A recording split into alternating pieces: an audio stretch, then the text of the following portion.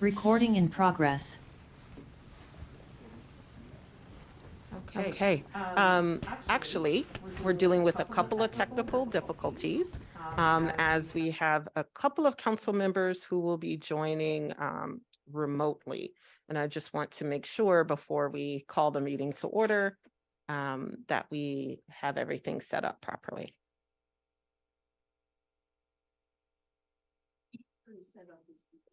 Okay, all right. Do we have Councilmember Honzak? Okay. I am here. Okay. All right. Okay. All right. No. Okay. So we're going to go ahead and call the meeting to order so that we can get everyone to go ahead and so we can call the roll. I would like to call this meeting of the City of Tacoma Park City Council to order. Would the clerk please call the roll? Mayor Searcy, Here. Councilmember Fulcher, Here. Councilmember DeBala. She's somewhere. Councilmember Gibson, Here. Councilmember Siemens, Present. Councilmember Honzak, Present. and Councilmember Small. Chilling, never illing, in the place to be. Right. Well, thank you all so much for joining us today. Bear with us just a little bit. We're dealing with a couple of technical difficulties while we get everyone set up. But tonight we're going to start, we're starting a little early for a presentation from our Tacoma Park Police Department, the Police Department Annual Report. We will then proceed with our regular meeting at 7:30, and I'll convene that segment of the meeting at that time. So with that, I'm going to, I think, turn things over to our Police Chief Duvall, who will walk us through this year's Police Department Annual Report. Thank you very much, Mayor. And I'm Tony Duvall, Chief of Police here in the City of Tacoma Park. I am joined by members of my staff to answer questions. Tonight, we're going to be presenting the annual report to you. The purpose of the annual report is to provide information about your police department, about crime in the city, accomplishments of the police department, and try to explain how every individual can partner with the police department to make our communities safer. You'll find this year's annual report, as in last year's, is a little bit different, mainly regarding the posting of statistical data. We are now posting comprehensive data and traffic stop data annually on our data webpage. Many of you may have seen that. It breaks down the traffic stop and arrest data by demographics, ward, et cetera. It's much more in depth than what we posted previously on our annual reports. So. You will see information specific to crime in wards in the city in this report, and we're going to stay consistent with that because the data webpage does not have crime on it. It just has arrest data and traffic stop data. I really want to take time to thank the men and women of the police department. I continue to be proud of their dedication and bravery in service to the community. We have a phenomenal staff. I say it all the time. Kudos to them. They are the ones providing service that we commend all the time. They're the one that making the arrest. They're the one involved in the community events, and kudos to them. I cannot stress enough without the support of the staff. Without that continuing, the positive staff accomplishments we've made within the police department would not continue. I'm going to talk specifically first about crime in the city. Many of you know we've seen an increase in crime in 2022, which is concerning. The City of Tacoma Park saw a 23% increase in Part 1 reported crimes over the last year.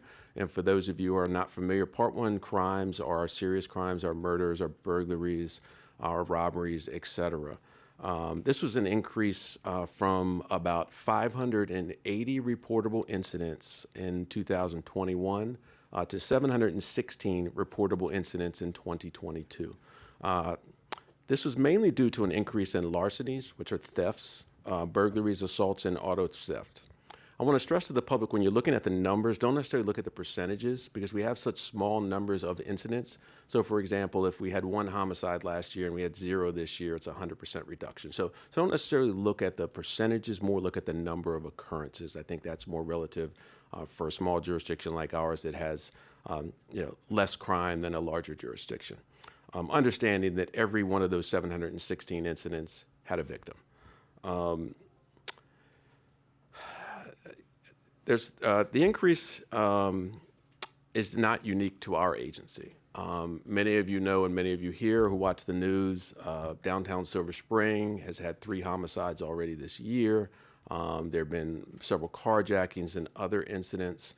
We have traditionally been kind of insulated from some of that violent crime. Unfortunately, it has navigated over into our communities, and I'll talk a little bit later about specifically about what we're doing to address that crime trend. In reviewing the crime in the city across wards, and this is consistent, Ward 6 represents the most crime, with about 43% of all the crime in the city occurring in Ward 6. A lot of this is related to the commercial businesses in Ward 6. There are particular businesses that account for a large majority, the Walgreens and other businesses in Ward 6 that account for that. Followed by Ward 2 at 23% and Ward 3 at 16%. Ward 2 saw the most significant increase in overall crime in the city, and I'll talk a little bit about that later on. The Ward 2 incidents, mainly was due to a significant increase in burglaries. A lot of those were shed burglaries, and I'll talk a little bit about those later.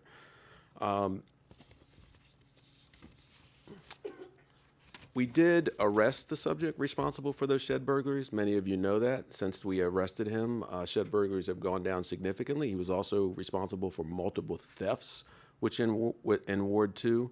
So we're really happy about that.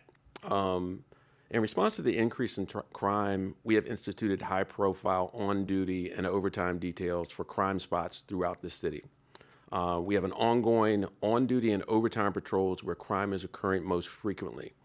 These trends were acquired not just randomly. They were acquired by our crime analysts analyzing data and hotspots that will tell us where crime is occurring, when it's occurring, what's the most frequent times that it's occurring, time of day, day of the week, and area of the city. Several arrests have been made across the city as a result of these details. Recently we've made arrests for armed robberies, burglaries, auto thefts, theft from autos, and a carjacking.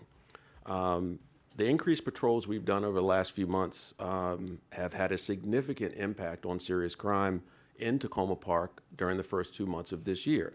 When I ran the stats, I was shocked by this number, but the overall number of Part 1 crimes has reduced by 51% the first 2 months of this year compared to the first 2 months of 2022. So that's just in numbers. That is, in the first 2 months of 2022, we had 156 Part 1 crimes, serious crimes. In the first 2 months of this year, we had 76 overall Part 1 incidents. The most significant reductions were in thefts that were down. We had 90 during that same period last year. We've had about 30 this year.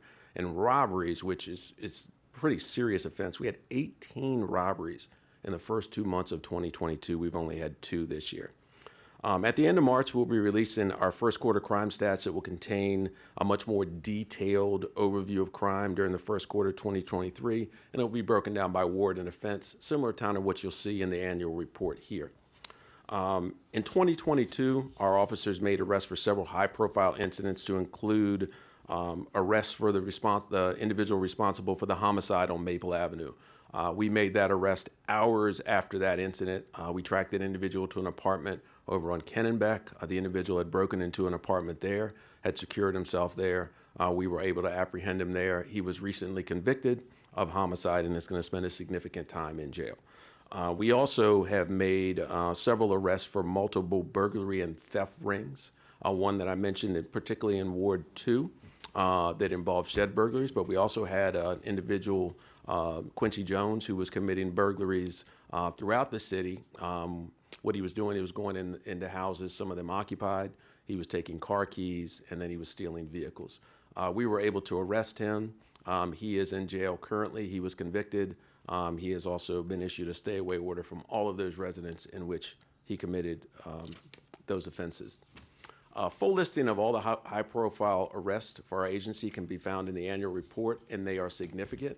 I suggest you look at those because it just speaks volumes to the amount of work that not only our patrol staff do, because these are arrests that are made in real time, where our officers are responding to incidents and in real time through our dispatchers are getting that lookout, are actually able to catch perpetrators in the act.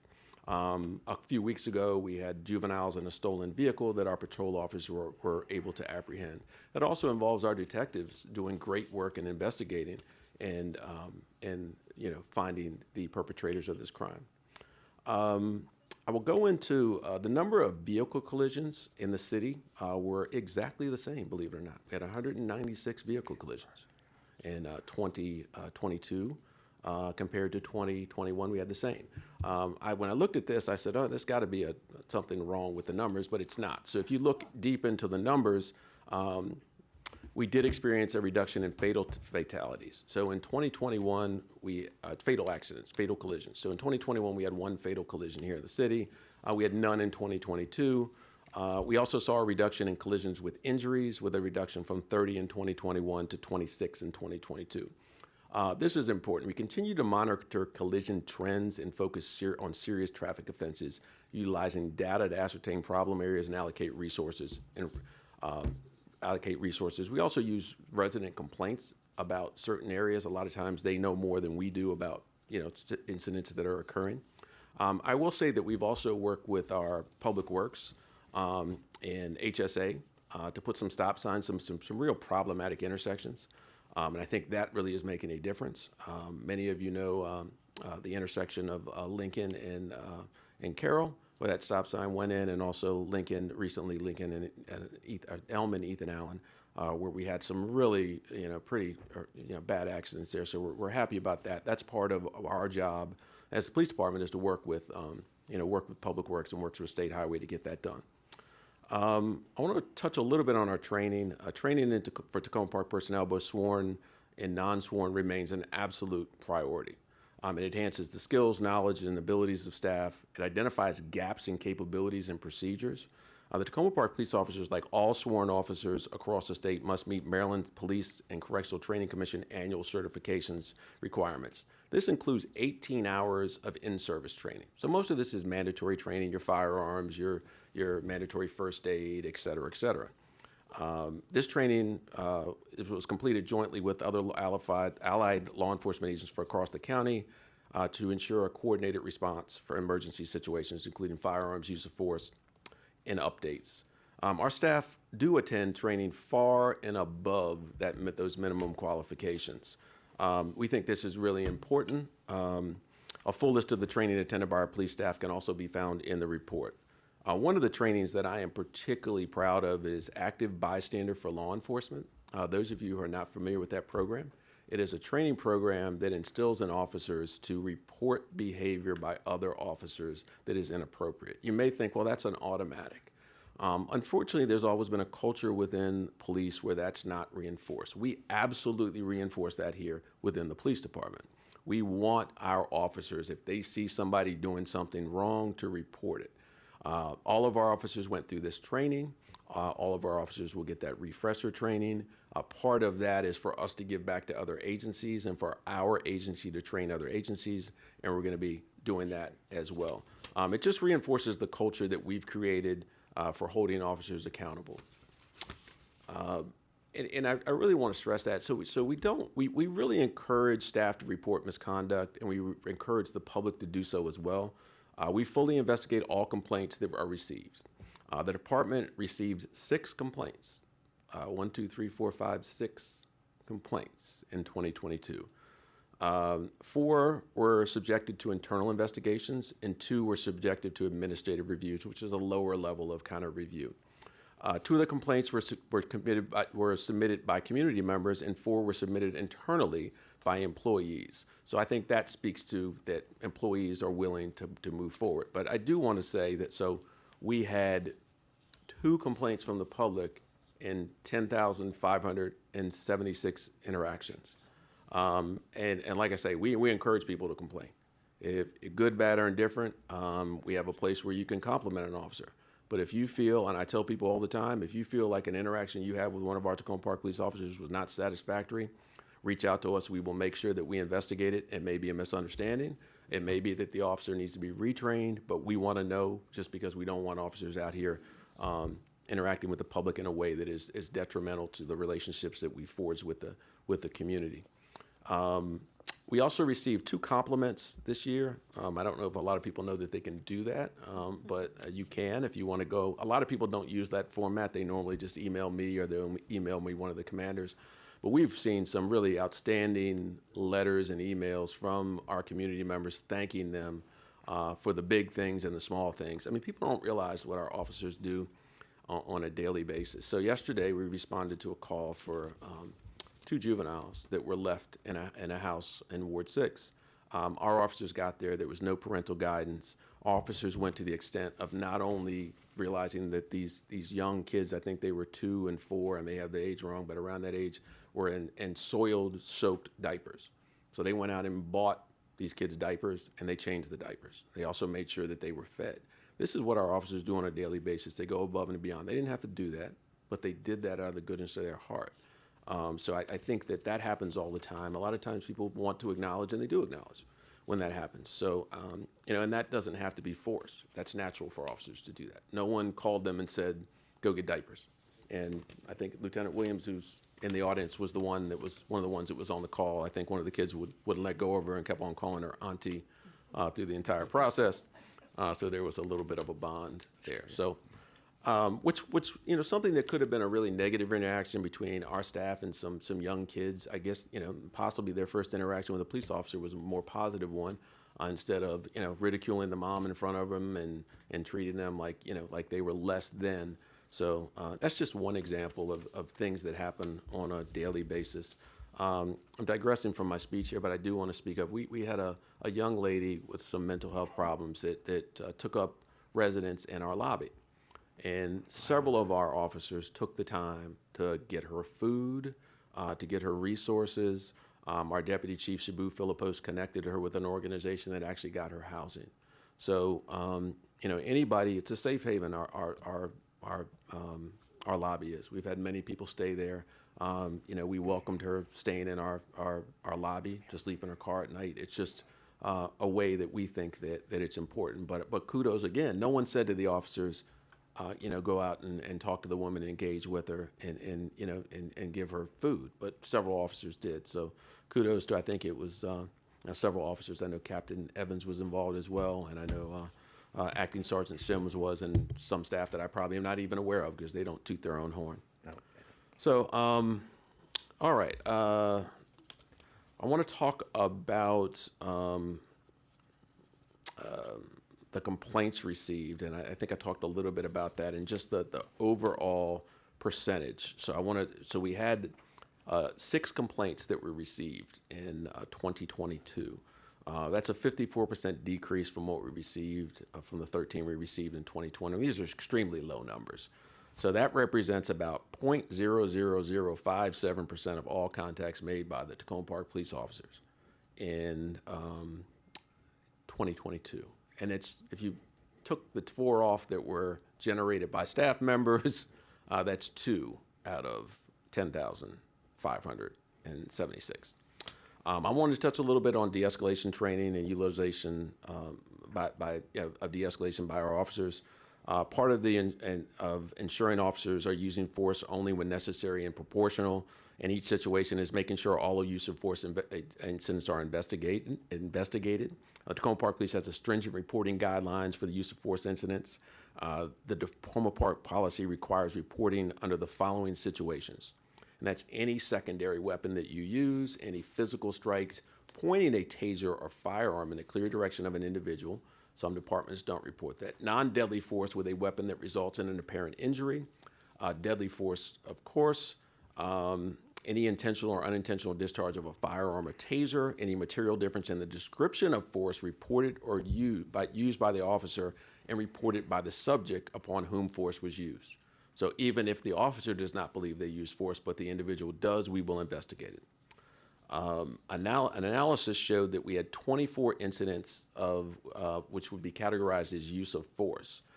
2 of the 24 incidents involve euthanizing animals. Our recording system requires us, because it's a discharge of a weapon, to report that as a use of force. All of the 24 incidents were fully investigated and found to be justified in accordance with departmental policy. As I said earlier, in 2022, officers had 10,576 contacts with the public. This included calls for service, self-initiated calls, and traffic stops. Tacoma Park police officers used force in 0.0023% of all contacts made by the Tacoma Park Police Department, which is less than 1/4%. The extremely low number of uses of force reinforces the success of de-escalation and crisis intervention for officers. As I said, all of our officers have attended annual de-escalation and crisis intervention training. This is extremely important, and I cannot stress enough that we want our officers to be to de-escalate, not instigate. Hiring is critical to our profession. Over 70% of our police department, sworn and civilian, have been hired in the last 5 years. In 2022, we hired 5 new police officers, seven new sworn police officers. 3 were police officers. We had our new captain who's sitting to my right, a new deputy chief. I don't know how that added up. I guess that added up to 5. My math, I think I said 7, but that actually is 5. So currently, we are almost fully sworn. We have 42 of our 43 positions are filled. That is unheard of in today's law enforcement. Law enforcement officers are fleeing in droves, and I think it's due to the fact that we're not having people leave here. And I think that's important, because we are people come here because they want to come here. They fully realize the type of policing we do here, and they come here because they support that type of policing. We have a culture here that I think is important, and people understand that. We also hired 11 civilian staff members in 2022, 4 new communication dispatchers, 4 new crossing guards, our new victim witness coordinator, safe speed coordinator, and our new crime analyst. Our department is extremely diverse. We are almost a direct reflection of the demographics of the city of Tacoma Park. We speak 7 different languages, with several fluent in Spanish.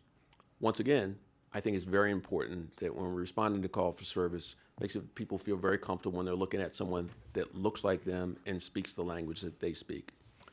Community engagement is extremely important. We participated in numerous community outreach events in 2022, National Night Out, Lunch with Santa, which was amazingly successful at Chuck E. Cheese.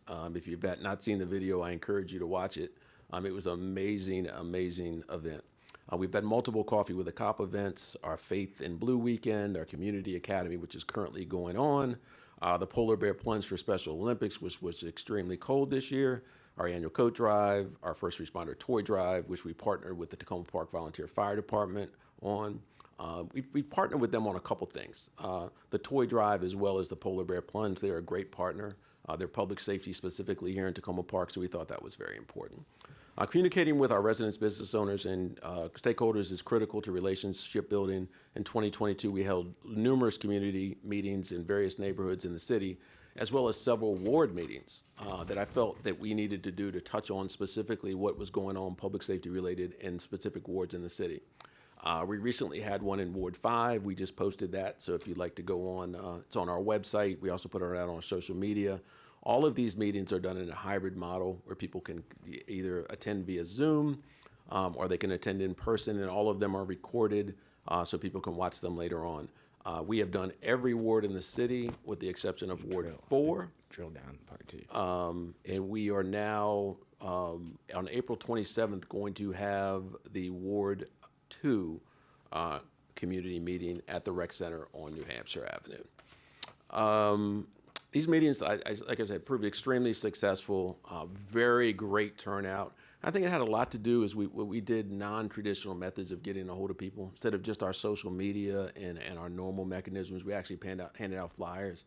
When we started in Ward 6, Councilmember Small went out. We had residents going out with their children.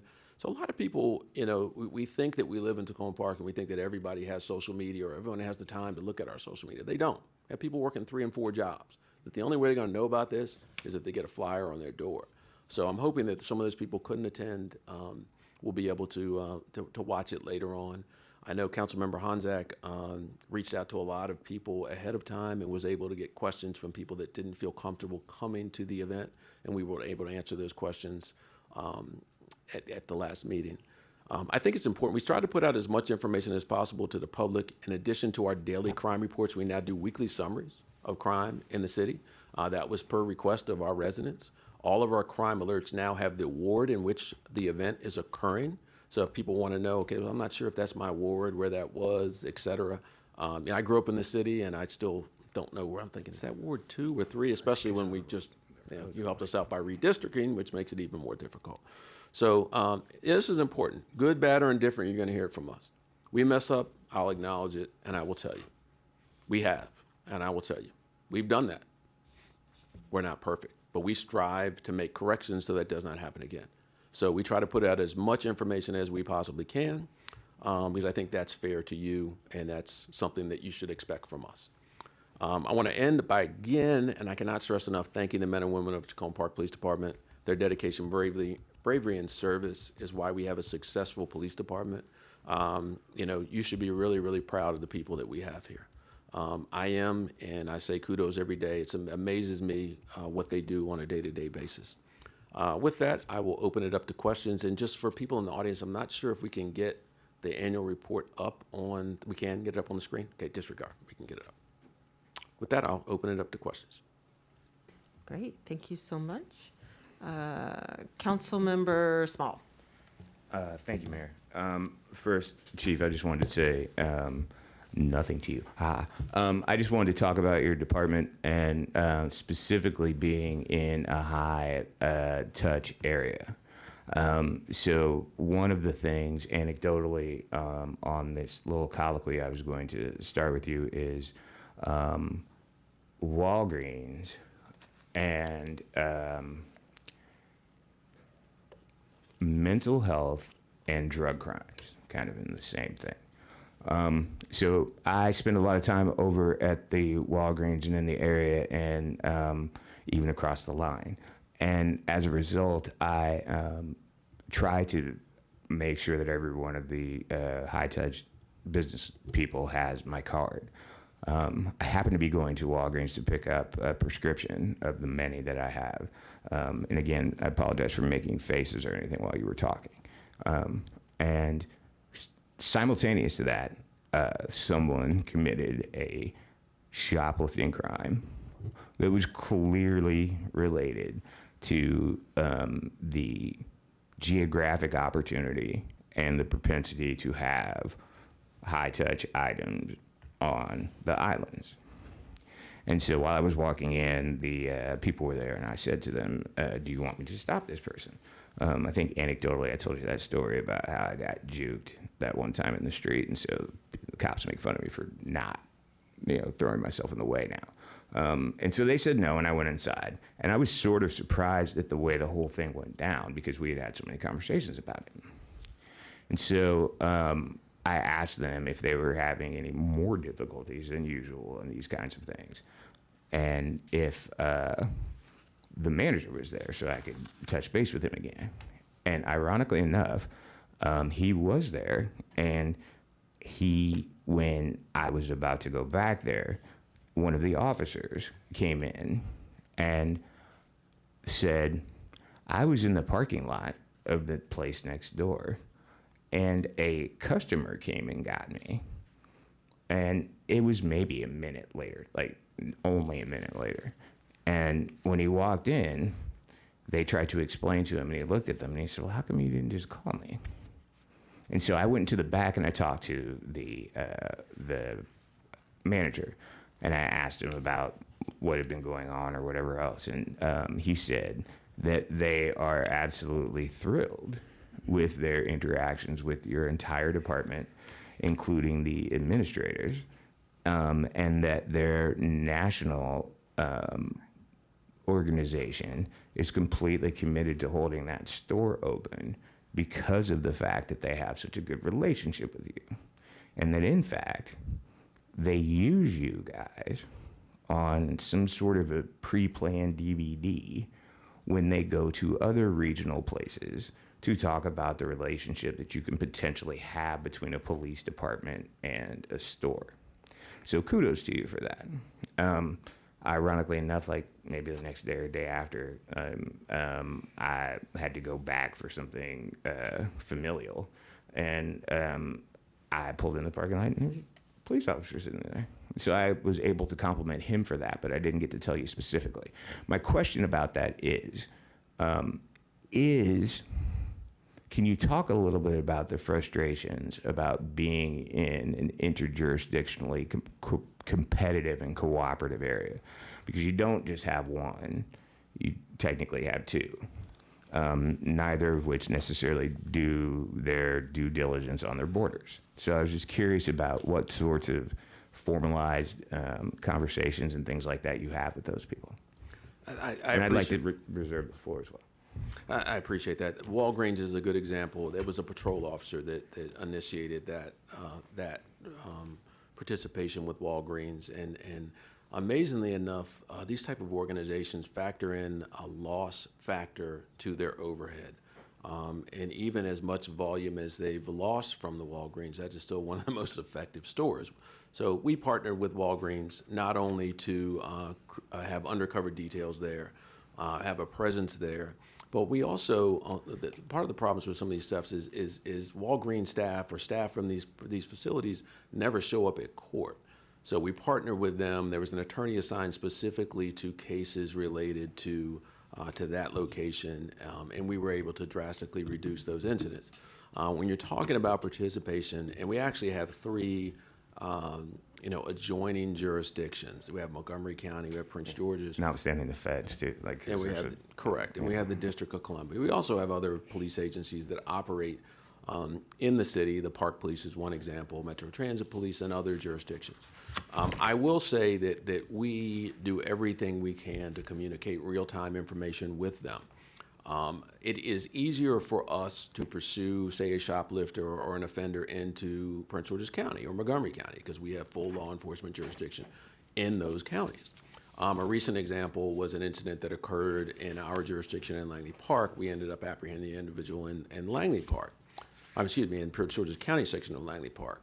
So what becomes difficult is the District of Columbia, and I know I've talked to Councilmember Gibson and others about this, especially wards that abut the District of Columbia, is incidents like that occur, say it was at the auto parts store at Eastern in New Hampshire. We would not be able to pursue that subject because we do not have concurrent jurisdiction nor a memorandum of understanding with the District of Columbia.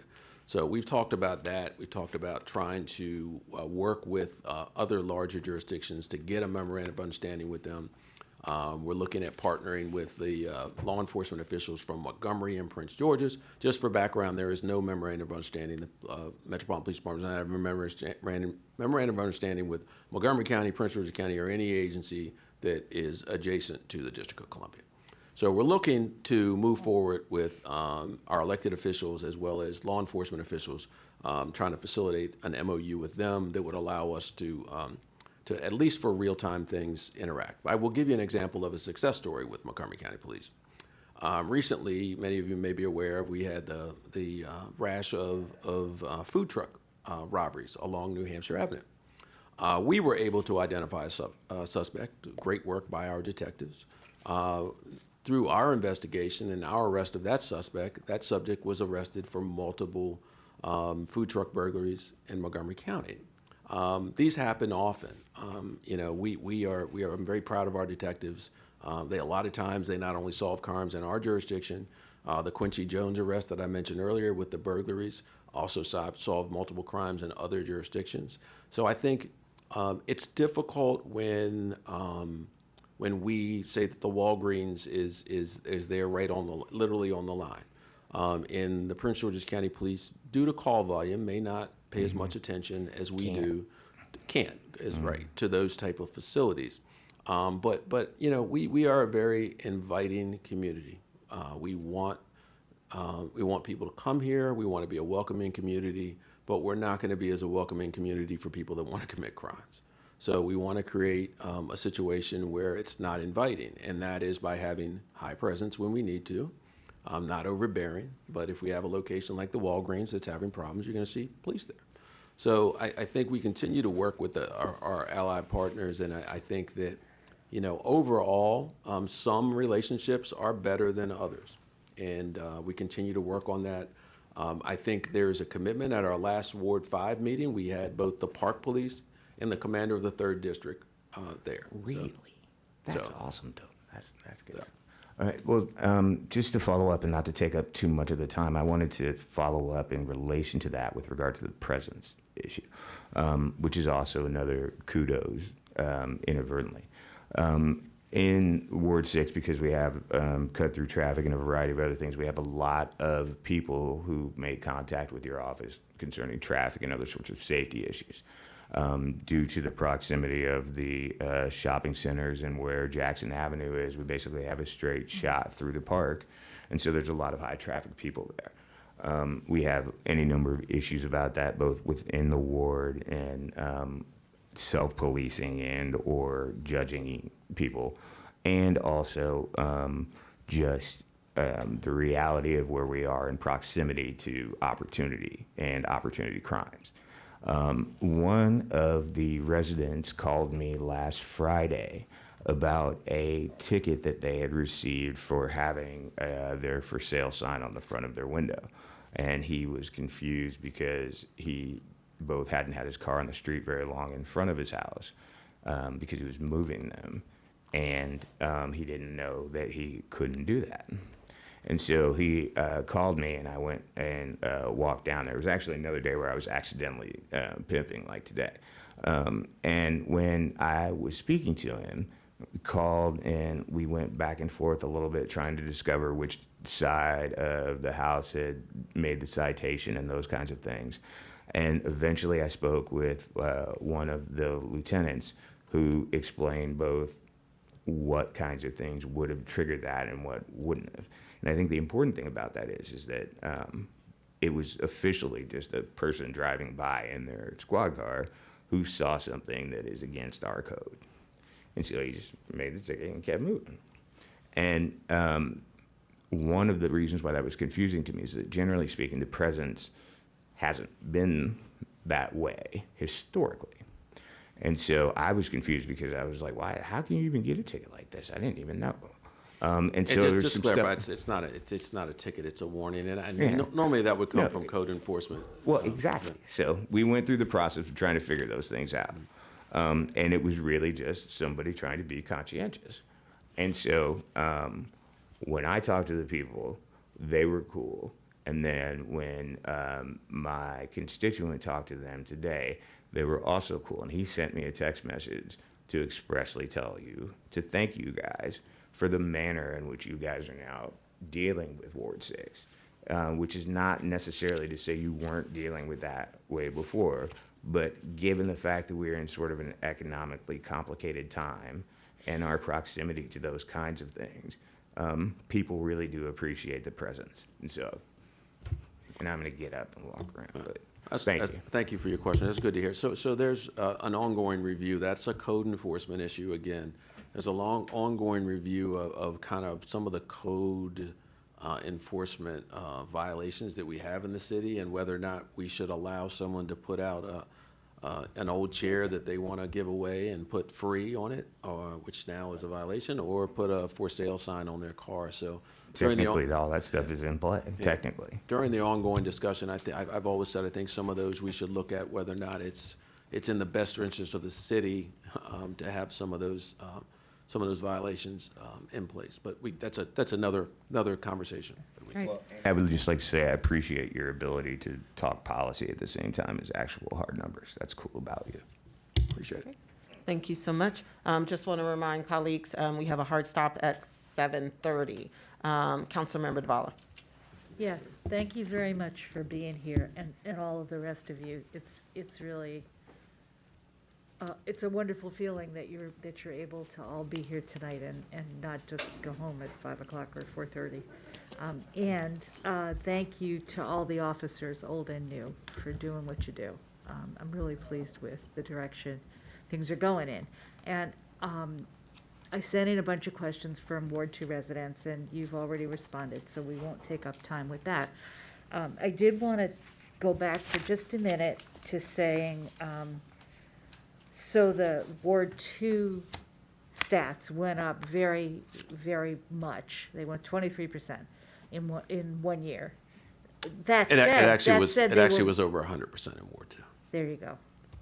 They. Just to clarify, not that I want to own that number, but. Yeah, it's so actually that over. said, they were one of the lowest before. Mm-hmm. And then I was very reassured to hear you say that crime, Part 1 crime overall has dropped since you've applied this strategy, targeted strategy, and that's the most important thing, is the targeted strategy. So 2 questions, long lead up. Can we assume that you're going to continue to do that? And do you have any additional insights into why, particularly with violent crime, it appears to many residents that we've suddenly had this explosion, and now it's going down? That's great, but do you have any insight into that? Yeah, I mean, I think that, violent crime in the region is just exploding in general. I think a lot of it has to do now that people are seeing more of our stats, because we not only do it on a daily basis and people put it away and look at it, but they're able to look at it cumulatively when they weren't able to do that before because of our weekly summaries. So it makes it look like there's a lot more when you're just looking at one that happened on Tuesday, you kind of forget about it. You see one that happened on Saturday. But when you look at the entire crime overall, it does appear like there's a lot. Now, not many agencies do that. We are, like I say, very transparent about what we do in regards to our statistical data. So to answer your first question, we plan on continuing our details to make sure that the residents of our city are safe and secure. So we will continue them as long as need be. We have our being fully staffed is really going to assist us in that manner. We just had 2 officers graduate from the Montgomery County Police Academy. They're going to go through 12 weeks of training, and they'll be out there assisting us patrolling our city. I think it's really, really important that we remain the inviting, inclusive city that we are. But I don't want people to confuse our kindness and our openness for weakness. And we are not open to people that want to come into our community and commit crimes. We're just not. But we're not going to sacrifice people's dignity. We're not going to sacrifice treating people with respect. We are going to respond to incidents as they are. We're not going to go out at any time and sacrifice anyone's rights, whether that be profiling, whether or not that be anything else. It's not what we do. What we do is we look at problem areas via statistics, not just randomly putting people out in places because we think crime is happening. So we're going to continue to do that. We have a very good crime analyst that is able to identify specific times. What we've done is we really think it's important to be extremely visible. So what we've told our officers to turn on their overhead lights at night so people can see them. We want people to know that police are there. Now we don't want the community to think that we're overbearing and we're out and trying to be an occupied state, but that's important. What's really important as well is our undercover teams, and you won't see them. So like I say, I think that first and foremost, the safety and security of our beautiful city is our responsibility, and we'll continue to, based on numbers and based on incidents, allocate resources to make sure that our residents are safe. Any thoughts about the increase in violent crime? And the question that you can save for the end of everybody else's comments is, what can the council do to support you? As I've said before, and I say it all the time, until we take a holistic view of what is causing criminal activity, we are going to be continuing this cycle. Lack of early childhood education, lack of opportunities for employment, lack of all of these things is causing people to commit crimes. Until we start doing that, we are going to continue to be in this cycle. I truly believe that the pandemic had a really, really profound impact on a lot of our younger folks. I talked about this in relation to when the pandemic was over and our kids started going back to school. We saw a huge increase in the amount of violence in our schools because kids did not get the socialization skills they needed within that school environment. So a kid that may have been a fourth grader at at Piney Branch is now a seventh grader at Tacoma Middle School, and the socialization skills that you learn in those grades were lost. But also the poverty that was imposed by a lot of our residents. I don't think a lot of our residents know how so many of our residents struggle. Many of our residents probably haven't eaten today. They probably don't have electricity. They don't have homes that are luxurious homes. Their kids don't have opportunities for education. They don't have somebody. They don't have a computer that they can go on when they go home to do their homework. They don't have anyone home because mom's working 3 jobs. So I've said it and I say it repeatedly. And when I put a statement out to the community about the increase of crime, some people said, "Well, Chief, why are you saying that this is what we need to do to solve the crime issue? You need to be out arresting people, and you need to be doing this and doing that." What I'm talking about is long term. If we are going to do our part, that's what we need to do. And I always bring up, no matter what you think of Marion Barry, the former mayor of the District of Columbia, his summer youth program did more to prevent crime than any other program that I am aware of, because kids had a job that they felt good about, something they could go to, where they were learning a trade, where they were learning how to work. They had money in their pocket so they could eat. And that type of program. So I know that the Reimagining Public Safety Task Force has some ideas about what we should do. And some people say to me, "Well, Chief, 70% of the people you arrest aren't from Tacoma Park. But why are we concerned about Tacoma Park or Prince George's County or Montgomery County? If we do our part and Prince George's County does their part and Montgomery County does their part, then we all will be better." So I think it just in general is due to a lot of juveniles that are just not getting direction. A lot of these crimes are being committed by juveniles, and I won't go into detail, but some of the charges, some of the limitation to charging juveniles that have now been enacted at the state level have also impacted our ability to hold juveniles accountable for some of these violent crimes. Councilmember Gibson? Yes, thank you, Chief. Impressive report and presentation, and I'm continuing to learn more about how the police culture here is something that I can be impressed with. There are some areas that's not directly under your control, but I want to say that the MOU with Washington D.C. I certainly want to support that. It came up in our Ward 3 meeting, and if there, I think maybe a concerted effort, citywide, whatever, but count on me to support that and encourage that amongst my constituents.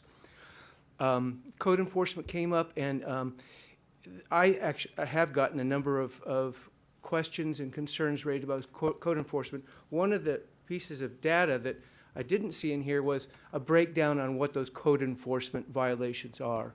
So I wonder if that could be made available at some point.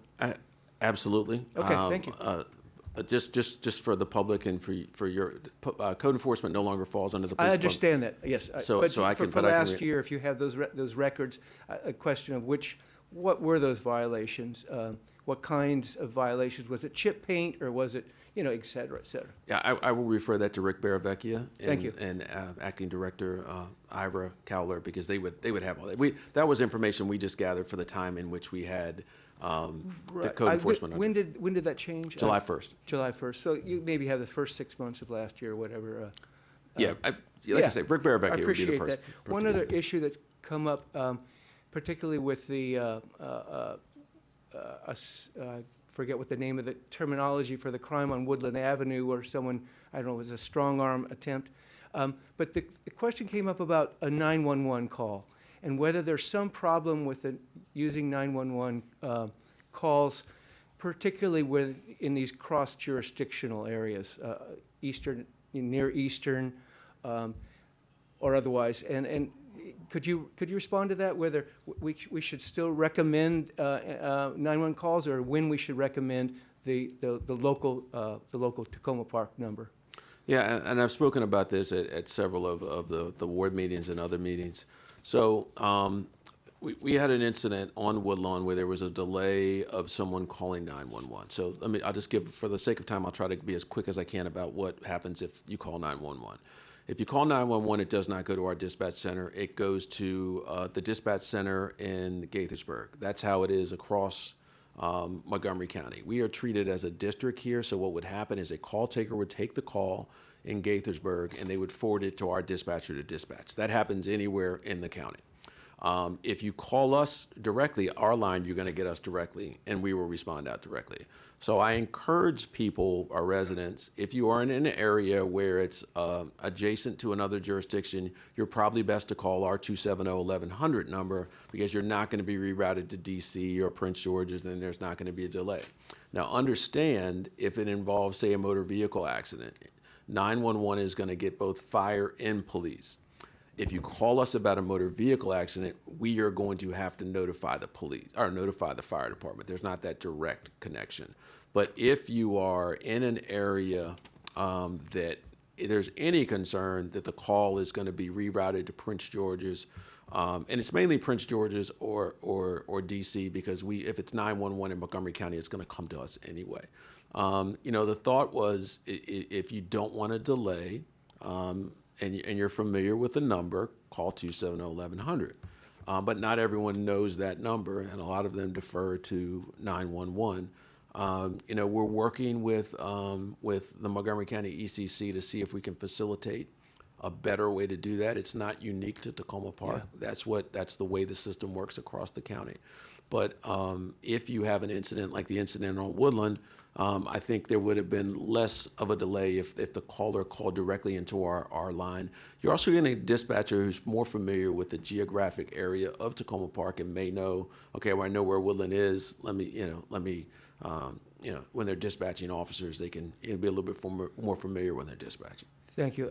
That message I've heard, but I think it bears repeating, so I wanted to bring it up. One last quick question having to do with our mental health counselors, which are at least temporarily based in the police area downstairs here.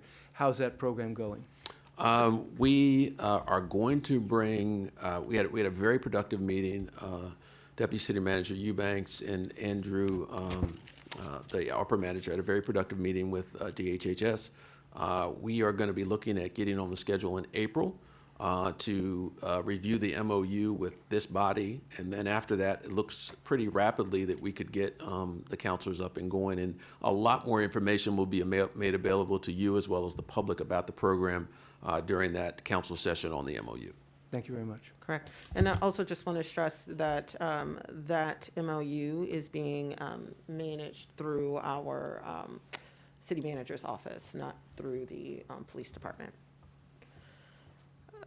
Councilmember Siemens. Thank you, Mayor. I have just two questions and and one request, but that will follow my monologue. First, I do want to thank you for the report tonight and also for the excellent work that your department's been doing. It's really heartwarming to hear some of the stories that you tell. Especially we want to thank Lieutenant Williams for her warm heart in handling the young children.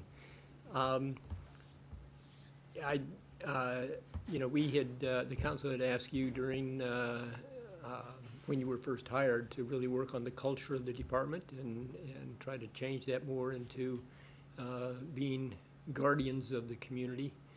And I really see the progress that you've made, and it's really great to see that, and I appreciate your leadership on that. Just one last comment, and that is, I was also good to see that Ward 4 continues to be the lowest crime, the area with the lowest crime in Tacoma Park. Question number one is, what is kind of your next goal for this coming year for the continued change on the culture of the department? I think we, as you stated, we've instilled a culture that I think is attracting the right people to be here.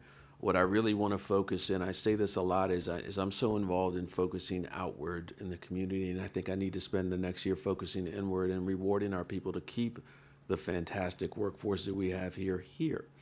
And I think that is going to be critical, because the last thing I want to do is lose great people. So, And I think we're going to continue to do what we're doing. I think the model works. I think people are emulating what we're doing in other areas. But, you know, rewarding our staff, acknowledging our staff, getting them training, promoting some of our staff. We're due to have a promotional process for the ranks of corporal, sergeant, and lieutenant in the near future. And I think that's going to be an opportunity for a lot of our folks that, you know, that want to be supervisors to step into roles that are going to be really important to this police department. I'm not going to be here forever. None of the people sitting to my right, some are going to be departing sooner than others. But so we want to set up a system that allows this type of culture to exist when all of us leave. So that's what we're working on, and I think that's the path forward for next year. My other question is related to that, and that is, what would you like to see this council do to support that goal? And broaden the question out a little to say, what are there any policy changes you would like this council to make, or like us to advocate for at the state level? I will say this. I appreciate the support from this body. There was one thing that I disagreed with last year, and that was the vote on K-9. I think with the violent crime in the city, we have had multiple times to have to call for assistance from other agencies. Not only are they coming from far distances, they also are not, when we talk about our policies and procedures, they're following their own policies and procedures. So I would like to revisit, you know, the possibility of having K-9. I think that you know, I would never support any type of program that I felt was biased towards any particular group, anything that I felt wasn't supportive of the culture that we've built here. So that's one thing, and I think just understanding and continuing, you know, to support our budget. I mean, we need, you know, we need the funding to be able to do what we're doing, and I really hope that that's not cut, because areas that may be cut are training. And if we cut training from the police department, we're cutting a critical component that makes us the professional agency that we are. You know, I don't want to ever get to the point where we have a minimum of 18 hours of in-service, but some departments do that. I want to be able to send officers to training courses that are going to help them in their supervisory capacities. They're going to help them in de-escalation. You know, going to help them report incidents of you know, of behavior that's not consistent with our norms. So I would say those two things are probably things, if I'm talking about support from the council, that I would like to see. Thank you.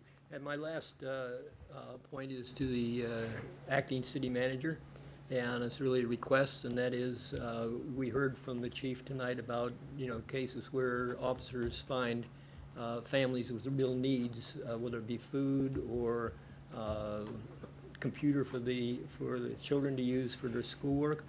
And I wonder if it would be possible to instill a process for clear reporting of those types of needs, maybe to the city council to find the resources that help people to meet those needs. Not sure what we do with the report, but at least, you know, collect the information so that we can discuss how we can serve those people in a way that would be helpful, not just to their families, but to the community at large.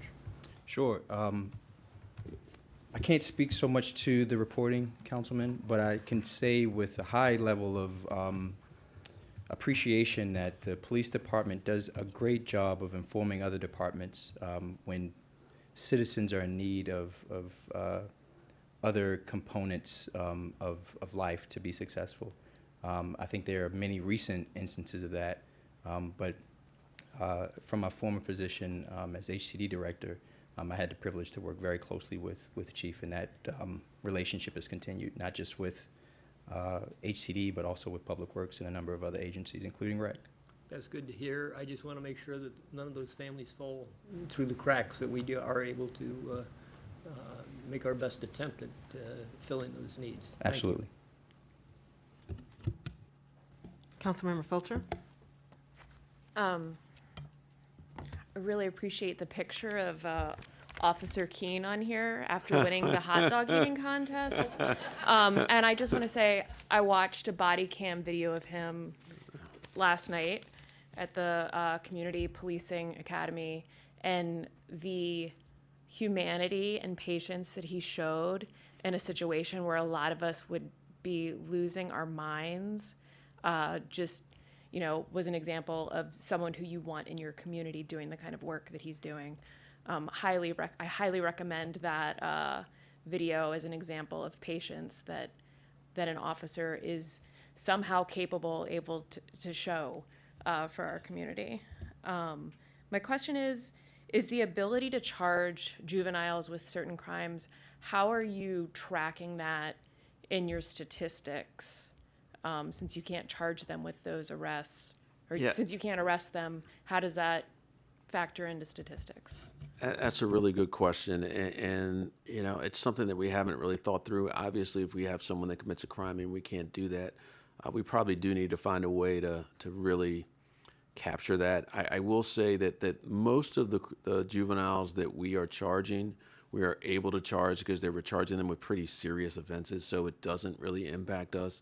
And a lot of times with the low-level offenses that we would necessarily would be impacted by this, like a theft of a candy, we're not going to charge somebody anyway. So it's kind of a moot point on that. But if we get into situations where, you know, we have pack rat thefts or something like that, we're not going to be able to charge people. So it hasn't really been necessarily overly impactful for us, but I think there's a thought process for a lot of juveniles that they can't be charged with anything. And aside from those recent changes, there's not really a lot that is done to, number one, hold juveniles accountable, but number two, make sure that any environment that they're in is corrected so they don't continue. And that goes to, again, to the holistic, you know, approach. Is if they're in a household that is not conducive to them being productive, then you know, other entities outside the police department need to make sure that they take the reins and give them that assistance. That's not just with juveniles. I think our criminal justice system in general does not rehabilitate people, and that's another thing in the holistic view. If we don't get to when somebody is incarcerated, that we're not giving them the help to become productive citizens when they come out, and we're not ostracizing them and not being able to get them jobs, et cetera, when they get out. So I won't be long-winded for the sake of time, but. Thank you, Chief. I just want to do a quick check with Councilmember Honzak to see if you had any questions or comments. I do. Can you hear me? Yes, we can. And can you see me? I don't know. Yes, we can see you too. Okay. All right. Thank you. I'm sorry for the poor visibility. And apologies that I cannot be there in person. I'm under the weather and didn't want to get any of you ill. I really appreciate this report, Chief. I want to share that I've been extremely impressed by your team and by you personally with what I've experienced so far on council and the very personal way with which you deal with each and every individual case throughout the city. And I'm extremely pleased to hear about the progress on the mental health counseling. I think we're all anxious to see that go through, and it couldn't come sooner. One of the big issues when I came into office this time, and I'm brand new, was a desire by some of our residents to see more patrols on some of our far reaches of the city up in the north end and our little winding streets. And I know that you have done an excellent job as a team in being very data driven about crime. And as it came up in our public safety meeting, it seems to be the case that at least there's a fairly large chunk of our neighborhood where crimes are not always actually being reported. And that's on us to try to help sensitize people to feel comfortable and to know how and when to report those crimes, especially because we have a number of non-English speakers. And I am trying to tackle that and work on that, welcome others joining with me on that. I have one request and one question. One request is, and I will be working on this from the council, and I'm looking forward to discussing how we might be able to get live translations, particularly into Spanish and or maybe Amharic, but Spanish because of the far reaches of the neighborhood where we think crimes are not necessarily being reported as much and where there was a lot of requests for engagement with our police. And we don't have to talk through that right now unless you have some thoughts on that. We can talk about that maybe during the budget season, which is coming right up. But I'm wondering if you could share with residents if there's any way that they might be able to get more knowledge on how many patrols come through their winding streets. I think it's really helping. I've noticed a difference to see the lights on the cars lately. It makes me see at night, especially when your officers exactly where they're going, up what streets. I notice them more. I think that's been really helpful for my residents' concerns about not maybe noticing the patrol cars. But if you have any further thoughts on that, I'd welcome. Thank you. Yeah, I think that just to be clear, if residents complain that they're having issues or they're concerned about something, we're going to allocate resources. So it's not just data driven. It all is related to if there's a perception that there's something there, we're going to do what's called a check on patrol. So officers will go out and check and see if there actually is a problem. And if they actually do encounter a problem, we will then increase patrols. So understand it's not just solely based off of kind of statistics. It's also based off, and this is with our traffic enforcement as well. It's also based off of citizen complaints and their views of, I just don't feel safe. It might not necessarily be a crime, but it might be, as you've mentioned, I have to get up at 2 o'clock in the morning and go to work. And I don't feel safe. We need to know that, because then we can make sure that our officers are actively patrolling there. So those are the type of things that we do as well. If you talked about connecting with people that English is not their first language, we have, I think, 13 or 14 of our staff members are fluent in Spanish. So we have at least one Spanish-speaking officer on every one of our patrol shifts, if not 2 or 3. So I think there are ways that we can facilitate at least a meet and greet with some of our Spanish-speaking officers in some of the areas that you're concerned about. As far as overall numbers, we can discuss that offline, because it's much more kind of a detailed conversation. Great. Thank you, Councilmember Honzak. So one of the joys of going last is you don't have to say as much, but I do just want to thank you, Chief, thank your force for setting the example. I've heard in other areas in the county that they're having to offer a lot of money to get people in. And when we are talking about fiscal responsibility and making sure that we're able to provide service, creating a place where people want to work means that they don't necessarily need you to pay them. Lots of sign-in bonuses, and you're dealing with the churn, and there's costs associated with that. And so just the mere fact that you have a stable, almost fully staffed force is a testament to you and your leadership team, because I am hearing something very different in other areas. So I just want to thank you for that. The fact that challenge that so many other police departments are facing is not something that we're facing here in the Takoma Park area, and that's because of you and your team. I also just want to thank you all for the amount of data.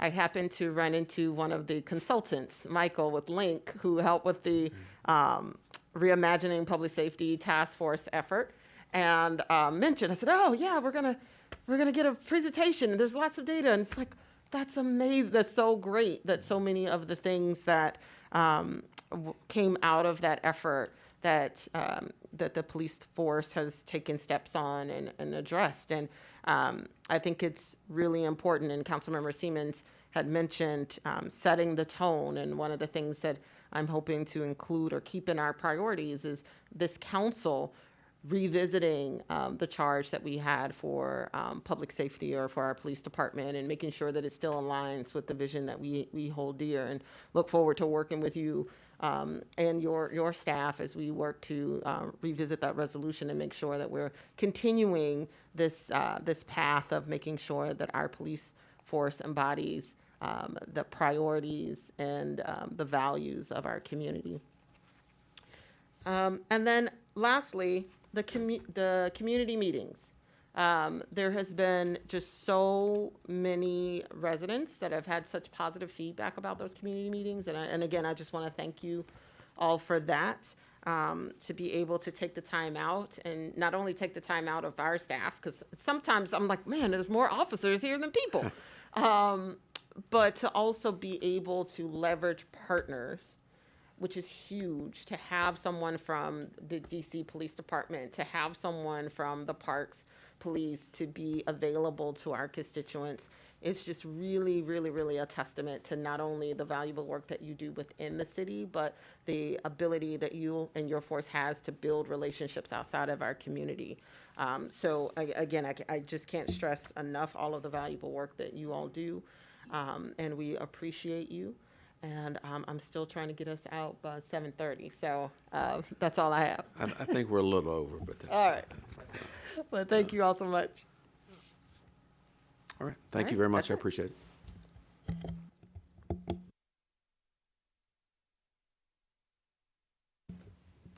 Okay. We don't have, we have a series of presentations. So we are going to take our break at our normal about 9 p.m. time. All right, so I'm just going to ask everyone to power through while we switch over. All right. Just wanted to check with the city clerk about whether or not we need to do anything. We've already done our votes, so we could just proceed with the agenda. Okay, perfect. All right, so for folks on the watching from home, so we've just completed the first item in our meeting, which is a presentation by the police department, and they provided an overview of their annual report.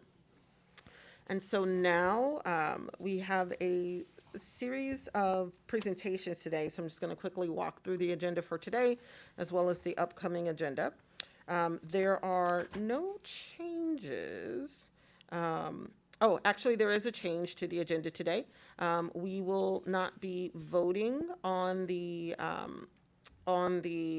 council priorities today.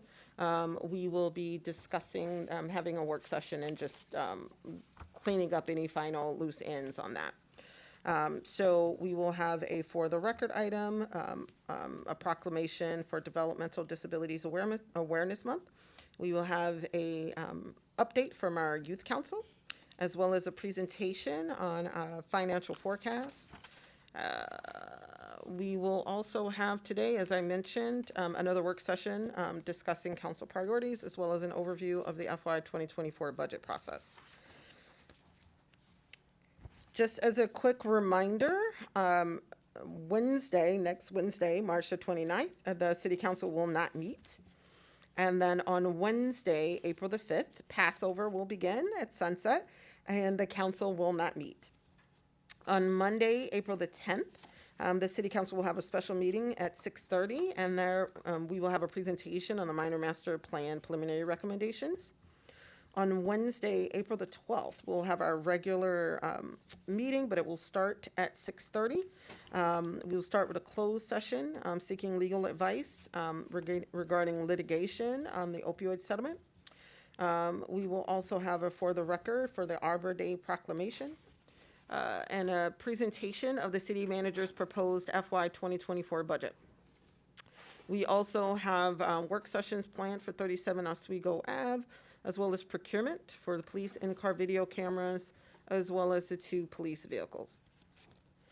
On Monday, April the 17th, the City Council will have an administrative session to review safety protocols. That will start at 6:30. And then at 7:30 p.m., we will have a budget work session, and we will focus on the operations budget. Okay. And so with that, I would like to state for the record a proclamation on for Developmental Disabilities Awareness Month. So I'll read this out. Whereas Developmental Disabilities Awareness Month is recognized each March to promote respect for people with developmental disabilities and bring awareness of the barriers that people with developmental disabilities can face. And whereas developmental disabilities are a group of conditions relating to physical, learning, language, or behavior that last throughout a person's lifetime, such as ADHD, autism, cerebral palsy, Down syndrome, intellectual disability, learning disability, and other disabilities. And whereas CDC estimates that about 1 in 6 children aged 3 to 17 has one or more development disabilities, and the exact number of people of all ages in the U.S. affected by intellectual and development disabilities is not known.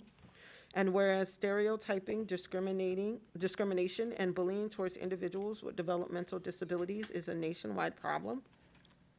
And whereas children and adults with developmental disabilities strive to be self-sufficient, learn alongside their peers, work to earn a living, and contribute to their community.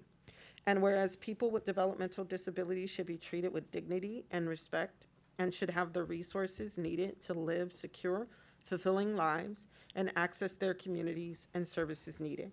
And whereas awareness of barriers people with developmental disabilities can face in participating in the community and collaboration on how to overcome those barriers can bring about broader inclusion and better outcomes for individuals. And whereas the City of Tacoma Park aims to be an inclusive and equitable community where everyone is appreciated for their unique abilities, and whereas the City of Tacoma Park is a welcoming city and is dedicated to fostering acceptance and welcome of all residents and preventing discrimination and bullying. And whereas the City of Tacoma Park is stronger and more vibrant because of residents with developmental disabilities. Now, therefore, I, Talisha Searcy, Mayor of the City of Tacoma Park, Maryland, proclaim March 2023 as Developmental Disabilities Awareness Month. Thank you. Mayor, I hate to do it, but point of order, can we have a voice vote on that so that we all officially have affirmatively said that we are in line with that?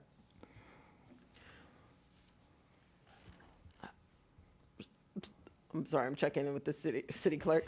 Well, yes, you could certainly do that. Typically, in our system here, it may be different in other cities, the mayor issues proclamations. Oh, I'm aware. But there's no reason why you can't To vote. Okay. voice your support as a council. Thank you. Can we do that? All those in favor of reaffirming the mayoral proclamation regarding Developmental Disabilities Awareness Month, please say aye. Aye. Any opposed? Any abstain? Okay. Okay, and so the next item we have is our Youth Council update.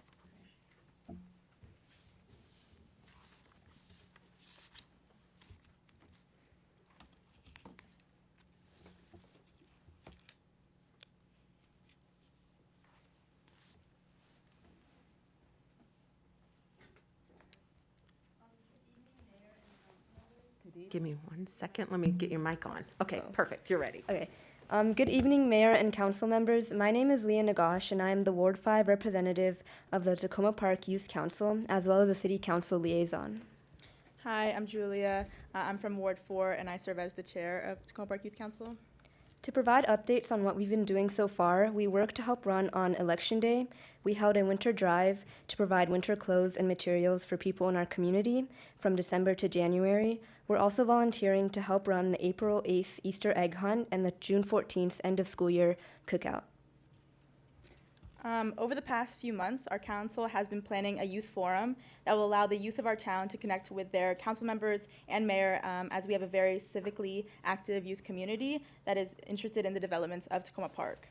As we've been learning how to plan, we decided to postpone from March 7th to April 27th in order to properly host an enriching experience for both the council members and mayor, as well as the youth residents of Tacoma Park. The council and I would like to cordially invite you all to the forum on April 27th from 5:30 to 7:30. Our advisor, Ms. Haven, will send a formal invitation in the next week. Thank you so much for having us. Great. Thank you so much. If you could just give us 1 second, I just want to check to make sure that members of council don't have any questions for our youth council. Councilmember Small. Hello. And I just wanted to, in particular, talk to Jessica because she is a stalwart leader for her organization. Because as you guys know, one of the things about them planning and the expedience of it, particularly with having to have a liaison, that they decided that they needed to push it back. And so when they gave us the notice, it was just basically the notice. And so I told her that technically, if it was my son, I would require him to tell me. So she didn't have to tell me, but I just wanted her to know. And she was very stalwart and very calm in her email back to me and explaining where they were in their timeline and process.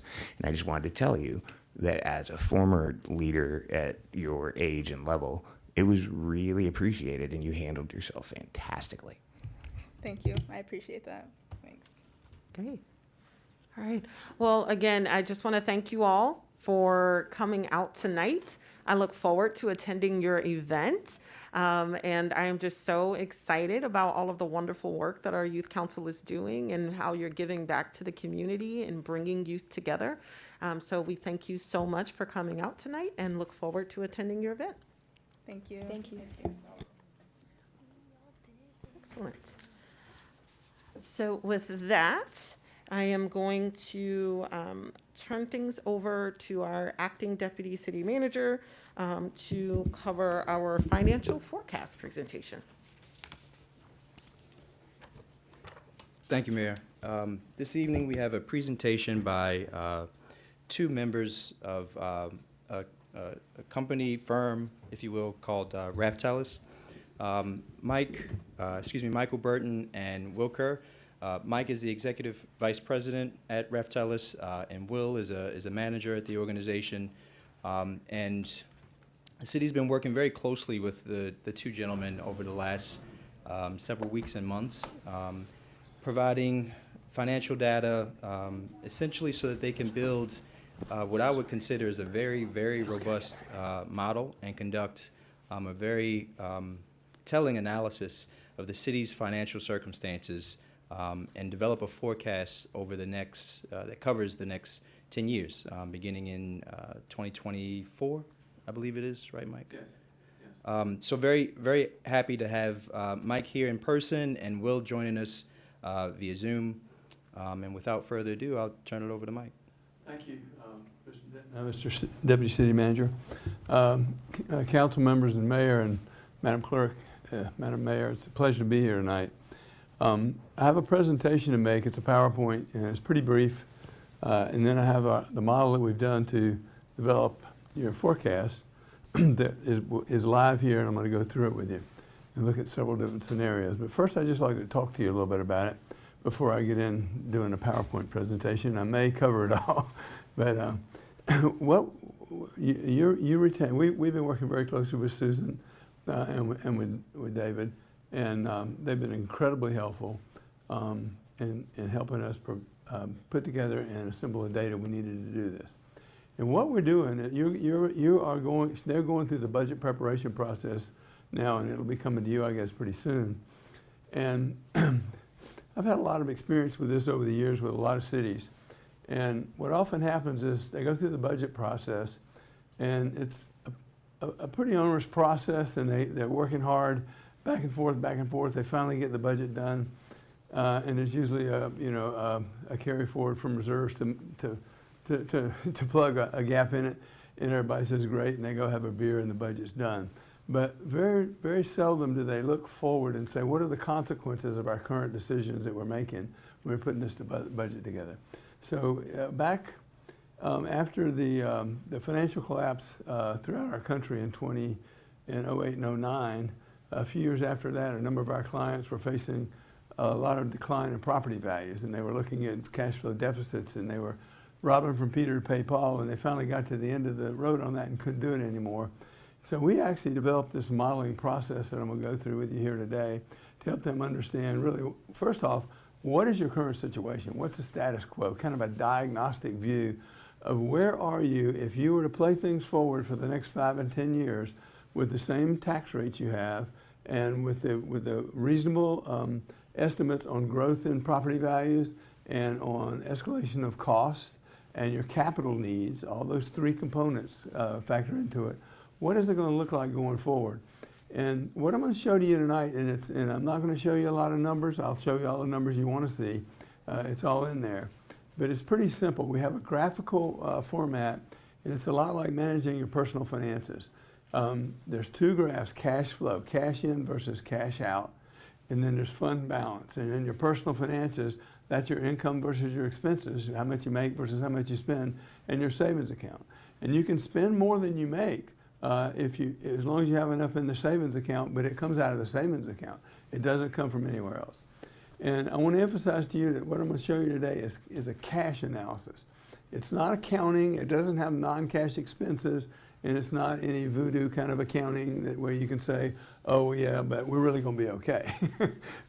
So we're trying to come to you from a dispassionate perspective with a dispassionate analysis to show you what your current situation is and then what things possibly could be done so that you can be financially sustainable over at least the next 5 years, but we also look out 10 years because it's very instructive to understand if you have an issue, it's like anything in our life. If we have an issue to deal with down the road, time is our friend. The sooner we deal with it, the better, or grasp it, the better we can do. So that's what I'm going to do for you today here is kind of walk you through that process. So before I get going, does anybody have any questions or input you'd like to give to me in terms of your perspective on things or whatever, before I go into it? I'll be happy to entertain any input at this point if you'd like. Hearing none, I guess Nope. I'll. No, you've laid this out very well. So we're looking forward to. Okay, great. layout. If you don't mind, I want to take a seat so I can work this. And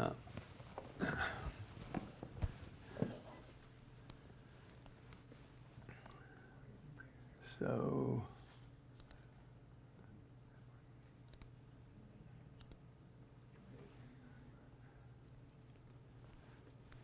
Okay.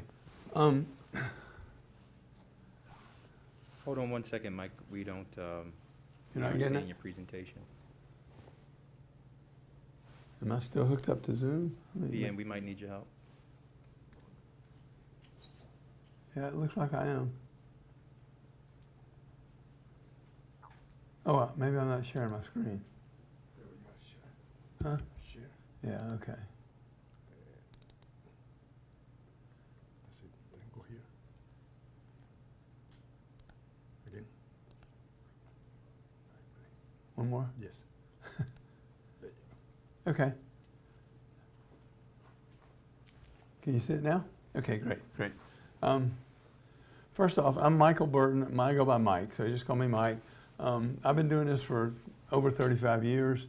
We've done a number of these studies. We did a very big study for the city of Fort Lauderdale back when I was talking to you about after the financial crisis happened. City of Clearwater, a number of cities we've done this for. I'm based in St. Augustine, Florida, and I serve clients across the country. He spells his name Kerr, but he pronounces it Carr. Will Carr is with me. He's on Zoom right now, and he specializes in utility and local government finance and accounting. He has over 10 years of experience, and he's worked with me on probably about 4 of these kind of studies that we're doing for you today, and he's been working with me on this one too. So he has clients in North Carolina and across the country. What I'm going to tell you today is I'm going to talk about planning for financial sustainability.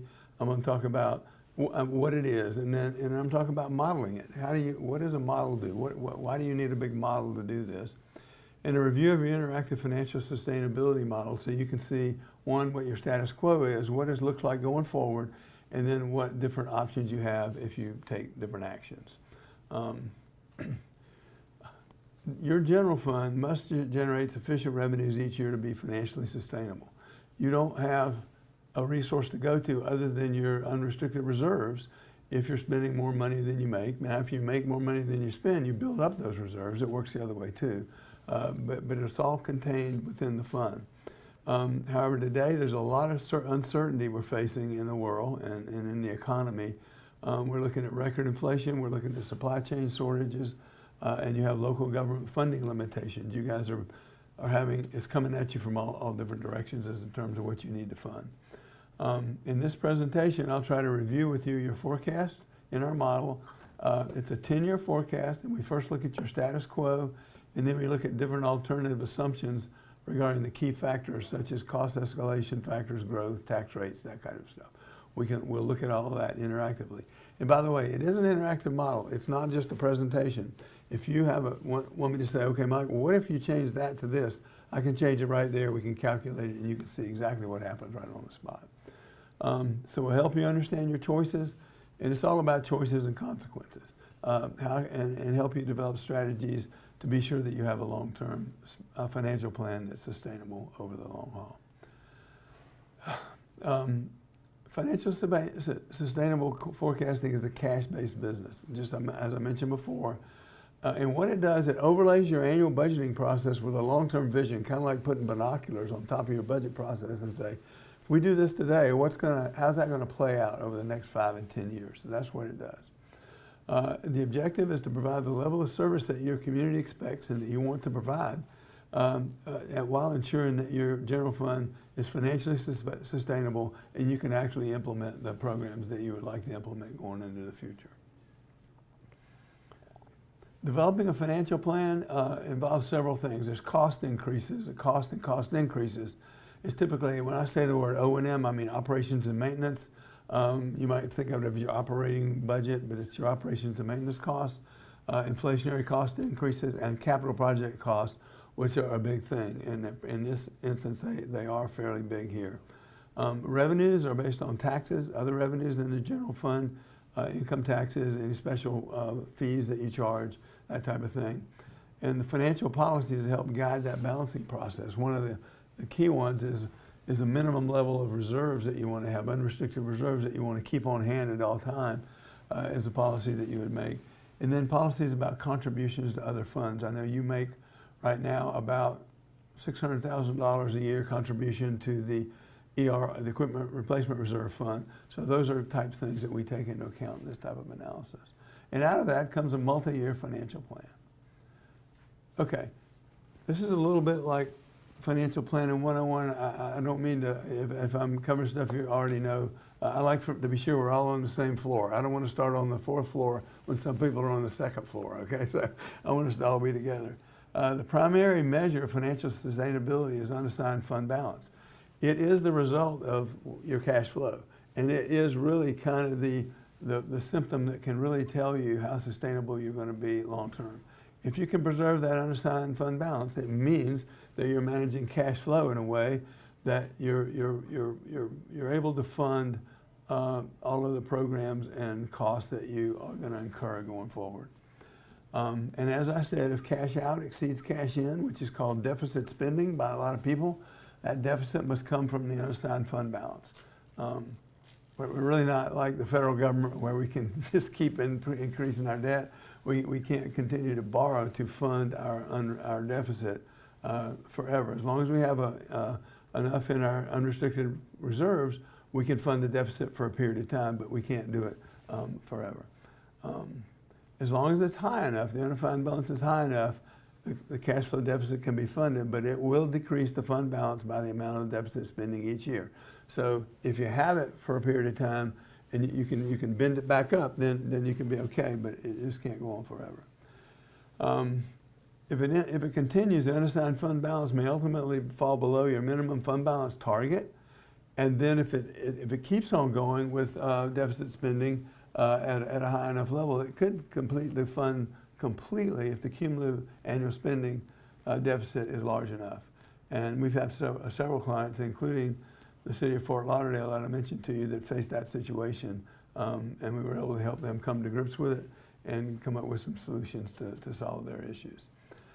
This projected condition will require actions to ensure that the fund balance is kept at a minimum target level.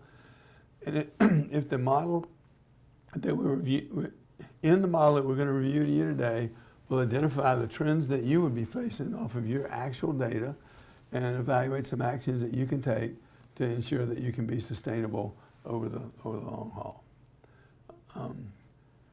Let me talk a little bit about the modeling. Using this interactive modeling process tool and evaluation process, you'll see today makes this a valuable process to do several things.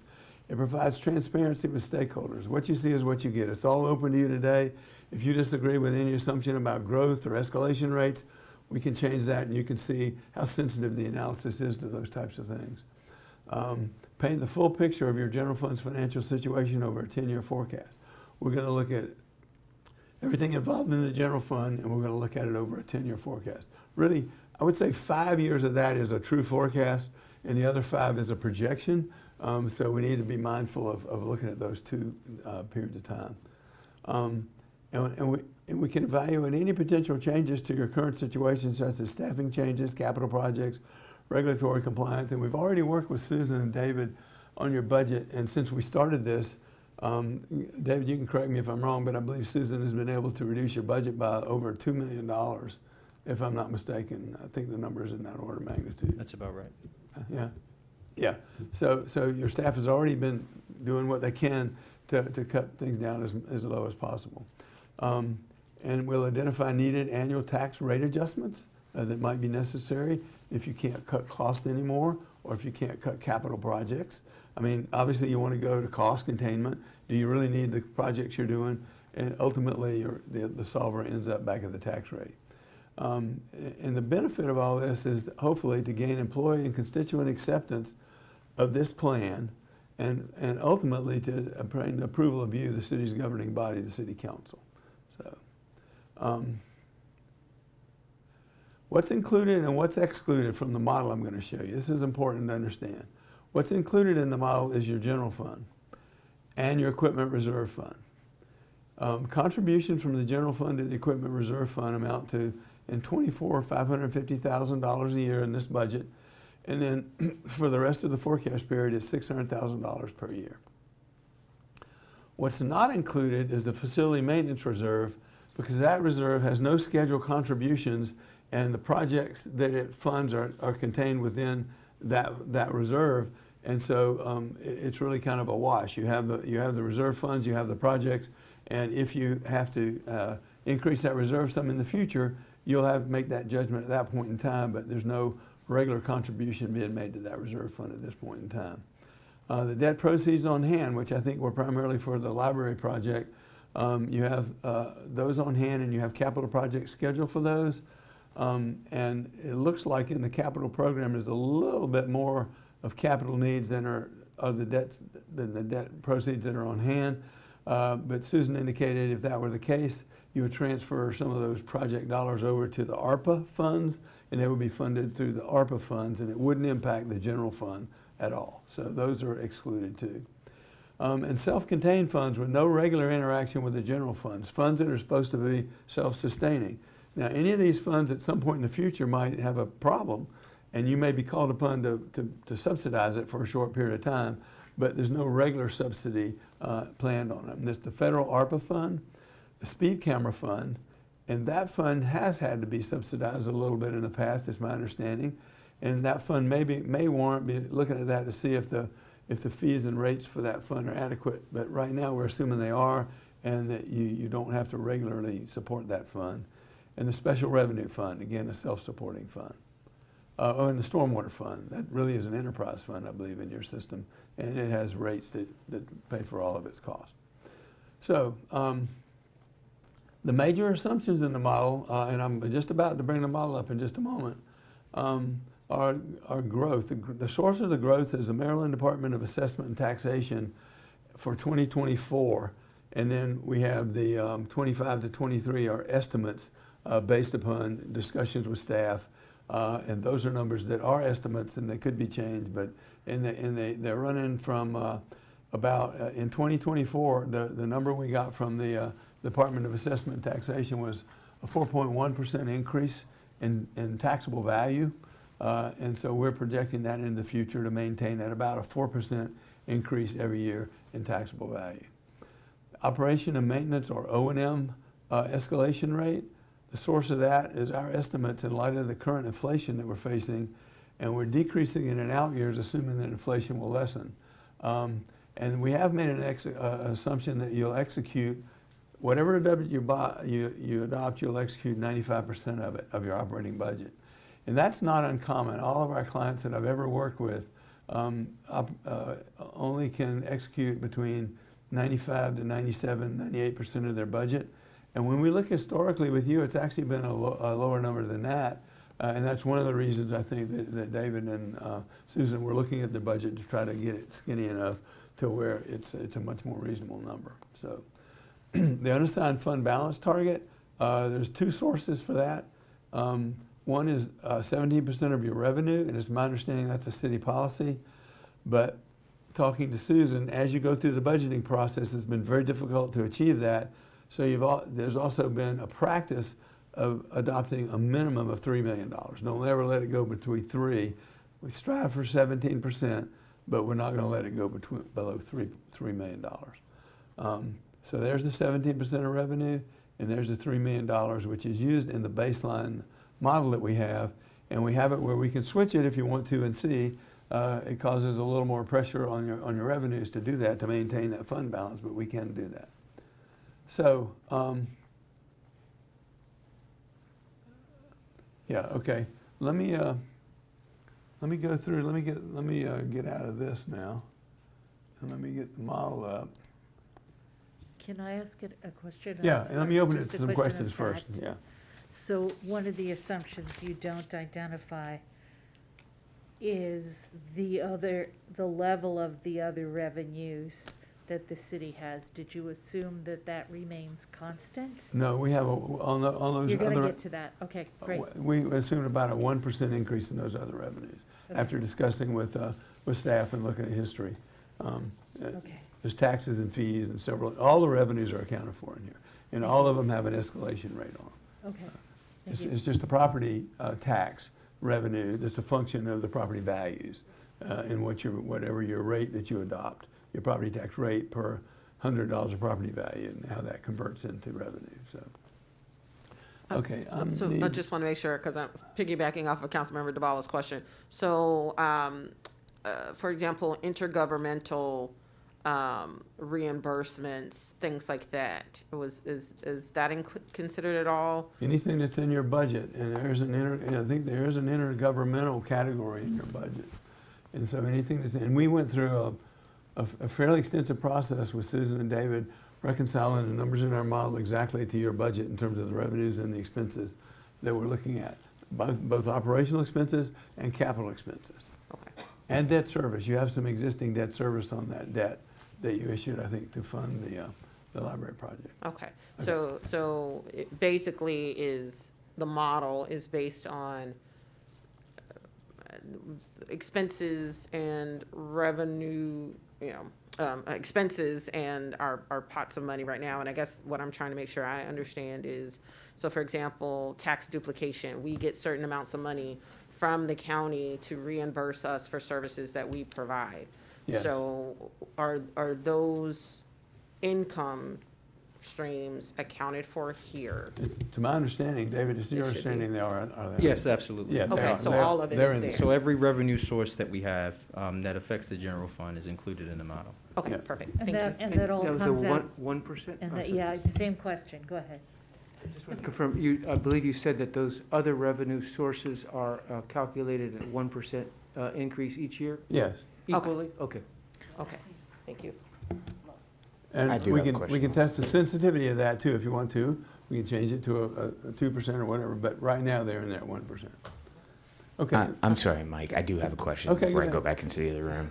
You're doing a great job. Thank you. I'm curious about the model's assumptions concerning the rate of growth in property values versus the rate of potential reductions of, let's say, taxable income because the county is proposing a huge tax increase. And so I'm curious about whether or not the model incorporates those things or holds those constant over any given time because of what seem to be the economic realities of transient population change, new growth, those kinds of things. And so if it's something that's in there later, that's fine. Or if it's like something we could talk about offline, or maybe your guy who's on the Zoom can get to later, that's fine with me too. No, we can talk about it, and it assumes 4% each year. Now, if something occurs, I mean, let's look at it, if we go back before 2008 and 9. Oh, and then also the banking realities or Yeah. impending I'm potential going to realities. point that. If we went back and we were doing this, say, in 2006 or 5, We wouldn't have any idea that what was going to happen in 2008 and 9. So we wouldn't have taken into account that in our projections. But we can test it for that. And we can say, what if some factor economically causes, and you're getting it, I think, a little bit of people's ability to pay, which is really true. But will that cause property values to go down? If we think it will, we can project that. We can say instead of 4%, if in a couple of 3 years it may go down to 3%, maybe go down to 2.5% or whatever, and see what risk you have in your financial forecast if that did occur. But there's not in my view, there's not a direct link between personal income and property values. There's probably an indirect link that could happen over time to cause property values to go down, because if people can't afford to buy properties, they're not going to sell at the same price, and they're going to have, it could have that effect. And that's a fantastic answer. And the other question I have about that as we talk about this over time is, in the reality of being at the apex, in theory, of taxable people, given the concerns that people have expressed, where along this sort of hard number calculation, since it's reserves in 3 months and sort of other things, do you guys have a calculable model or number of an ideal scenario as a part of this, other than the just general accounting associated with it? Like the general GAAP 3 months. Well, this doesn't look at that. This doesn't look at accounting principles. That's your audit. And when you look at your financial statements, that's all about. This is cash accounting. It's just like you bounce in your checkbook. Right. And your budget's that way. Your budget is a cash budget. So let me redirect that then. What I mean to say by that is, if we know, and the fundamental context of our budget is the money that comes in from property taxes and then real property taxes, like, generally speaking, outside of economic forecasts of up and downness, those numbers have been generally static, and or they progress at a rate because we have the constant yield rate as a component part of this. And so I'm just curious about, contextually, if we have such a large chunk of hard numbers, how that fits into the forecasting analysis generally. That's like, I don't know if does that make sense? Yeah, it makes sense, but the numbers have to be hard to start with. You have to make an assumption.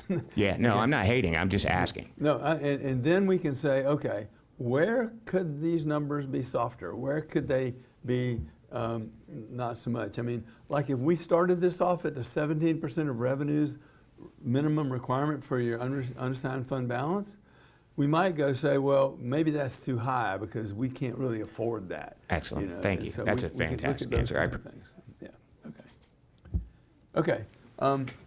I'm gonna take this a couple of things at a time with you, because there's a lot to absorb. The first two graphs I'm going to show you right here are the graphs I was talking about. The one on the left, and the numbers are a little bit hard to read, but the most important thing here is the graphs. The one on the left is this is your current rate of 0.5705, and this is your status quo. This is what happens if you just play this forward from your current tax rate with your property values as they are, increasing by the level that we told you, the cost increasing, and funding all the capital that you need to. And you can see this is not a very attractive picture at this point. Now we're going to work through this and hopefully we'll make it better, but the just first look is that if you look, can you see my cursor moving around here?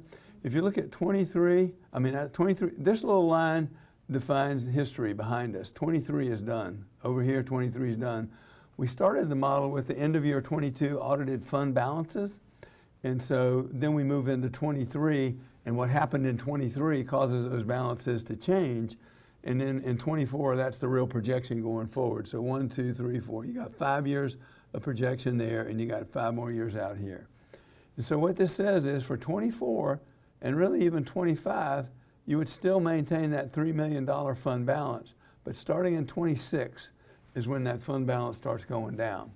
And the trend over here is such that you could probably not change anything up through 25, But if you wait till then, it's going to be a bigger change you're going to have to do at that point. So I'm just trying to show you what the situation here is. Now, there's more things driving this, okay? And one is your capital costs. You have about $33 million of capital cost over from 24 to 33. And if we fund that capital cost at 100%, not only does this happen up here, but you don't have enough cash, you'd have to borrow money. When you get to and below this line, you have to borrow money to fund those projects. The other thing that happens right now is that in that equipment replacement reserve, you're contributing $600,000 a year. You have a pretty good balance right now, but the expenditures out of there are pretty big each year. And so by the time you get to 29, there's not enough in the fund to fund that amount of projects that you need. It's a little under $1 million a year, and it's I don't have it right here, but I can tell you what the number is. But those are projects that couldn't be funded, and you would either not fund them, or you'd have to increase your contribution to the reserve. And just to show you something right now, the reserve is $600,000, and if you increase that reserve to 1.1 million, let's see. Which, that's too much.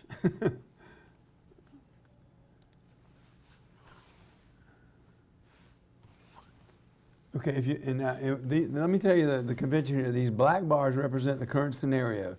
They're static and they won't change.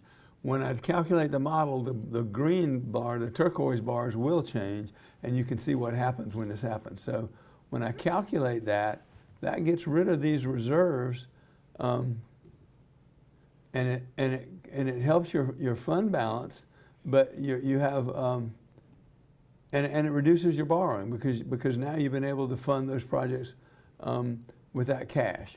So that cash is going to those fund those projects, and it does help your fund balance here. It still is a declining fund balance, but it's not quite so bad. Mike, can you just confirm for council what rate we're talking about? The rate is 0.5705. That's your current rate, with no change to your current rate. The current rate, the current rate is the 0.53. I think you're already on the proposed. What's happening to me? I don't want to leave the webinar.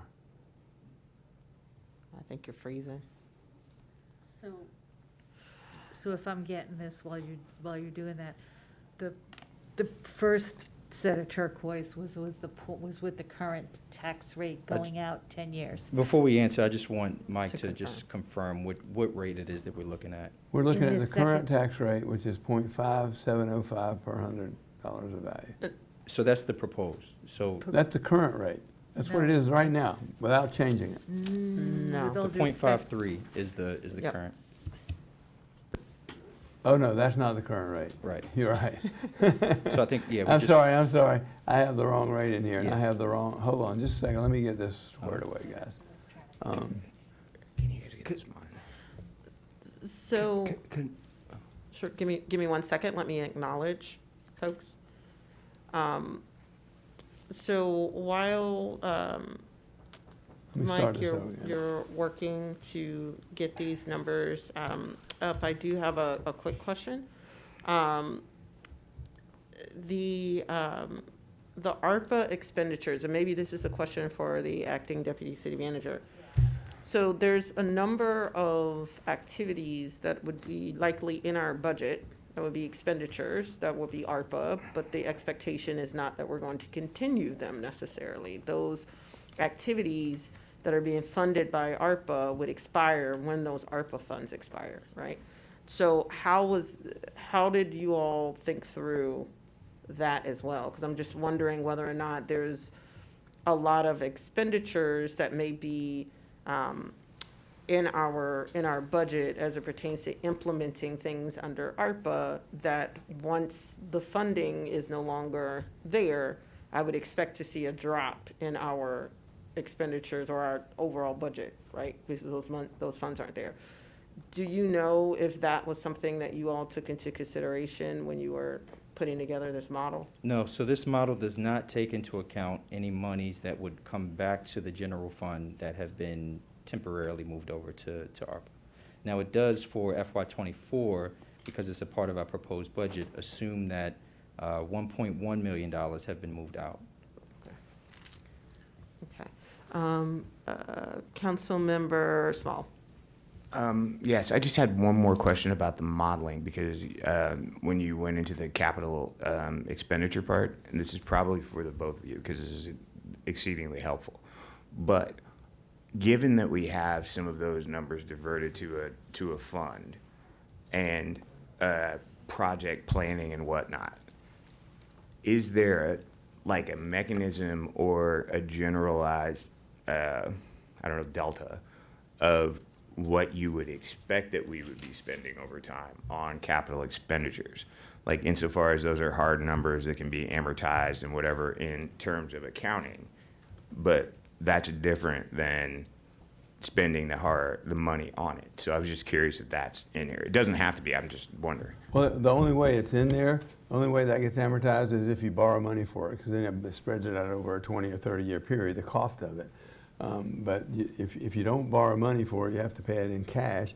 And the capital program was provided to us by city staff, and we aren't making a judgment about that capital. So just to be sure. No, and don't think I'm saying that. I guess, David, this may be more for you in this part of the conversation, but if we know, generally speaking, from practice and use, where we are with regard to capital expenditures, at least with regard to re-upping equipment and those kinds of things, is that sort of projected as a number over time, in a flat way, or is it ebb and flow kind of thing?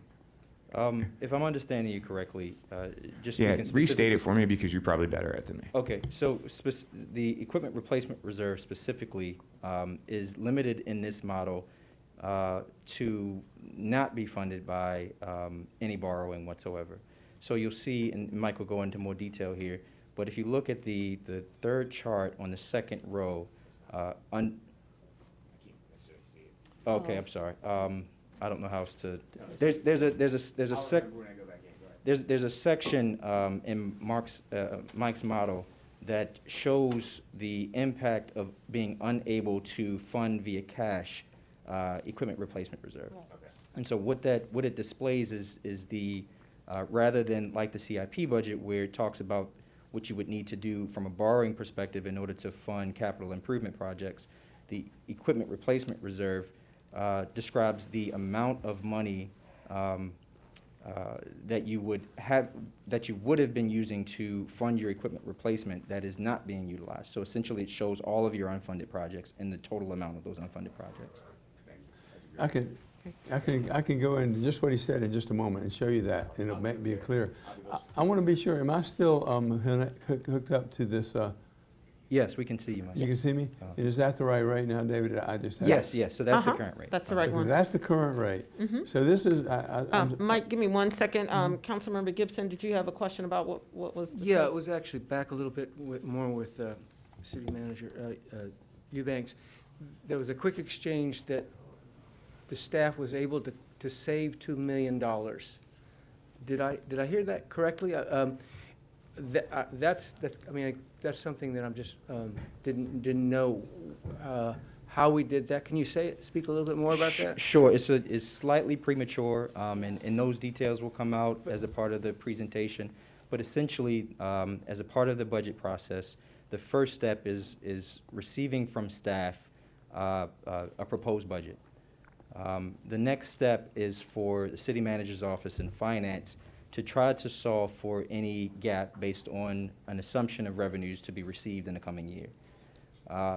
As a part of that review process, what was necessary to get the budget in line with, to balance a budget, essentially, was to reduce the proposals from department heads by a total of $2 million, and we did that in a number of ways.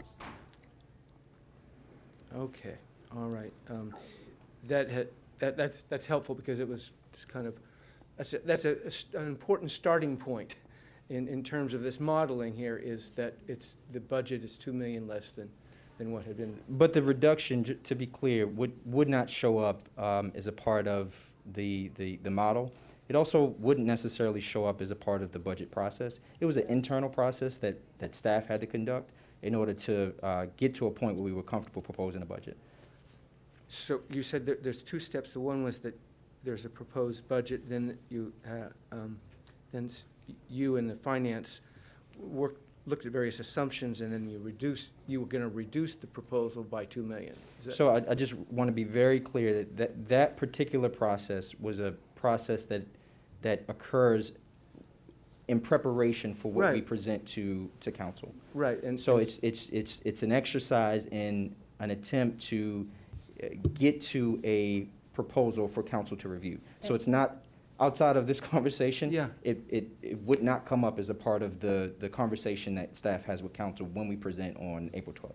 So the presentation that you make to council will not have a $2 million reduction? No, No, because, what- right. I'm so sorry. I'm So- sorry. yeah, no worries. I'm new at this game. No worries. So, one of the things that our staff have to do is prepare a budget to present to us. And they take a number of approaches to do that.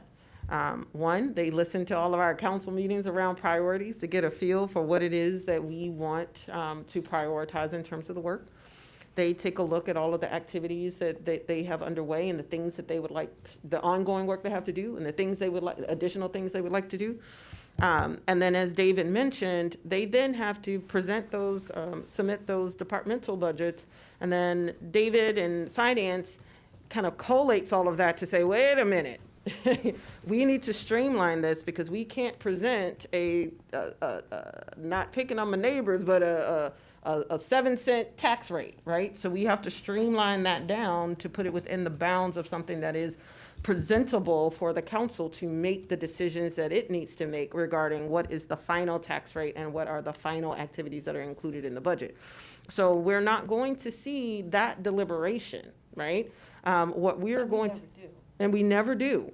We're not going to see that deliberation. What we're going to see is the initial first cut outcome of those deliberations.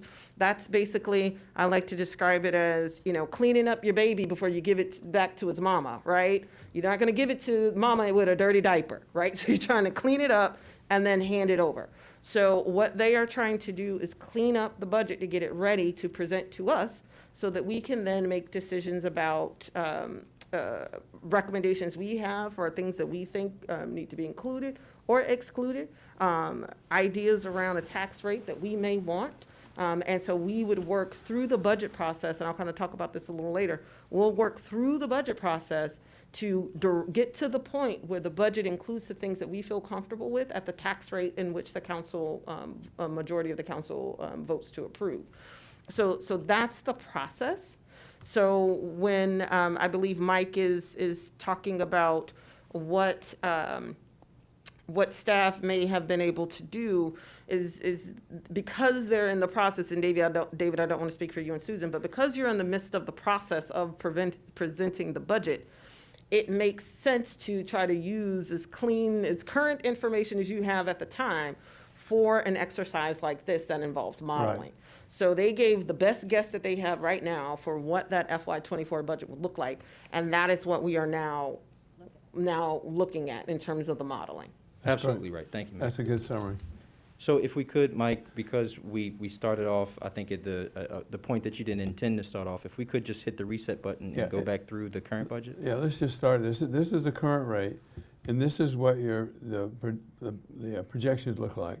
That you would be okay through 25, but you would start declining here, and you would go below zero in 29 if you just adopted the current budget and you funded all of your capital projects. I got a series of scenarios. There's 3 of them or 4 of them. I want to go through with you real quick, and then we can come. And I can stop anytime and change it, but I would like to show you the next thing we talked about. I understand there's been a lot of discussion about a constant yield rate, which is a rate that you would lower the current rate to the point where, given the increases in property values, you would get the same amount of revenue in the subsequent year than you had in the year before. So that's what the constant yield rate is. And when I invoke the constant yield rate and I calculate it, you'll see that the black bars stay constant. We didn't change any capital, we didn't change any borrowing, we didn't change any of this, but the fund balance went down because it's a lower rate. Now it's 0.5183, so you're not getting as much revenue as was projected in the status quo. And so in this case, you would probably be okay for 24, but in 25, this is what it was before when you did no change in the rate, and this is what it would be if you did the constant yield rate. So in 25, you go below, and then you finally go below 0 in 27. So I'm gonna save that scenario, and that will, all the bars will line up now, so we can see. And I'm gonna run another scenario here, which is the city manager's proposed rate, and that rate is 5.5705. And David, you might want to explain that.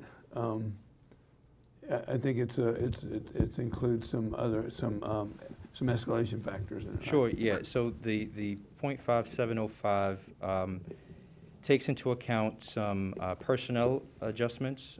So there's an increase of 2% in personnel costs, salary personnel costs. It also includes a 15% adjustment to fringe benefits, which is mostly made up of escalated insurance costs. And so those are real projections or estimates from our insurance providers. I'm sorry, could you say the first one again? The 15% grant. What was the first thing you said? The first thing I said is that the budget for FY24 takes into account a 2% increase in salaries. But that's not all of the personnel cost increases. It also includes an increase in fringe benefits, and the majority of the increase in fringe benefits comes from a 15% increase in insurance. And that 15% increase is an estimate from our insurance providers. It also includes an escalation, a very small escalation of operating and maintenance costs. And so this constant, the proposed rate here is the rate that accounts for those new assumptions in FY24 and does its best attempt to balance the budget both in 24 and out years. Now, obviously, and I think what Mike is going to suggest is that out years isn't very far, right? No, they're not. And right. I haven't calculated this yet, so let me calculate it after he's given you that explanation, and you'll see what happened. That has a pretty dramatic effect. It really helps you maintain your fund balance for the first 5 years. And if I'm sitting in your shoes, and there's a lot can happen between now and those next 5 years, I might feel, if I was okay with everything else about this, I might be okay with that and relook at this every couple of years to see if we need to make any adjustments as we go along. You don't necessarily have to solve the whole 10 years right now. But the other consequence of that is we'll keep the same capital. It's $33.3 million of capital we're spending. And we reduced the borrowing a little bit. It was borrowing here and it's gone, borrowing there, it's gone, a little bit lower, and in the out years we still have to do some borrowing because you can see our reserve fund was going below the minimum balance, and when that happens, you don't have money to fund the project, so you have to borrow money. So I'm going to save this scenario, and I have one more that I'm going to show you. It's not going to change the rate. What it's going to say is, if we've reduced O&M to a point where we feel like we're kind of where we need to be on the operations and maintenance costs, the next thing is to look at the capital cost. You have $33.3 million in capital costs, and I've gone through and calculated how much we'd have to reduce that in each year in order to reduce that borrowing in each year. And when I bring that in and calculate it, you can see the borrowing goes away, the unfunded projects go away, your fund balance stays up where it is, but you can fund a little under half, about 57% of the execution over that time period. So, but you can still fund what you were planning to fund in 24, and you can actually fund a little more in 25, but you really have to take some hits out in these out years. So the question would be, what does that mean to you? What does that mean to you? You know, a lot of times I have clients where we do this and they say, okay, tell us how much we can spend each year and let's go recast our capital program within those windows to see if we can do it. What would we have to eliminate or push out beyond the window, and can we do that? And if the answer is yes, you can do that, then you have a plan here that would work with the city manager's rate. If you can't, then we'd have to determine what level of reduction can you make in those capital projects, and then maybe possibly look at, and I know nobody wants to talk about raising the tax rate, but then talk about a tax rate that might be higher. The only other thing we could do is look at what the escalation rate is on those other revenues. It's 1%, and that's a fairly conservative escalation rate for the other revenues. So that's another thing we could look at. So, but I'm going to save this scenario as, you know, kind of working through this, something that we see without your input. And I really am interested in your input about these things as to what might be a solution going forward. So. Councilmember Gibson? Yeah, just a quick question.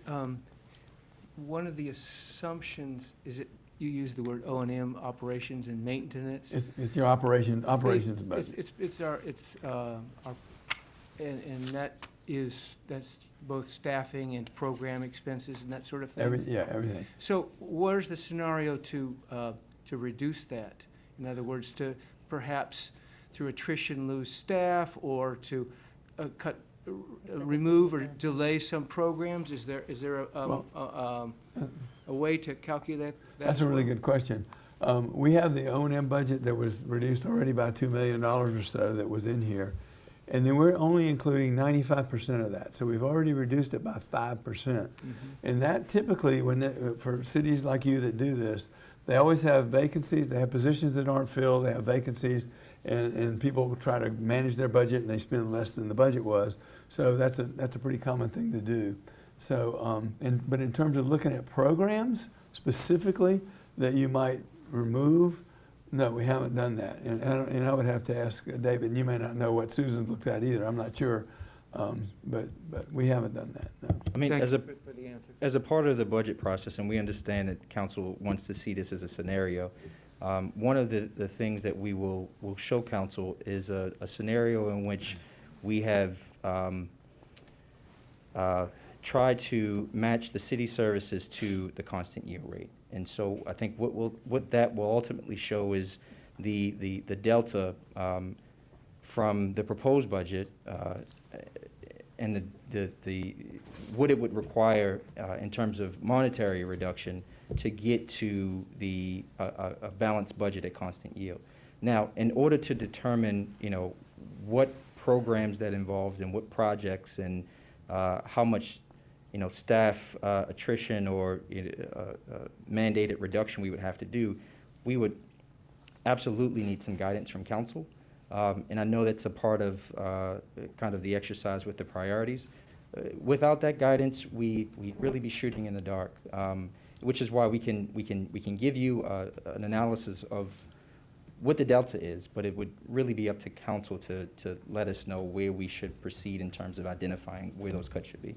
That makes sense. I understand. I would say that not only council guidance, but the council would want the input from the community. These are decisions potentially that the community has to help make.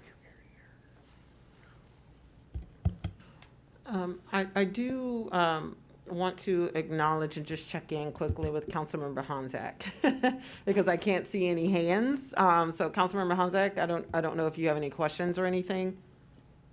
Thank you for asking. I don't have any questions. I'm actually deteriorating a little bit. So, sorry. I am going to have to submit some of my questions in writing as I have them. Thank you for checking.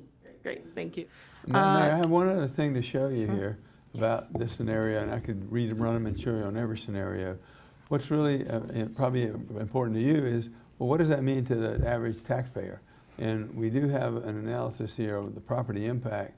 And what we're looking at here is in '24, the annual increase with that new rate of 5.5705 on a property, and this we can pick the number and we can change it if you want to. A property that has a taxable value of $450,000, their tax would go from $24.29 to $25.67, or $139, which is about a 5.7% increase. Great, thank you for showing that. Councilmember Small? Thank you, Mayor. David and Mike, I have another question about the just the general sort of hard number expertise that you may hold on the nature of having an institution where there are no profits, but your expenses always increase if you have a staff where you retain your staff. That is an inherent part of being in a municipal government reality, particularly if you're in a situation where you provide good benefits to your employees, which we do here. And so I am curious about how you evaluate the long-term costs associated with our current constituted employees and or what you anticipate at full staff and those kinds of things. I think that's important because if you're going to be evaluating policy versus where you're going to cut services or anticipate cutting services and, that don't necessarily benefit you, that it's better to at least know who's getting the axe and where that axe is going than to just keep being pontificating about it. Let me see where it is. So the, just to speak to some of the assumptions that are included in the model, the model and the budget. The budget assumes a 100% staff level for every adopted budget. The model is a little bit different in that it assumes for all of O&M a 95% execution rate, including staff. I think just as a comparison to past years, when you begin to look into the budget numbers, you'll notice, and I guess this is specifically related to actual activity, you'll notice that for the past 2 years, personnel numbers might be significantly lower than projected, and that's because they were artificially held low.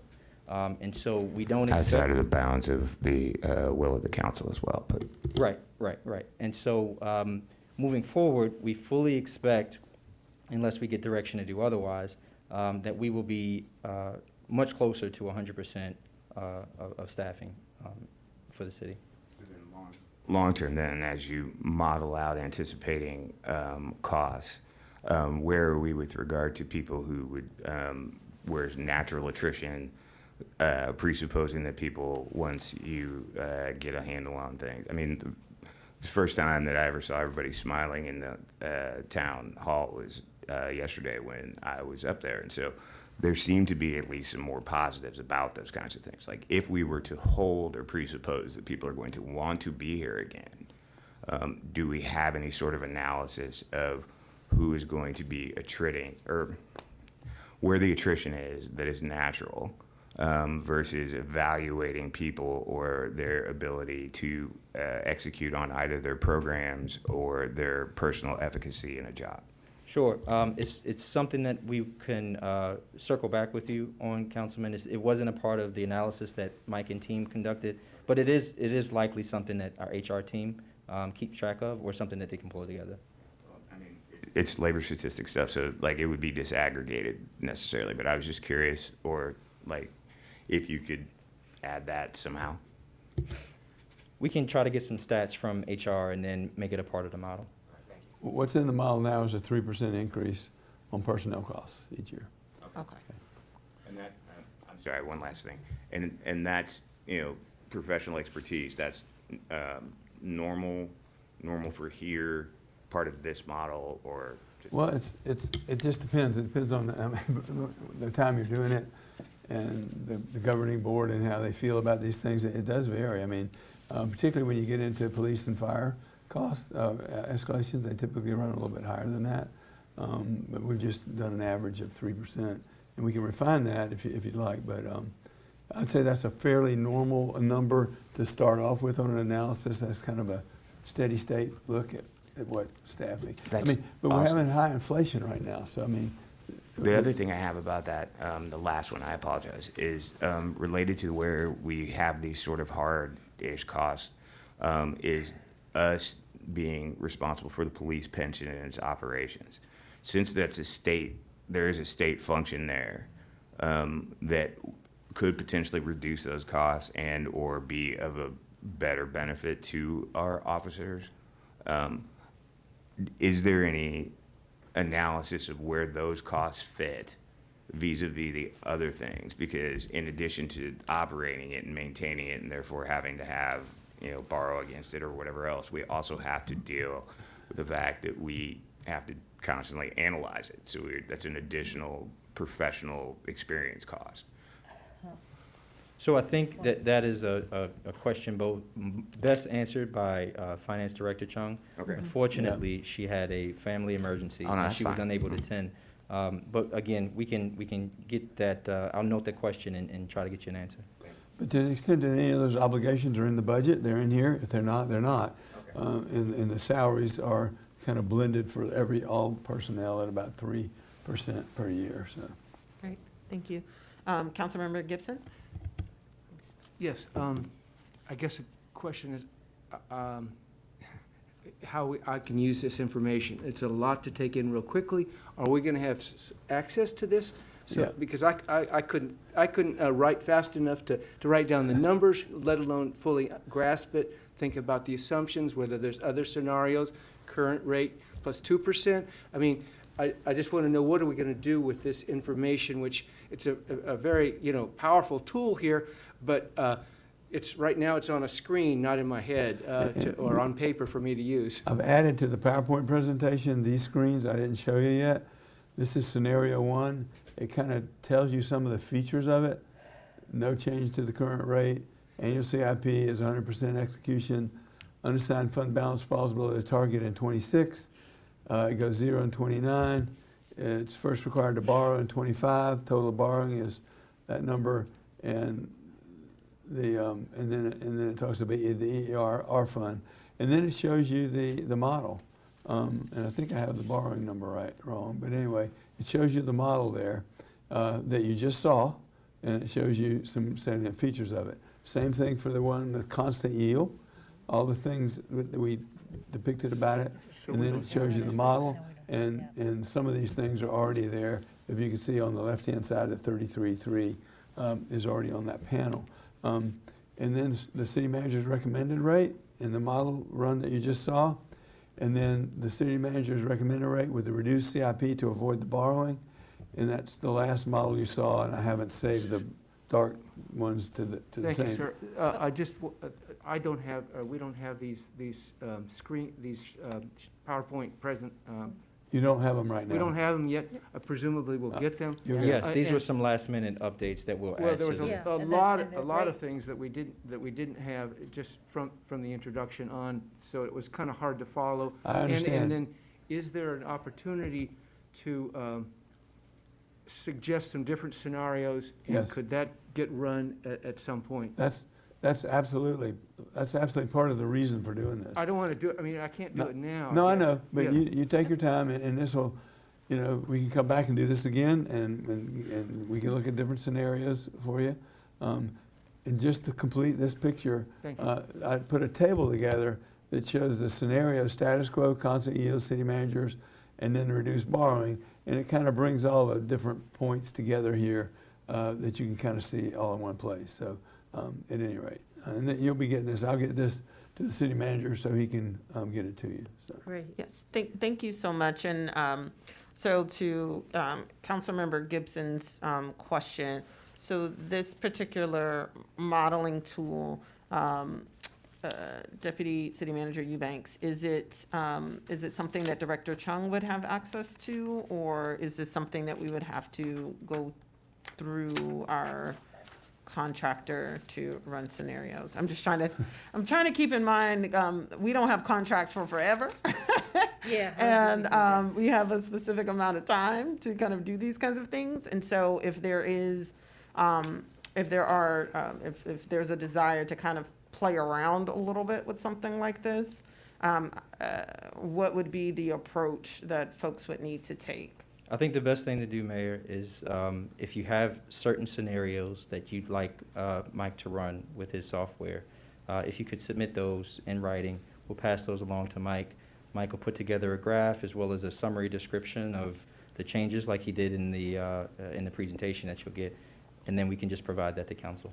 Perfect, thank you. And I just want to stress to my colleagues that what Mike just went through are the main scenarios that were requested by council. So it was requested to look at the scenario of our current tax rate and keeping that. What would constant yield look like?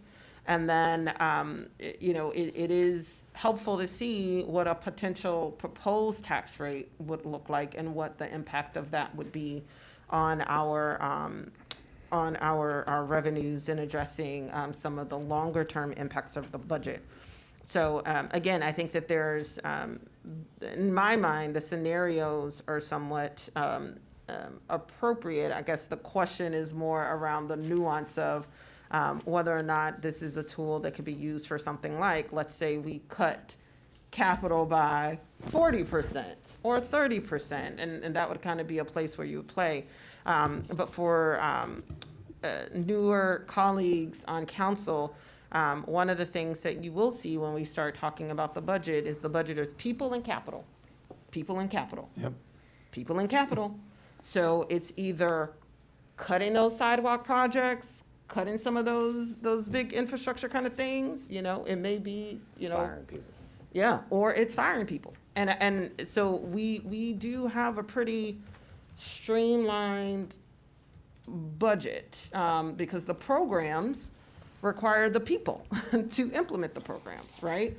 So The other alternative is attrition, not firing. attrition, yes, Right. I should say, or not Well, no, hiring. but I mean, or- if you're riffing or something like that, that's Yeah. still the same thing as firing somebody. Yeah, but it's either not filling a position once it's vacant, or, but the expectation would still be the same, and it's not to be alarmist, but it's to just be factual. I had one last If question. we have a bunch of, I'm not finished. I know, I'm sorry. If we have a bunch of priorities and projects that require people to implement, you need bodies. If we have a bunch of projects that require a lot of infrastructure and capital projects, then we need money for the contractors to do the work.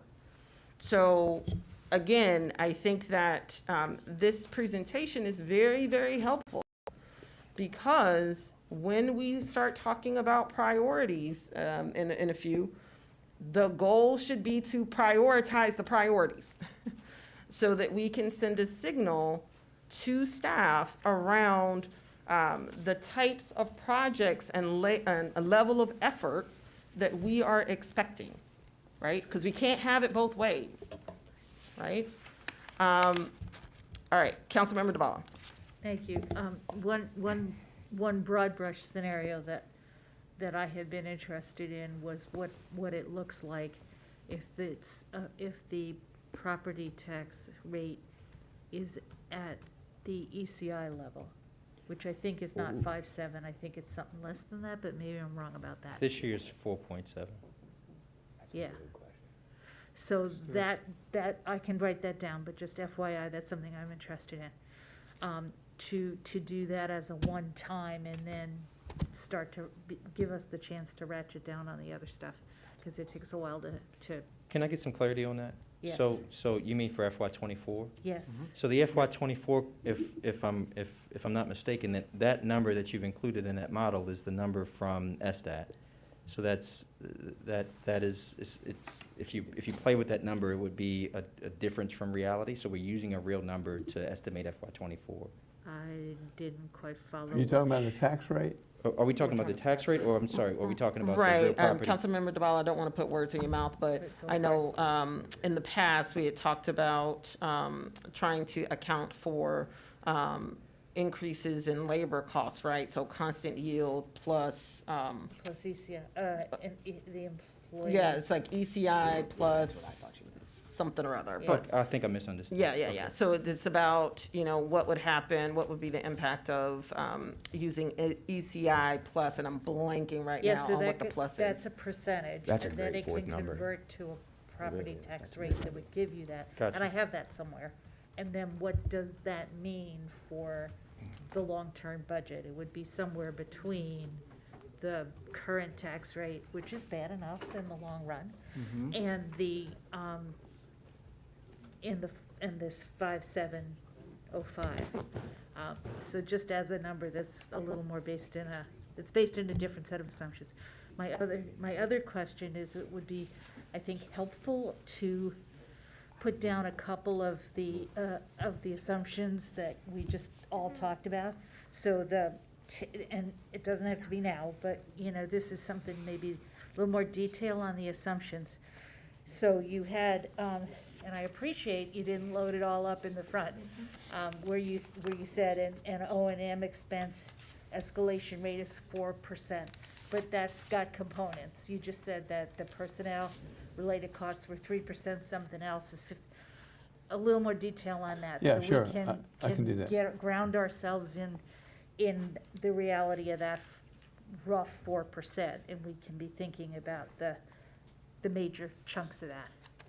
That would be helpful. And I think my last comment for now is, along the way in the capital improvement program, we've had discussions about what if you assumed 22 years instead of 20 years on replacing roads? What if you, so not, quote, cut the budget, but change some of the assumptions about how the program is laid out? Yeah, I feel like that's on this end though. Like we could talk about that part. Yeah, we could, Yeah. but we Okay. could, and we have done little pieces of it over time, but never pulled it together, so I I just was want just to trying put to that out understand. there. I was just trying to understand. Yeah. So I think in terms of that last one, that one I think will be a little bit more difficult to do, because it would require, I don't think that's just an adjustment that Mike can do. I think that would- No, as Councilmember Small said, that's not something Mike does. That's, if that's something we as a council and leadership want to do. And I think it's, It at we've least makes already another started interesting talking number. about some of it, so I think it may be an area to look at that I don't think it ever actually occurred to me before. Thank So, you. okay, so you're not saying you want that as a part of one of No, the no. scenarios? Okay. No, that's not what I meant. But when Thank you for when we've done this before, sometimes the whole issue of capital projects, I mean, I can put any number in there, but I don't know. Yeah. So somebody on staff would need to examine those and say, what realistically, I think one of y'all brought, I think Madam Mayor, you may have, what realistically can we do? Do we need to spend this now? Can we spend it later? Do we need to spend this much? Whatnot? Because, Yeah. and if that was adjusted, then that new capital program could come into the model. Could I get, You did show us the impact of making some changes in that, though, so that's a very, I did, Yeah, and that's but it just- wasn't based upon the knowledge that you could do it. right. It was just that that's what you would need to do for all this to balance out. Yes, thank you. Excellent. And it's still about 15.6 million over 10 years, so. Really quickly, just because I have a couple of lights. Councilmember Gibson, you're not next in queue, but do you have a question that piggybacks off of Councilmember DeBala where it would make sense to jump the queue? it has to do with the earlier question about Okay. the time frame that we Okay. could ask Okay, questions. In other words, we'll go to the next person in the queue, and then we'll circle back to you. Councilmember Small? Thanks, Mayor. I just had a question about, I think you did a really good job. It's nice to be able to see the numbers in motion and how they hold up with natural assumptions because of the way that they do municipal government in Maryland. One of the questions I have about it is the nature of the proprietary nature of the work that you're doing. Because one of the things that historically municipalities do around here is like go see University of Maryland or something else like that when they start talking about these things. And so I'm wondering if efficiency would dictate some other sort of knowledge of A to B so that we're not inundating you or like, and I don't know because I don't necessarily know what the contract is and that's your purview and I'm not trying to say. And I'm not trying to say that this isn't excellent and probably like, well, definitely better than some students would have done. But if we're going to butt up against a hard number here when we have really good information, I hate to think it just dissipates. So I was just curious. And this could be offline or anything. I just wanted to ask the question part on the record. We don't have to talk about this now. Sure, I think we can say, though, that this is a proprietary software, and it's not something that staff will have independent access to. Well, even if they did, I mean, it's complicated. It's not like a piece of software. It's an Excel spreadsheet, okay? So I give the model to you, and I go to the restroom and come back, and you could have changed it. You could have made it not operate correctly either on purpose or inadvertently, So we have models like this for our utility clients. We do a lot of utility work, and that's much more straightforward than the general fund. And a lot of those clients like to use the model, and we have let them use the model. The problem you have, though, is Susan, it seems like she's one of the busiest people I know, and I don't know when she would have time to use it and when she would have time to learn it, and it's pretty complicated. But at the end of the day, and normally what I would say is we need to go through this first round with us facilitating it. And at that point, if you feel like you want to do something to bring it in-house, then we can talk about that and possibly licensing it or something like that. Okay. To you.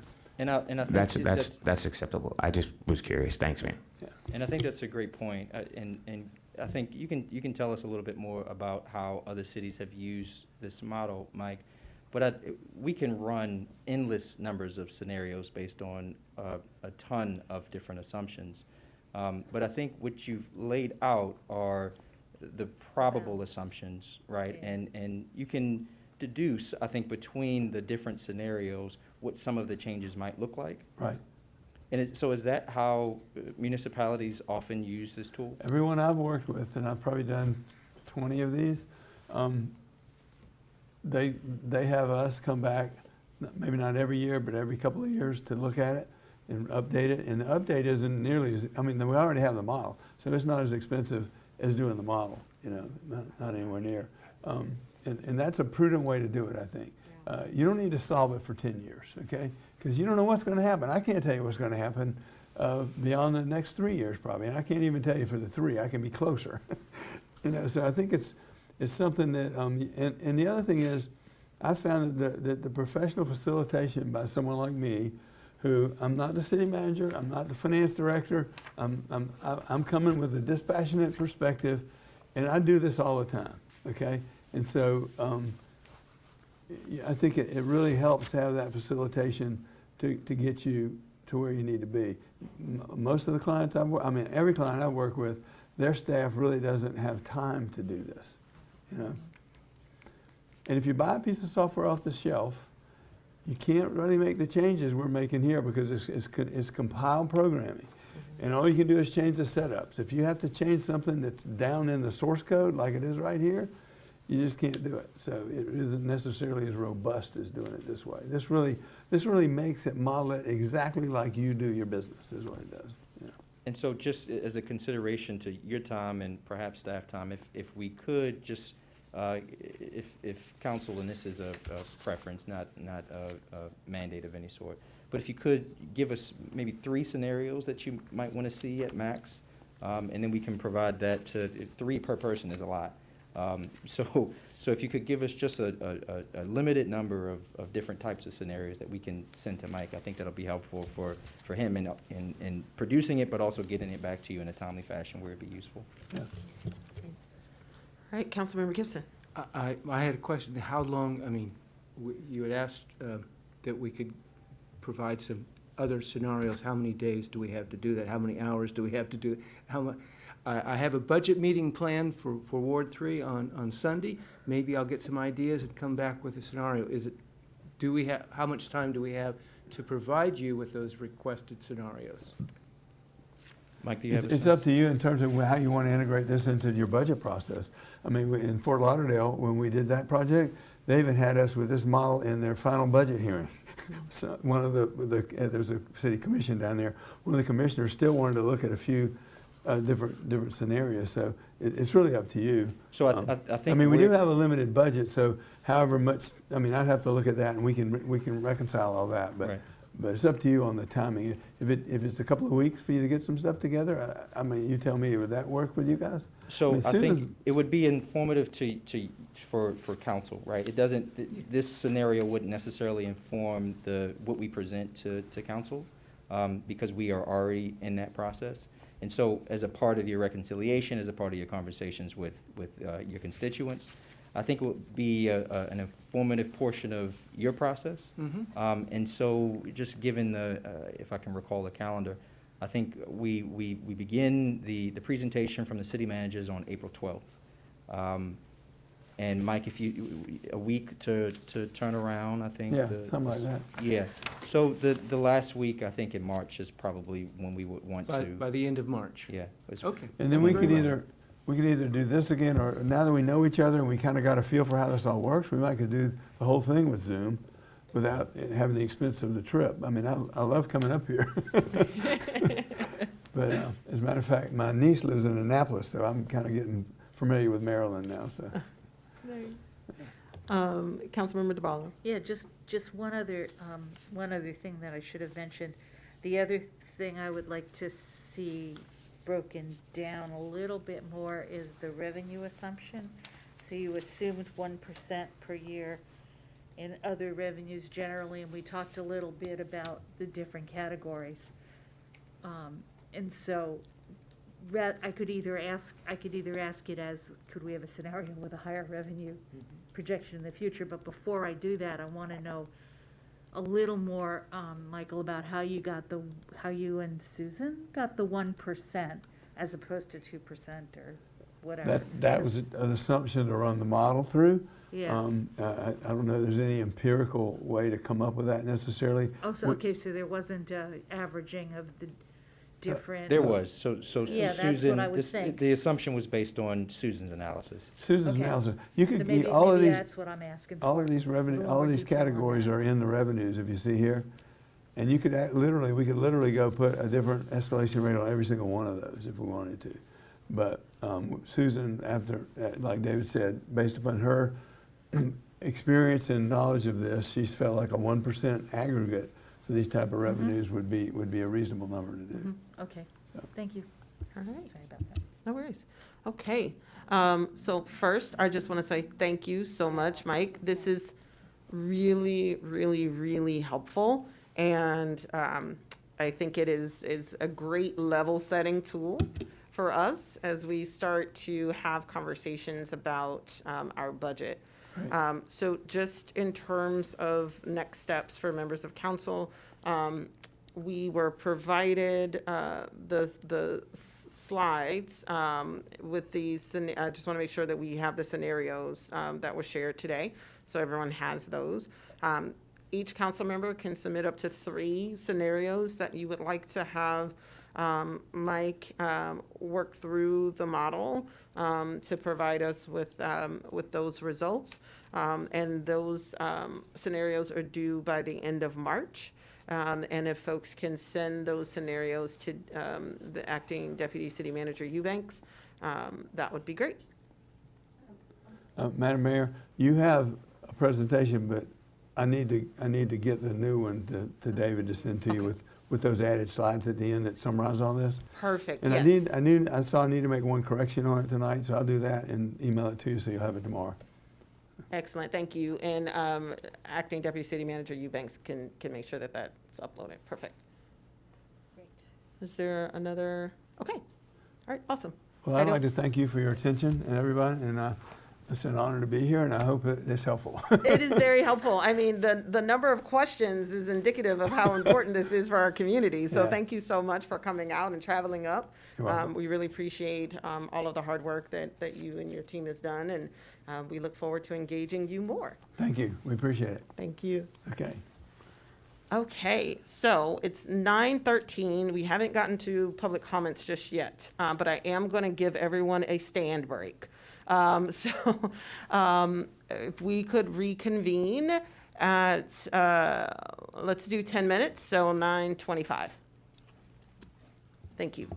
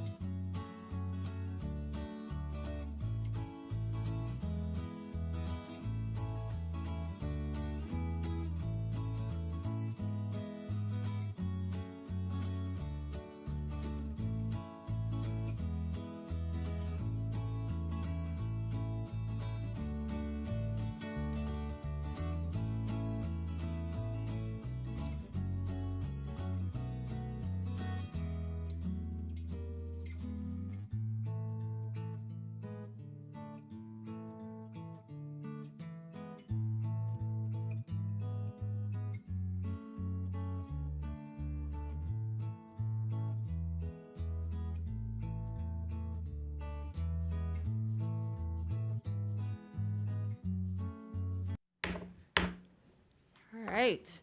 I would like to reconvene the meeting of the City of Tacoma Park City Council. Okay, so what I would like to do in the interest of time is we'll do our legislative update after our public comments. And I do want to apologize to residents who have been waiting very patiently to provide comments tonight. We've had a series of presentations that we've had to try to get in, but I definitely want to let you all know how much we appreciate your comments and sticking with us tonight. So just as a reminder for folks, we now no longer have a voting item. We are going to have our council priorities as a work session and not as a voting item, just to give us a little bit more time to shore up our priorities. So with that, are there any general public comments? And just as a quick note, we don't see, our screens aren't working. But we see you right. But we see you right here. I'm just wonderful. Okay, I'm gonna get you started. All right, there you go. Right. Good evening. My name is Karen Elrich, and my home is in Ward 5. I'm here today to ask the council, mayor, and residents of Tacoma Park to weigh in on a very important issue: affordable housing. The temporary pandemic protections for renters has expired, and evictions are rising across the county and the city. And the county council is about to debate 2 rent stabilization bills. The Home Act bill proposed by Councilmember Will Joando and Kristen Mink and the county executive Mark Elrich would put a 3% cap on annual rent rises. So if you're lucky enough to find housing for $1,500 a month, your increase could be $45. The competing bill will allow double-digit increases, which currently is at 15.5%. So if your rent was $1,500 a month, your increase could be $232.50. For many at-risk and vulnerable folks, this would be totally unaffordable and could result in them having to leave their homes and start searching for something that they could afford, which unfortunately is incredibly difficult to find. The Home Act is supported by the most progressive groups, including CASA, Impact, Sunrise, the Poor People Campaign, unions, and many others. Tacoma Park has had the benefit of rent stabilization since 1981. That's why I moved here. Preserving our socioeconomic diversity as housing prices has skyrocketed. Our county needs this also. Our county council members, Kate Stewart, and our 2 large members, Evan Glass and Lori Ann Sales, have not signed on to this bill yet. Please urge our county council members to sign on to the Home Act. Affordable housing and food security are the 2 most pressing issues affecting our communities. It is up to all of us, no matter who we are, what our income is, and where we live, to make sure that our communities throughout our county have healthy food and a place to live. This is what working for climate justice and equity is all about. Please act. Thank you.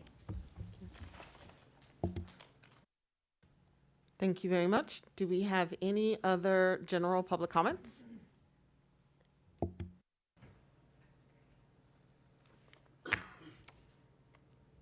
Hello. Hi. My name is Megan Scribner, and I live on Willow Avenue in Ward 1. I am concerned about the proposed EYA development and metro parking. The development allocates 163 parking spaces for the residents and 67 spaces for retail. There is no parking for metro users other than 16 kiss and ride spaces. I guess WMATA and EYA decided that the lot wasn't used and that the current 135 parking spaces wouldn't be missed. Several of us were surprised by this assumption and decided to test it out. For the past 4 weeks, Peter Fiden, Chris Simpson, and I have counted cars parked at the Tacoma Metro. The chart you have there shows the data we collected.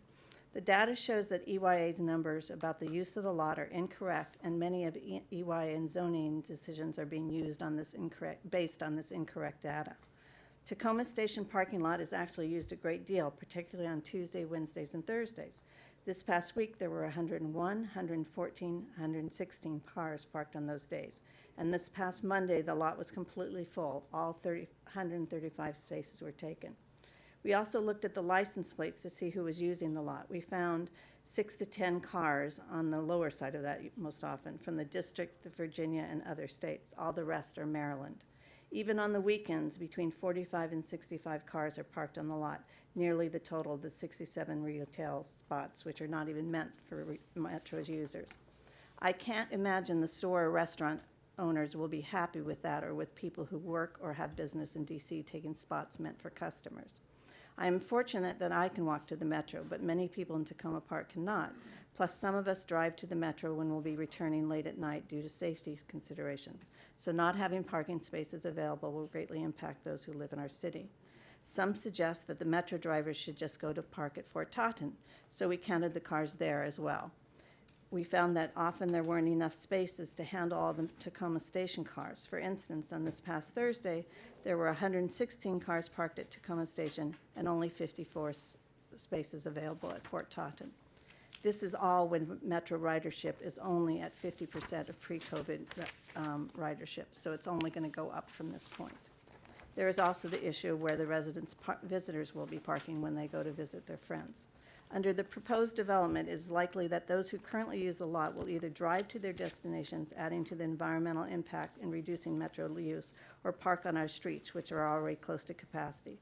With all these established needs for parking, I urge you to make sure that WMATA and EYA make sure their numbers and plans match reality and retain the current level of parking at Tacoma Metro. Thank you. Thank you. Do we have any other general public comments? Tom Gagliardo. I couldn't find a spot at Metro yesterday. I paid $9.65 to park on the street immediately adjacent to the property. If I had to do that every day for work, I couldn't do it. Tomorrow, I think we can all agree, so that's progress, is March 23rd. And that's the anniversary of two very important events. One is in 1988, on March 23rd, the county began to eliminate code-compliant, affordable accessory rental units. And those were the homes of our neighbors. We call that E-Day, E for eviction. And we again are facing an affordable housing crisis. It's also the day in 1990 when Brent Dillingham passed away. Brent Dillingham ran for the city council twice. He never had the honor of serving, or the opportunity or the honor of serving on the council, but he was a frequent speaker, a frequent commentator on community events at meetings such as the one tonight.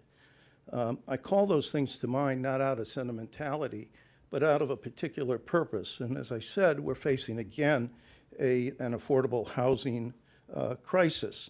With the coming of the Purple Line and the development of the Washington Adventist Hospital and Washington Adventist University site, we're going to be faced with major challenges regarding housing. And will those developments increase gentrification in Tacoma Park, or will they add to the affordable housing supply? The answer to that question rests with the entire community, and it rests with you, our elected representatives. It requires all of us to take a proactive, progressive, and effective stance to make sure that those projects help our community, not detract from it. Now, I want to say one more thing about Brent Dillingham. There used to be a chair, it was right over here. And on that chair was a plaque with his name. And that plaque was put there by the late Mayor Steve Del Giudice. Now, Brent and Steve disagreed many times on many issues. But as the mayor, he saw that Brent's comments were valuable to the extent that he honored an opponent by placing a chair with his plaque in the front row of this chamber. Chair's not there anymore. Put it back. Put it back to remind us of two things. One, that all of us, whether you're sitting up there or we're standing down here or people are out there in the community, remind us that it's important to devote our time, our energy, and our talents to making this a better community.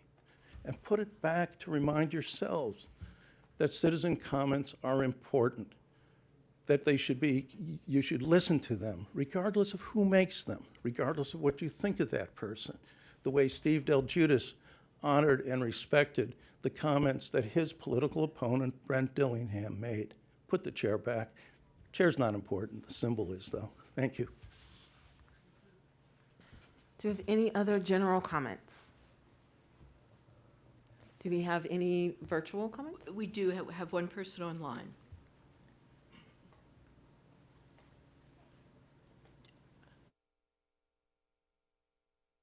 We did. Anyway, let me. They went to bed. No, I'm here. I'm here. Yes, Jim? Hey, Jim. Thank you, Mayor. So I have not gone to bed. My day job is a night job, and I, for my sins, listen to the councils on Wednesday night. I had intended to talk in support of the police chiefs and the annual report of the Tacoma Police Department. As the council knows, and I am a member of the Chiefs Advisory Board, and I'm also a member of the Emergency Preparedness Committee. But I think there was a lot in that report, and I would recommend it to residents to have a read to see what an accountable police department looks like. We have a lot of information and a lot of details, but there's one I wanted to pick up on, and it was sort of, I think, touched on in the discussion, that the police department is almost fully staffed, which is a remarkable thing for a police department in this day and age in the United States, especially given when neighboring police departments are offering large sums of money as signing bonuses for police officers because they are in short supply. And it's a testimony to our department and the chief's leadership that with the exception of one position, the department is fully staffed. And I think that it sort of, it was a very, there's a connection from the presentation that followed that, and it was a very sobering presentation by the Raftelis group. But I think, we get what we pay for. We pay tax, and the police service is one of the key benefits of living in Tacoma Park. We have a very high quality department. But through that tax, we get services, we get everything else from garbage to sidewalks. But it was when I was standing here doing my job, working on fragility and resilience. I think I was struck, but we need to remember that tax is strength. Tax will give us resilience. Tax will make us prepared. In an era of great uncertainty. We have rising crime. We don't know where that's going. We have rising inflation. We don't know where that's going. We don't know where the next funding is coming from the federal government. ARPA has been a great benefit, but it is very much a limited time. So I would pay the slide that wasn't shared beforehand from the Raftelis group that was presented, $139 a year for good police service, good sidewalks, trash trucks that don't break down. I would pay that. In fact, I'd pay a lot more. And I think when we're talking about the tax argument, we need to link it very much to the services and the great services that are being provided by the staff of Tacoma Park. And finally, in my last 10 seconds, I want to thank the council. You do a great job working the night shift too, and thank you for your service. Thank you very much. Okay, do we have any other general comments? Okay. So we're going to go into council comments, and I'm just going to remind my colleagues, it is 9:45. All right, Councilmember Small. Thank you, Mayor. I appreciate you allowing me to go first so I can move back and forth between the rooms as I have a chronic illness and a full participant in the council, and I appreciate you for considering those things. I also appreciate the fact that the members of this council that have dedicated themselves to these issues outside of personal pensions and other things are indicating a real level of commitment and sobering reflection on these issues, and I appreciate that as well. I think that one of the interesting things about the broader application of policy in these arenas is that we have generational issues and some other things that are really realities here, and that, you know, if you have an institutional set of people who are privileged and elite, and they have an expectation that things are going to go their way, and then suddenly they find themselves in the retirement community or any other thing, you're going to find some institutional norms associated with behaviors and any number of things that people will have expectations about. I don't think any of those things would mitigate the opportunity to be a cooperative and collaborative council or an interactive council with any given person, whether they are for or against any given particular issue. I think one of the real things that is frustrating to me about this whole thing is that ultimately, when you start talking about the appearance of things, it does look like that this council actually does more rigorous work from the dais with a more rigorous city manager now. But the only thing is that those people are melanated, and so it really does come off kind of funny, particularly if someone calls you a racialist. It's a fake word. Additionally, there has been no real attempt by the people who are concerned about Fort Totten and or the fair administration of a state outside of our jurisdiction on their parcel as either a third party or otherwise, because from the very beginning, people were being disingenuous about the numbers. And so when you see rapid increases in parking or anything like that, it does affect the ability of people to make rational decisions. And so that's why you don't like for people to just randomly try to insert themselves in processes, and you try to appreciate the deliberative nature of processes. Ultimately, it's because those processes are supposed to be sacred. There's a certain part of it that goes with that because you say oaths and whatnot. And so to presuppose that anyone could just come in and interrupt good order in business because they feel like it indicates either a generational flaw associated with the well-documented distinctions between generations, a socioeconomic reality of privilege and favor, or just a plain old non-willing acceptance of the fact that competence has no color. Thank you. Councilmember Gibson. First of all, I want to thank all of the presenters. Karen on affordable housing and the county's bills, that I think that's an important point that hopefully we can individually or collectively respond to. Megan, in terms of the metro, which is a legitimate issue for a lot of people in this town, and I'm glad that she and others are looking at it and bringing the data. And for Tom, in terms of raising the issue of affordable housing and also reminding us the citizen comments do matter. I appreciate it. And to Jim Della Giacomo, thank you for holding up our valuable police force and its good work. I just want to say, in terms of comments, Ward 3, I'm going to host a budget meeting at Spring Park this Sunday at 2 p.m. at the pavilion there.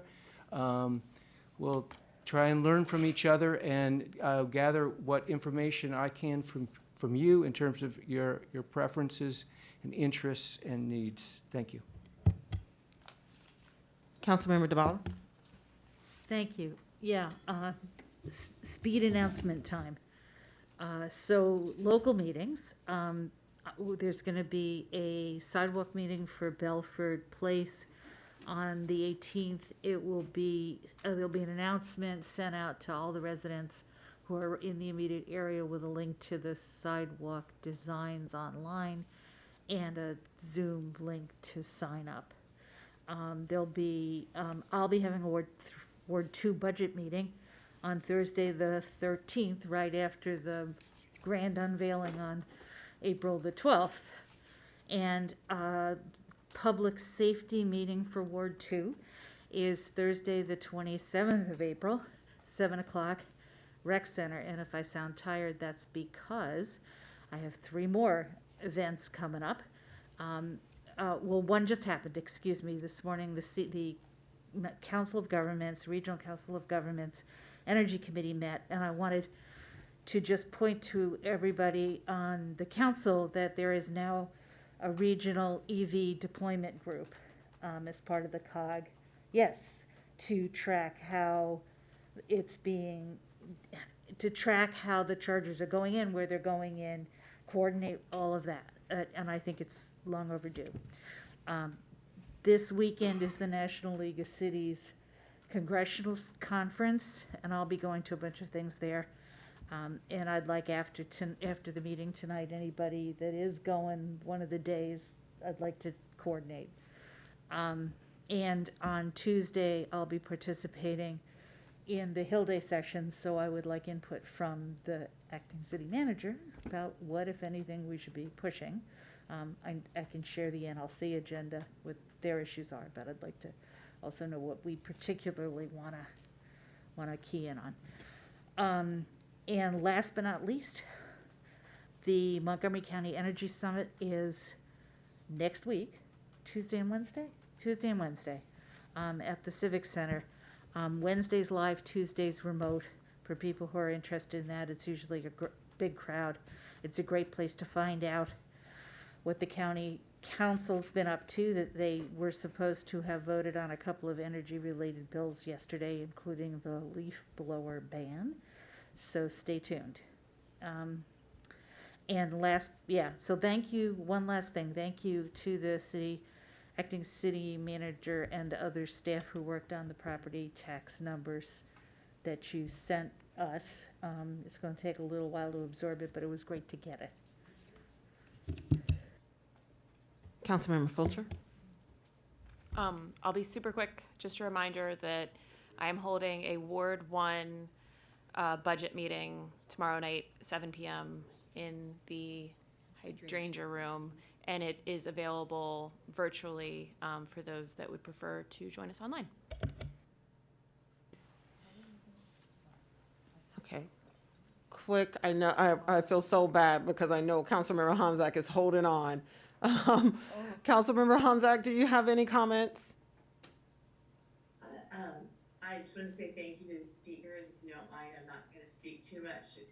Quick last minute announcement though. This weekend on Sunday from 1 to 2, we are going to do a spontaneous informal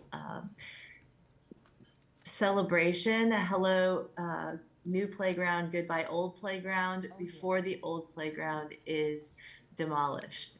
So it's going to be just an informal event, but I hope that anyone who would like to come out and join us is more than welcome. The local, the local nursery school, the Tacoma Park Cooperative Nursery School, is partnering with me to do some bubble blowing and bring out the children. Thank you. Great. Thank you, Councilmember Honzak. Really quickly, I too will be at NLC this weekend. So there'll be lots of things that are happening. Want to thank all of those that provided comments tonight. Was able to participate in the MML Montgomery County chapter meeting along with Councilmember Small on last Thursday, where the entire county council came, and those bills around affordable housing came up, and you could see the division amongst the council. Public safety. Yeah. Definitely look forward to working in support of affordable housing bills, and have had some conversations with some of the colleagues on that council. So can definitely take some steps to put our hat in the ring. The thank you so much, Jim, for your comments on our police department. For those who were not able to hear the presentation that happened at 6:30, I encourage folks to listen to it. It's a great opportunity to just learn about some of the wonderful work that our police department is doing. Oh, yes, thank you so much, Councilmember Small. And the report is available online. The Hillwood Manor Playground is having its official opening celebration. It is on Saturday at 2 p.m. I want to encourage, if you have not seen that playground, it is nice. It is a great, great, great playground. And so thank you so much to our Department of Public Works, Daryl Braithwaite, and all of our hard work. Stayed on it. You stayed on it too. Don't front. Thank you. I appreciate it. Parks will be there, myself, and it's a little celebration with the ribbon cutting. So I'm excited about that. Also, just as a quick heads up, Councilmember Fulcher and I, along with city staff, we have a meeting scheduled with WMATA. And so we will be meeting with them. Councilmember Fulcher, that's Friday, right? Yeah. Friday. So, so there's a lot going on. We're making a lot of steps. We're taking a lot of steps to move things forward. And we appreciate everyone who is in our community, especially all of those that come out, provide comments, email us, come to the meetings, knock down our doors. We appreciate each and every one of you, because that civic engagement is what separates the city of Tacoma Park from so many other communities in this area. It's the fact that we are so involved as a community. So I want to thank everyone. And again, I will do my due diligence to make sure that you all don't have to have a sleeping bag in order to provide public comments in the future. Mayor, also, one last thing about that while you were talking about scheduling stuff and policy. We do have an upcoming meeting, impending meeting with the senior staff of the Purple Line. We got some comments from the listserv and from our community association about that. And I've spoken with Delegate Charcuti staff and some of the Prince George's County senior staff about that walkthrough. The walkthrough on the 31st, correct? Yeah. Okay, thank you so much, Councilmember Small. Yes, there will be a walkthrough of the University Boulevard Purple Line location, Purple Line Station. And I think Councilmember Small is organizing that for the 31st. And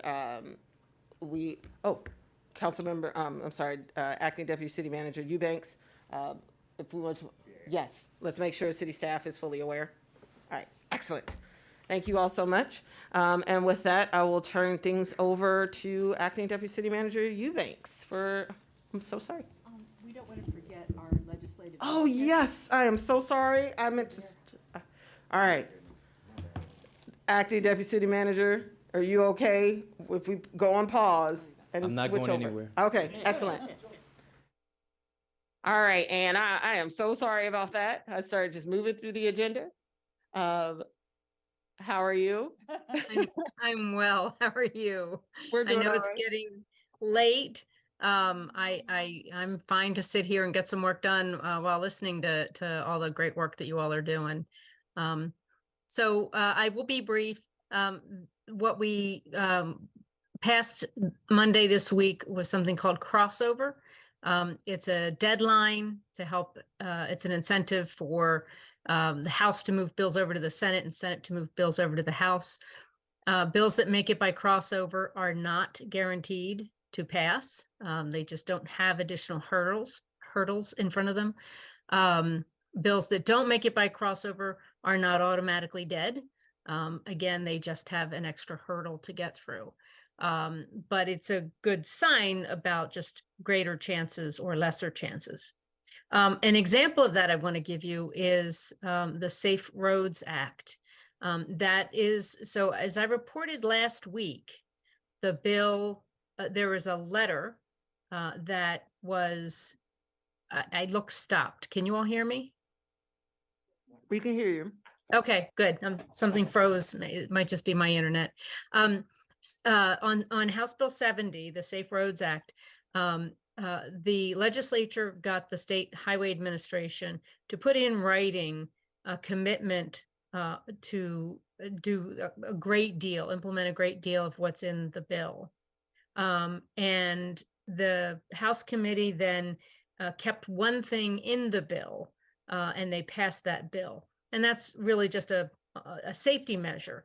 If it's going to take more than a year for SHA to get to a project, that they would take all steps necessary to create an interim step to help improve safety. So the bill as passing has that one provision in it, and it's gone over to the Senate. And so in the spirit of not at all assuming that a bill that passes by crossover will succeed, I do think that we'll want to put in some very specific support with the Tacoma Park senator who chairs judicial proceedings where the bill is, Senator Will Smith. So I'll follow up with folks offline about how best to do that. So, but we are close to getting all of that done, which is fantastic. The unlawful restrictive covenants bill, it has passed both. House bills passed the House, Senate bills passed the Senate. They still have to do the other side, but that's looking very good. We also have passing both the House and Senate the low-income housing energy targets bill. We have passing out of the Senate the packaging materials producer responsibility bill, and that's going over to the House and looks well positioned. Again, not a guarantee. And those are the bills that I think we've talked about a lot, that are moving, that are in good position, need maybe a little push on a couple of them. The things that are not moving include the just cause eviction bill and our voting bills that we've been interested in. And then just a quick update on the budget. We are the House has passed its version of the budget.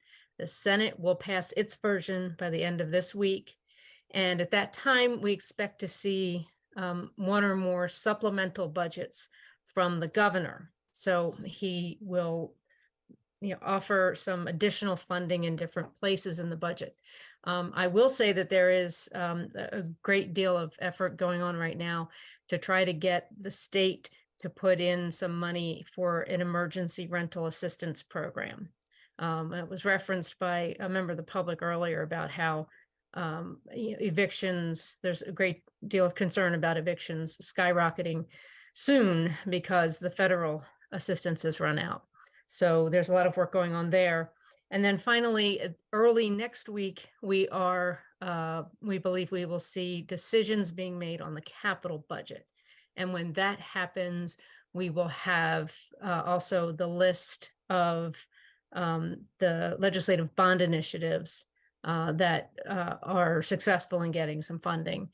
So that will hopefully include the library in Tacoma Park as well. And that's my update. Excellent. Councilmember Small. Hi, and rather than go through the whole thing that we had discussed about where large chunks of these bills seem to have dissipated, I'll forgo that because it's late. I do have a question about where we are on Safe Roads Act vis-a-vis SHA, vis-a-vis those commitments, and how public those commitments are from like senior leadership. Like has that person come over to the House and said thank you, or like those kinds of things? And if in your crystal ball or prognosticating from your professional experience, it would seem like holding the sort of notice provision out of that commitment is a smart thing, as far as holding something over state highway. But I'm curious about whether or not you think that part of the bill will stay as a bill, or if that will kind of dissipate given these commitments and the desire to work with the new governor and those kinds of things. So the letter it's in writing, SHA's commitment. So I believe that is 100% public. I will. No, that part I understand. I just didn't know Okay. about the politics of like him being like, oh, thanks, or oh, like public sorts of, commitment dealing. I don't know. I haven't seen anything. I can't say that it hasn't happened, but I haven't seen it. Okay, thank you. And then the what's left in House Bill 70 as amended, everything came out except this provision about if a project is expected to take longer than 12 months, that some immediate interim steps need to be put into place. So that's the only part that's left in the actual piece of legislation. No, but mechanically, that's a lot. All things considered. Oh, because, having they that don't safety fill net. potholes, so like, Absolutely. you could at least get a pothole filled. So. Yep. Yeah, this is awesome. Councilmember DeBolt? Yeah, just very quickly. SHA letter, can I get a copy, please? Yeah. Yes, Thank I'm certain it's Behind, public. you're behind. If 'cause you somebody did shared it with me, I think it's public. I will absolutely pass it on to you all. Thank you. And just I'm surprised about the producer recycling bill. But I want to just flag for the acting deputy city manager that if that does pass, if I recall, once this whole thing gets set up, there's a option where a municipality might get some money back for participating in the system. So once it passes, we should keep track of it. Just saying. Money. Plus recycling. Thank you.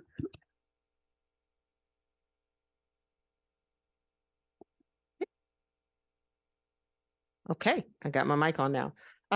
So thank you so much, Anne. I appreciate you providing us with the update on the next steps, particularly in terms of the library. And so we'll keep watching and see what happens going forward.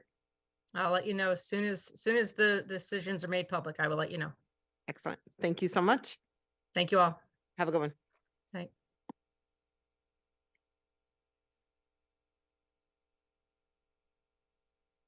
Okay. Acting Deputy City Manager Eubanks, you're up. All right, thank you, Mayor. I've got quite a few announcements to make, so please bear with me. The first is an update on our direct cash assistance program. The city is approaching 1,300 households who have received assistance through the direct cash assistance program, and staff is in the process of scheduling additional in-person events in the near future. I believe the next event will be in April.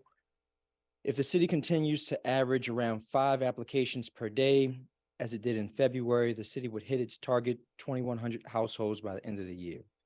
And just as a reminder to the public, to be eligible, you have to be a Takoma Park resident and a resident earning under $50,000 a year. You can apply by coming to the Takoma Park Community Center between our open hours, 8:30 to 5 p.m., Monday through Friday. And you could also use the city's direct cash assistance website. The link we can post as a part of the city manager's comments, so you can find that in the agenda, but you could also visit the webpage and search for direct cash assistance. The first item returned in the search will take you to the application page. And I said webpage, but I meant the city's website. A few other updates from Housing and Community Development. The first is related to something that council saw just recently, which is the resolution on the closure of Laurel Avenue and some of the other events in the community and associated streets that need to be shut down. Council approved the temporary closure of the 6900 block of Laurel Avenue for the purpose of conducting limited traffic counts. But after internal conversations, staff have decided to delay this closure until a more comprehensive count can be conducted. Further information will be provided to council and the public when a new date is proposed. And then a few other events to note. The first, some of the public and council may have noticed on the way into the auditorium today. It's a new exhibit titled Transformations. There will be an opening reception for this exhibit, 7:30 p.m. on March 23rd, tomorrow. The exhibit itself will feature work by local artists Beth Caruso and Landry Dunnan, as well as Randall Williams. Their work explores transformations of paper-based mediums through photography, digital tools, and cut paper. And this exhibit will be on view in the community center until June 7th. The minor master plan presentation is scheduled, there are a number of schedules, or a number of events to be scheduled. But the Montgomery County Minor Master Plan team is preparing to present their preliminary recommendations. Information about the planning process and how to register for the virtual participation in the community presentation can be found again on the city's website. And this is easily accessed by searching for Minor Master Plan. The couple of events to mention, beginning with the first on April 10th, are the City Council presentations, followed by April 13th, the Montgomery County Planning Board presentation. And then finally, April 18th is the community presentation in the Community Center Auditorium. And that presentation is also going to be available virtually via Zoom. From Public Works, Montgomery Parks and the City of Tacoma Park will host a celebration. I'm not sure that I need to mention this because it was mentioned twice, but I will because it's here. Montgomery Parks and City of Tacoma Park will host a celebration for the newly installed playground at Hillwood Manor, located at 13th Avenue. The event will take place, as was mentioned, on Saturday, March 25th from 2 to 3:30.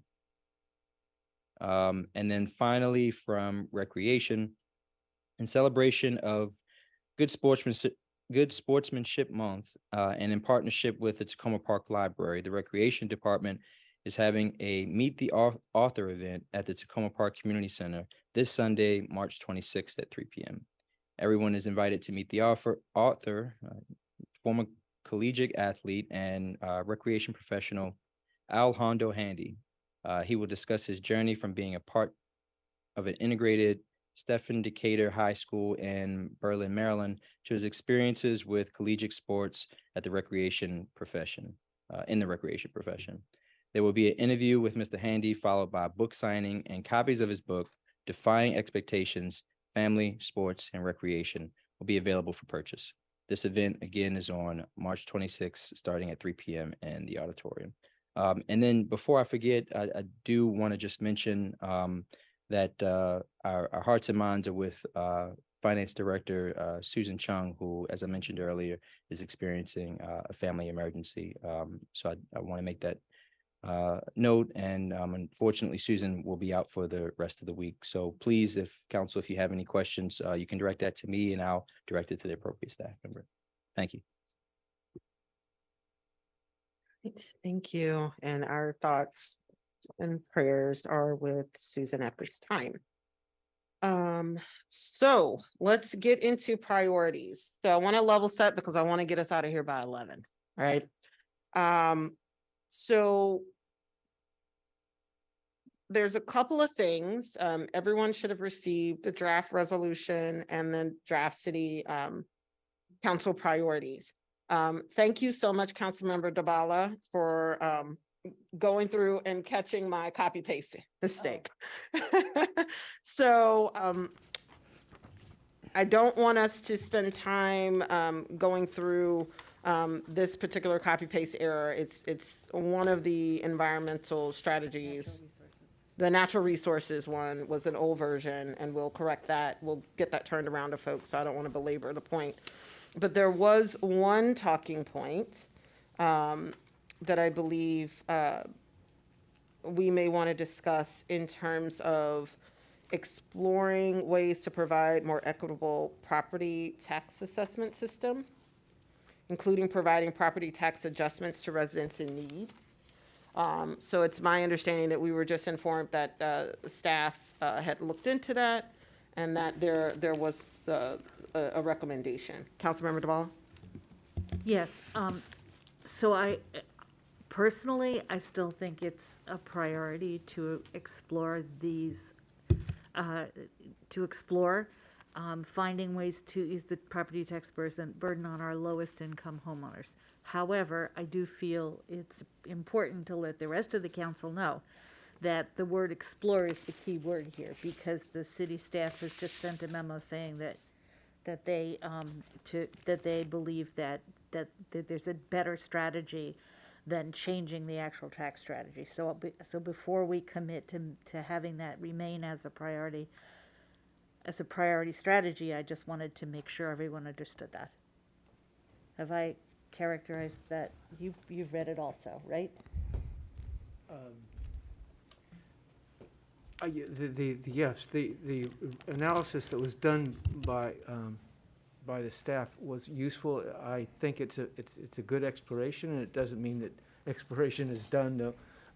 Okay. Consideration, personally, I mean, and there, anyhow, that's Yeah. personally how I think that it's worthy of our continued exploration and review. So that's two of us. But I wanted to make sure it was not just two of us at this point. Still interested in, yes. Councilmember Small? Yeah, thanks, Mayor. I just wanted to make sure that I was explicit about the fact that evaluating the level to which we provide services and taxes is one thing, and alternate strategies of taxation or whatever could be interesting, but it's a legislative calculus that's in the state code as to how we get most of the money. And so I just wanted to make sure that action word and the implications of it were not tacit approvals for changes in policy. There are some other tacit approvals for changes in policy that I've registered my discomfort with. All right. Are there, Councilmember Gibson, I still see your light. Is there anything? Okay. Councilmember DeBala, I still see your light. Oh, But I don't want to leave no, this I'm particular good. topic. I'm- Okay. I'm good.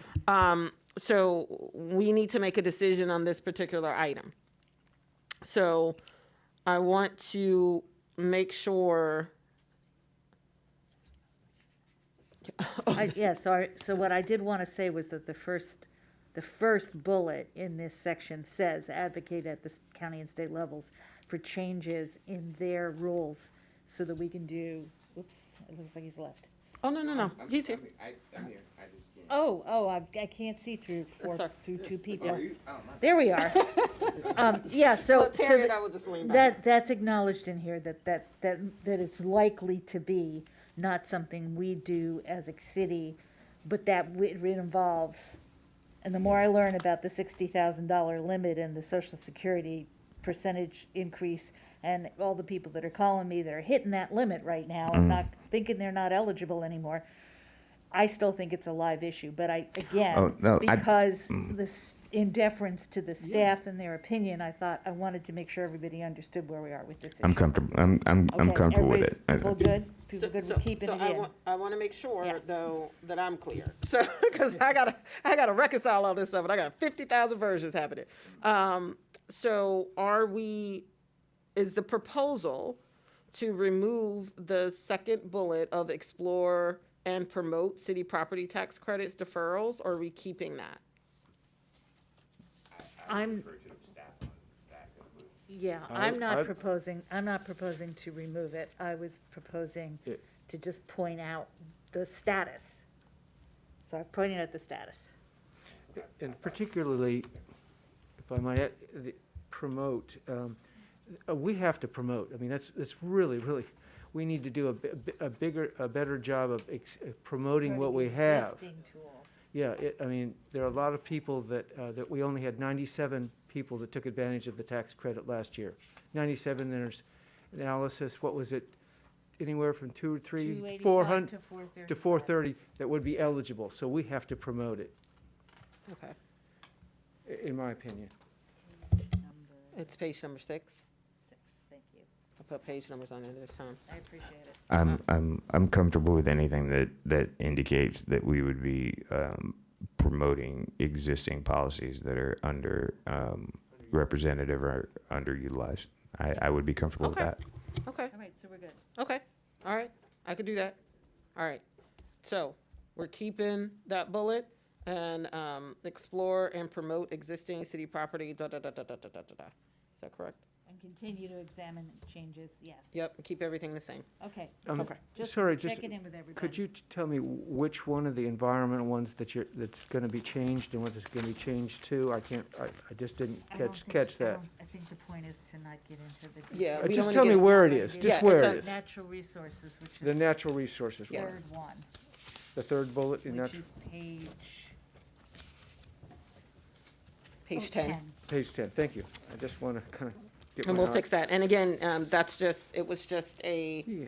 editing issue, just version because there issue, were right? versions, yeah, because I think I had one version from you and version from someone else. I think that the ranking of the strategies really works here, because if there's already something in place that people just aren't taking advantage of, I would rather the staff help to advocate for people to do that than for us to explore a new thing to do. Yep. And so I really like the ranking that's before that. Yep.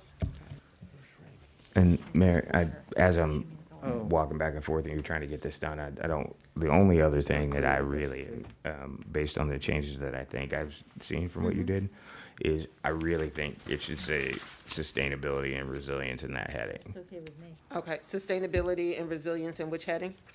In that environment sustainability heading at the top on the document, because the first one is about, Second one, like the second one is technically about resilience and like historic, like I just feel like we Page should be, 9, the top, right? Yeah.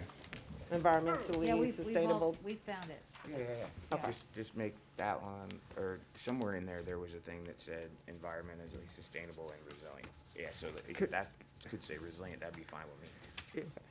Environmentally sustainable and resilient. Yeah. And if Kara could talk, she'd probably agree with. support that. Okay. As I said. Okay. So, Mayor, if there are any edits or changes, we'll look at that before we vote, is that right? Correct. You And, will- and I did find some areas where the major initiatives or projects, we could add some, so it would be a minor addition. Can I just say two things? First, the version that's just for everybody on the dais, the version that is stapled to the resolution is not the current working draft, FYI. Okay. So it's the 21, 22 priorities, the original one we started with, which is great, but don't be reading the one attached to the resolution and thinking that you're reading the current one. It's not this one. It's the one that says 2023 to 2025 is a separate, Yes. separately stapled. Yep. Yes, yeah, so maybe I just made everybody more confused, but I started with the wrong one, so I thought I might not be the only one. And then the second thing, which I think you just started to ask is, would we be sending in edits? And when would we be sending them in by, so that we can talk about the big priorities, the top priorities tonight? Because we want to Yes. get out by 11. Yes, because But there's lots of edits and, yeah, so tell us Yes. how you want us to do that. So what I really need right now, because I am getting multiple iterations of versions of things, and we need to finalize this document. So I am going to send everyone the version, correct the item that we had the copy paste error. And send this back out, and I need it turned around no later than Friday. Like, I need it, because otherwise that means I'm working over the weekend to try to have to Oh, package it all of up to try course. to get it out. So I need any edits you have by Friday.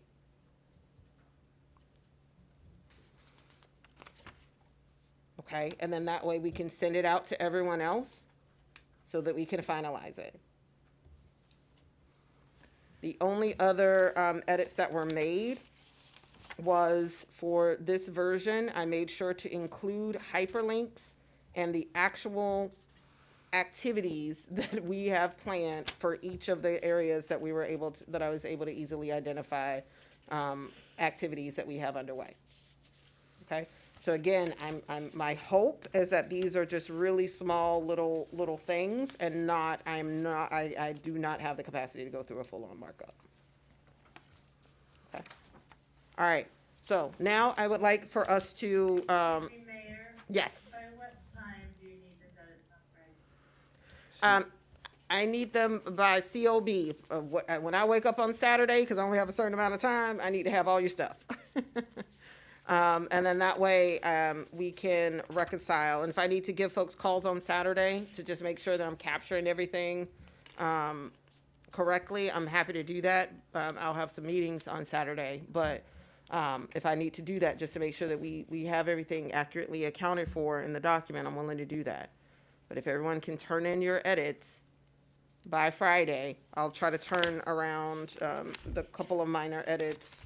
Again, that copy paste error and adding resilience, adding those items, and then we should be able to move them forward. Okay? All right, so let's talk about prioritizing the priorities, okay? So one of the things that I strive to do was to start to put together the resolution for the priorities. And one piece of the resolution involves communicating among the priorities and strategies that are noted, what are the priority areas that we want to focus on? So For this budget. for year. this particular budget season, right? So what I tried to do was based on the feedback that folks provided and comments and things, I tried to cherry pick some of those activities that would make the most sense and align with what you all are looking for. So one was build on lessons learned during COVID-19 pandemic to increase residents and small businesses' resilience in the impact of emergency situations so that they could recover and thrive in the future. I think the biggest thing for this one is to kind of summarize the fact that we have to get all of these a lot of these ARPA-related projects. And as you see in the document, the revised document, we're talking about things like direct cash assistance, community connectors, our grants to nonprofits, workforce grants, as well as our workforce development stuff, as well as our quality of life grants, right? So there's a lot of activities related to that.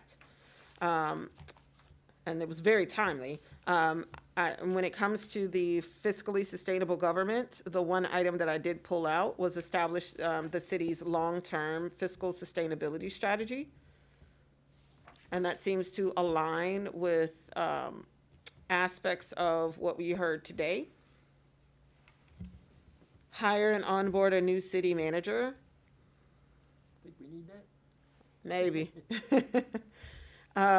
Ensure that a range of safe and high-quality, affordable, and sustainable housing options are equitably available in neighborhoods throughout the community. One of the things that I did want to highlight on that one is I tried to pull out in the development, community development goal is the fact that we have a number of housing related activities, right? So we have a lot of partnership programs. We have Homestretch, the down payment program. And of course, you know, we also have aspects of things like our housing and economic strategic plan, recommendations on rent stabilization pilots, and all of that good stuff. So this is more about making sure that we have affordable housing available. And then there's the advanced city communications with the residents and adopt innovative, culturally appropriate initiatives to improve public engagement and collaboration with the residents. I heard a lot across the council about the need for increasing our community engagement. So I kind of pulled that out as a priority.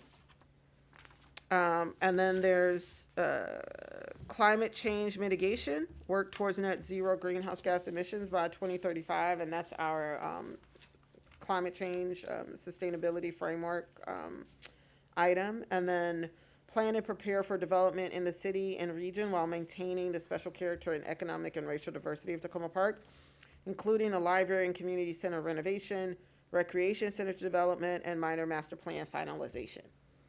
So we do have a lot of these activities that will be happening over the course of this year. And I do think it's important for us to acknowledge the fact that these things are happening.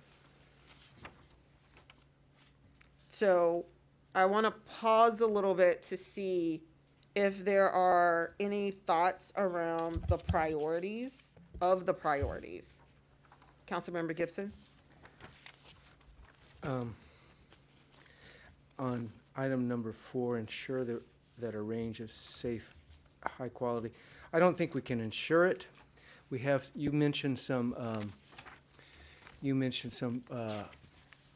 projects or activities that we've begun and we want to complete, but I don't think that means that we can ensure this. It means we're working toward it, we're encouraging it or whatever.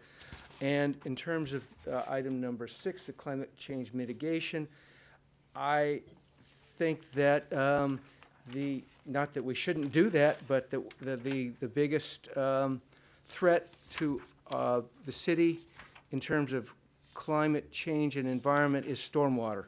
And so I would like to expand the wording to include stormwater, or to broaden it. We had 3 different strategies, 3 different goals in the environmental section. I'd like to see all 3 of them. Can't get all 3, I need one. Well, like I said that the most I'm going to I somewhat agree, disagree with Councilmember Gibson. I would prefer to see the stormwater on there than the other, just because we've already spent the money to have the consultant make the recommendations. And so if we're talking about how we're going to spend our dollars this time around, I would rather spend them on the stormwater. Okay. Any other thoughts about stormwater replacing climate mitigation? No. And the reason for that is that not only do we have dedicated funds to stormwater and both county and state program of compliance at which we do the minimum to comply, there's not really anything else to do unless we are structurally wrong in stormwater. Also, since that's a component part of resilience, insofar as the realities associated with 500-year floods and deluges, derechos, bomb cyclones, are all related to resilience issues. From that perspective, I don't think it's necessary. Okay, I would like to associate myself as Representative Small would say, with the fact that stormwater is a component of resilience. And if I had to put something up as a higher and more burning issue for the city in terms of protecting our residents, I would personally prefer to see resilience be there over mitigation, but I'm willing to discuss. Okay, so what I'm trying to make sure that we do is make sure that the items that are listed as the priority items align with the goal that is in the document. So if what we're saying is no to number 1, so the environmentally sustainable and resilient community, you have 3 goals, okay?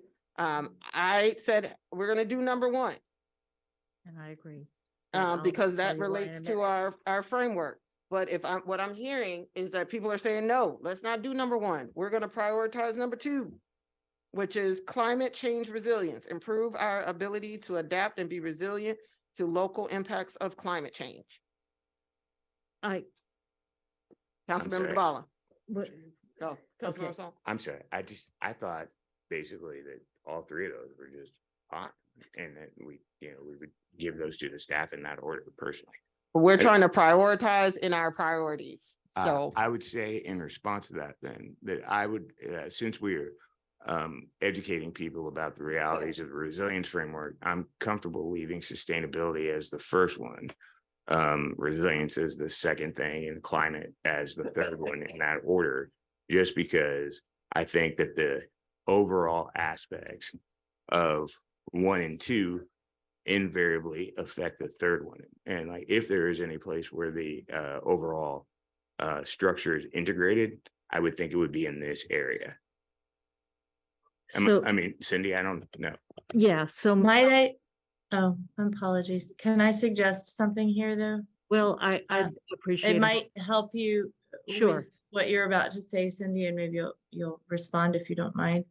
That it might be that the way to frame this one would be to prioritize those investments that speak to both climate mitigation and resilience, because there are some of those. And I know, Cindy, that when you've been chasing a lot of mitigation efforts, which I think is extremely important, that I would like to see the ones that are sort of win-wins, especially when we're doing transfers of wealth from the federal government, which I know there are a lot of those opportunities right now, that we're focused on those win-wins in that domain. And that might be a compromise here. So if the priorities are, I would be comfortable with mitigation and resilience, but if the priority is about the budget coming up as opposed to time that we spend planning. So we already have a climate action plan. We already have a climate action goal, which is very aggressive. We already have a climate action framework, which lists a bunch of stuff that we need to do, are already committed to do. The federal money is mostly about climate mitigation. At this point, there's money coming down the pike in the next 6 to 12 months on resilience. So for those reasons, mostly practical reasons, two more, we have an outline of a resiliency plan that the council has not reviewed. That's a council action. And I totally and complete, I'm the one that brought it up. I think we need to do it. And ditto on the stormwater, we have a consultant. The consultant is going to give us a report. We don't know what it says. We don't know how much it's going to cost. We don't know what to budget for. So for all of those practical reasons, I place climate mitigation higher in the budget, in the priorities of the priorities. And y'all can disagree, but that's why I think it's important to do that first. And I think that I don't mind the split per se. I think that they're so. and they are linked, as Kara said. That if we already have stuff related to that, that we're trying to educate people about the rest of it, it would make sense to see. Small, can you please turn on your mic? I'm sorry, Kara. Don't turn on somebody's mic. What I meant was, or what I said was, is that given the fact that we do have some institutional commitments and a direction in this area, and it's at least been clear from the conversations and the discussions that resilience is still going to do it. That's just my thought. That's what I meant, Cara. I'm sorry. I'm support both the use of mitigation and resilience, partly with Council Member Fulcher's note that we have investments and we're expecting recommendations with regard to stormwater and other issues are also mentioned very prominently in the public space management plan, which we have not finalized, but we have some recommendations on. So Yeah. I would like to have both those words in there. Okay, I'm sorry. I just need everybody to take me. My degree is in economics. Okay, I'm seeing that for the first item, climate change mitigation, work towards net zero greenhouse gas emissions goal by 2035. That's what you have for. That's what we have for number 6. one.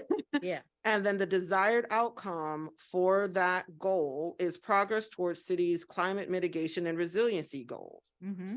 More sustainable city operations. So what I'm not seeing is, and we also have the third strategy is coordinate and advocate for climate change mitigation, resiliency, and sustainability funds and programs with nonprofits, organizations, So what I'm missing is why we can't just communicate this goal as a priority, because it's embedded that resiliency is there. Oh, that's a good point.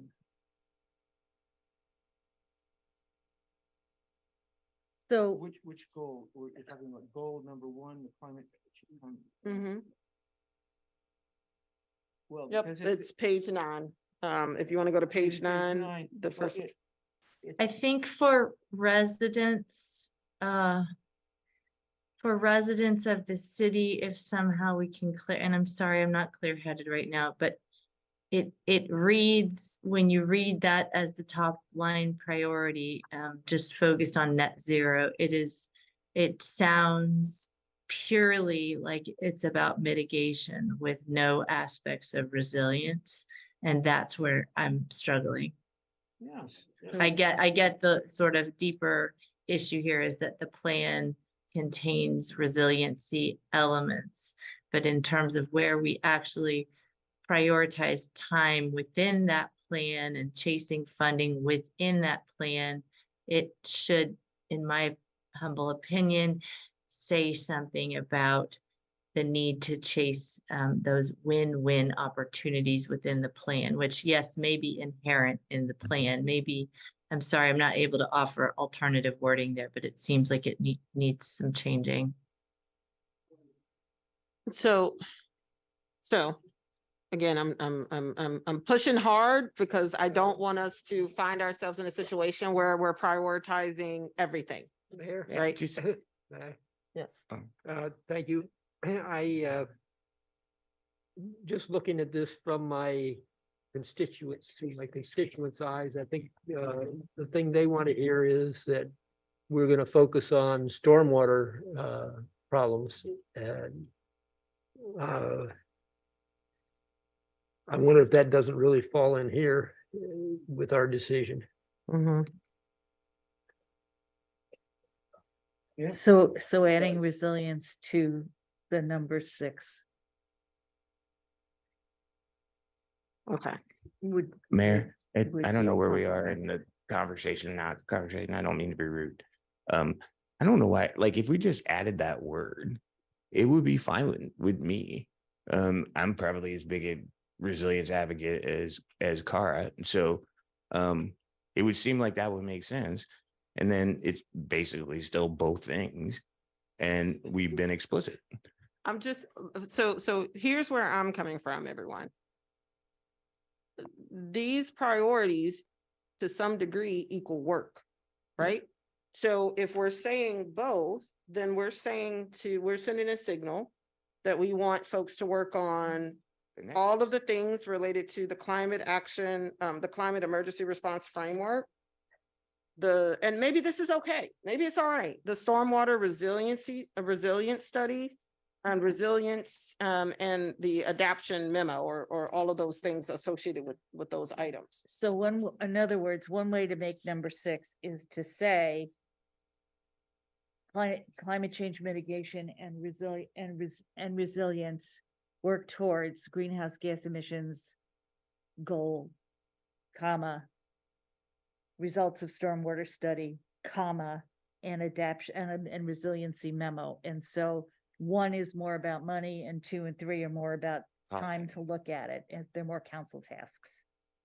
I would, along Because those we lines get also, people to see results, they come tell us what they are, and then we have to hear it and figure out what it means. and That's I would just add to what you said, Cindy, like to me, it's not like we don't have a professional staff in this arena also. And so it's well, not, we don't and actually at the moment. Go ahead. well, I'm sorry. theoretically we do. And so insofar as that's true, like I wouldn't want to hamstring that person from being able to, spread their talents among the things that are priorities. And particularly if the presupposition is there is a nexus, then it just seems like it would be administratively efficient to acquiesce to that so that you can move on. That's what I'm saying, Mayor. Okay. It's an efficiency thing for you. So we can So for this one, right? We're adding resilience. And we're noting the specific activities. Yeah, that works for me. Okay. including explicitly stormwater. Yeah, the second of the three that I mentioned was stormwater. Mhm. Okay. I just want to say, I do appreciate the direction you were trying to head in trying to not have all three of those priorities end up, like, I do think it's important to try to figure out what the priority is, and I appreciate where you were going with that. I would like to, I agree with that, and what makes this one hard is because they really are two sides of the same thing. And so it is artificial in a way to separate them out to be in the first place. Yeah, and Mayor, maybe it requires you, for the purpose of this year's budget, to restructure the priority so that you can narrow down the goal to just what we want to do for this year. Just saying. So then I have to go through this again next year? If they're split out and you keep, part of. Splitting hairs, yeah. Keep it separate, you still can, increase its priority next year. Yeah, well, okay, all right, so I think I got it. Yes, please. So we make sure we have it. All right. Councilmember Duvall was writing it out. And then I'll type it out and send it to people that. So we're including resilience, and we're gonna include reference to efforts to follow up on stormwater, right? Okay, that's good enough for me. That works, okay. All right, and then the last one. What about the, if you don't, sorry. Was the other point about that, at least the wording that I question whether we can ensure. So. Yes, I don't. That goes way back. That goes way back. That's in the housing and Well, economic. it doesn't make it any more accurate, but.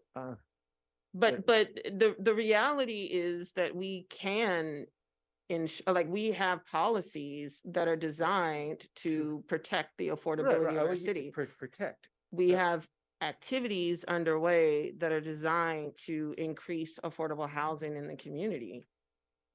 So I feel okay with saying our goal is to make sure that happens. I mean, if what we're trying to do, there's a mix, because I get it. Some of them read like actions, and then some read more like loftier goals.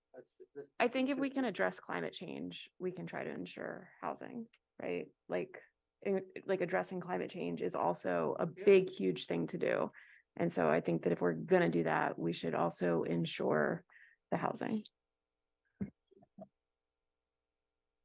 And we can, I mean, I can go through and try to make it a little bit more specific, but I mean, I think we have a lot of work underway that around providing housing in the city. Okay. If I might say, if this is to a priority of priorities, and it's around specific actions, not goals, not, I mean, goals that have really embedded actions in them. We might want to look at whether we're being consistent, here.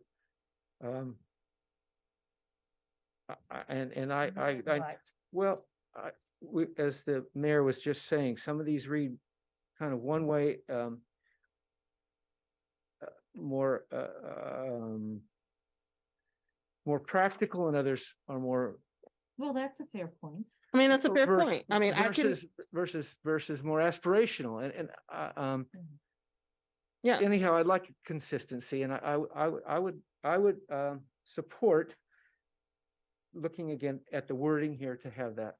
I mean, so here's the thing: we can either stick with the language and the goal, and this is how we had this conversation around the climate, the six, right? Because that language that's there is the language of the goal, right? And so where things got mucky was wanting to include certain activities that fell underneath and related to another. So if the idea is that for all of these, because I get it. Some of these, some of the goals, like hire and onboard a new city manager, that is the language in the goal, but it reads more like an action, but that is the title of the goal. Yeah. So in some places where it made sense, I just lifted the title of the goal. And then in other places where it was a little, the goal in and of itself, it was helpful to kind of give a little bit more language just to make it a little clearer. Like what we did for 6, I added it. So for example, the plan and yeah. Sorry, I'm losing some stuff. My document is coming apart. Oh, here it is. Yeah, so plan and prepare for the development in the city and region while maintaining special character and economic and racial diversity of Tacoma Park. That is the title of the goal. Yeah. Right? So what I tried to do was pick a subset of what is The strategies underneath it, you included it in a sense. no, so for each, yeah, so for each higher arching goal, there are sub goals with strategies, a desired outcome, and then projects that have been identified. So for example, with the environmentally sustainable and resilient community, you have actually 3 sets of things. I tried to pick one, one of the sets, right? And so for each of the sub list of priorities, I tried to pick one item under each of the major categories, under each of the 5. So build on lessons learned, that is one item under advancing a community of belonging, where we have 4. Okay, so it's about. I understand Yeah. that what you did, and it makes absolute sense what you tried, what you tried to do. I'm just, if it was a goal with it, just like the climate change mitigation, as it was previously said, and then you had a kind of a practical measure of what that looked like, the practical action as a result. And so if you've got a goal with an action or actions, I'm fine, but I don't, that's not. But the actions would fall under the strategies. Well, with the outcomes that are noted. Okay. It's a little, anyhow, I did not, I think we could do a little work to, but you know, if everybody else is comfortable with kind of a mixture of I don't know whether it's syntax or a mixture of how each one of these priority areas, then I'm okay with it. And I guess wish there was a little bit more consistent language. That's all. So the way to fix that would be to ensure, et cetera, as listed in the, because there's a list. Yeah. So as listed in the priority, Yeah. in the strategies. I mean, like the measure for climate change mitigation is clear there, and that's what success looks like. I mean, But that's because that is the title of the goal. Well, so are you saying like go back and like we just don't have time for this? we So we don't have time for it. This is the first time we've had a chance to look at this. I have some reservations about the mixture of language, but I'll go along with my council members. all right. Okay, so sounds like in terms of next steps, because it's almost 11.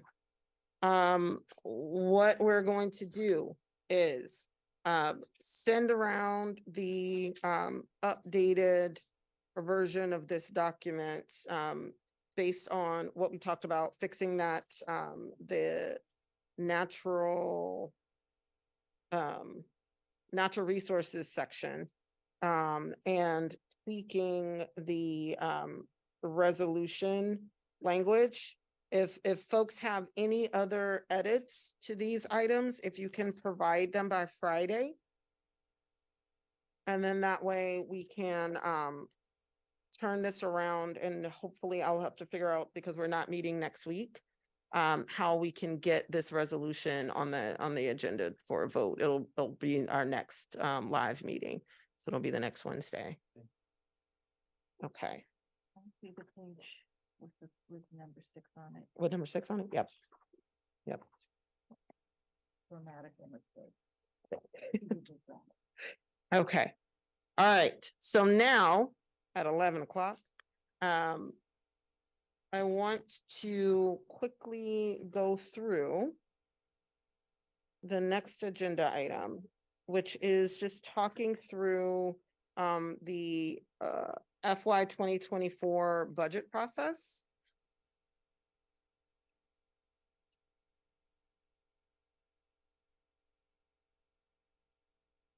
All right, perfect. Thank you so much. So I just want to give everyone a little bit of an overview of what to expect for the upcoming budget cycle. I know for a lot of folks, this will be your first budget. And so just kind of, it's going to be okay, Councilmember Gibson, it's going to be okay.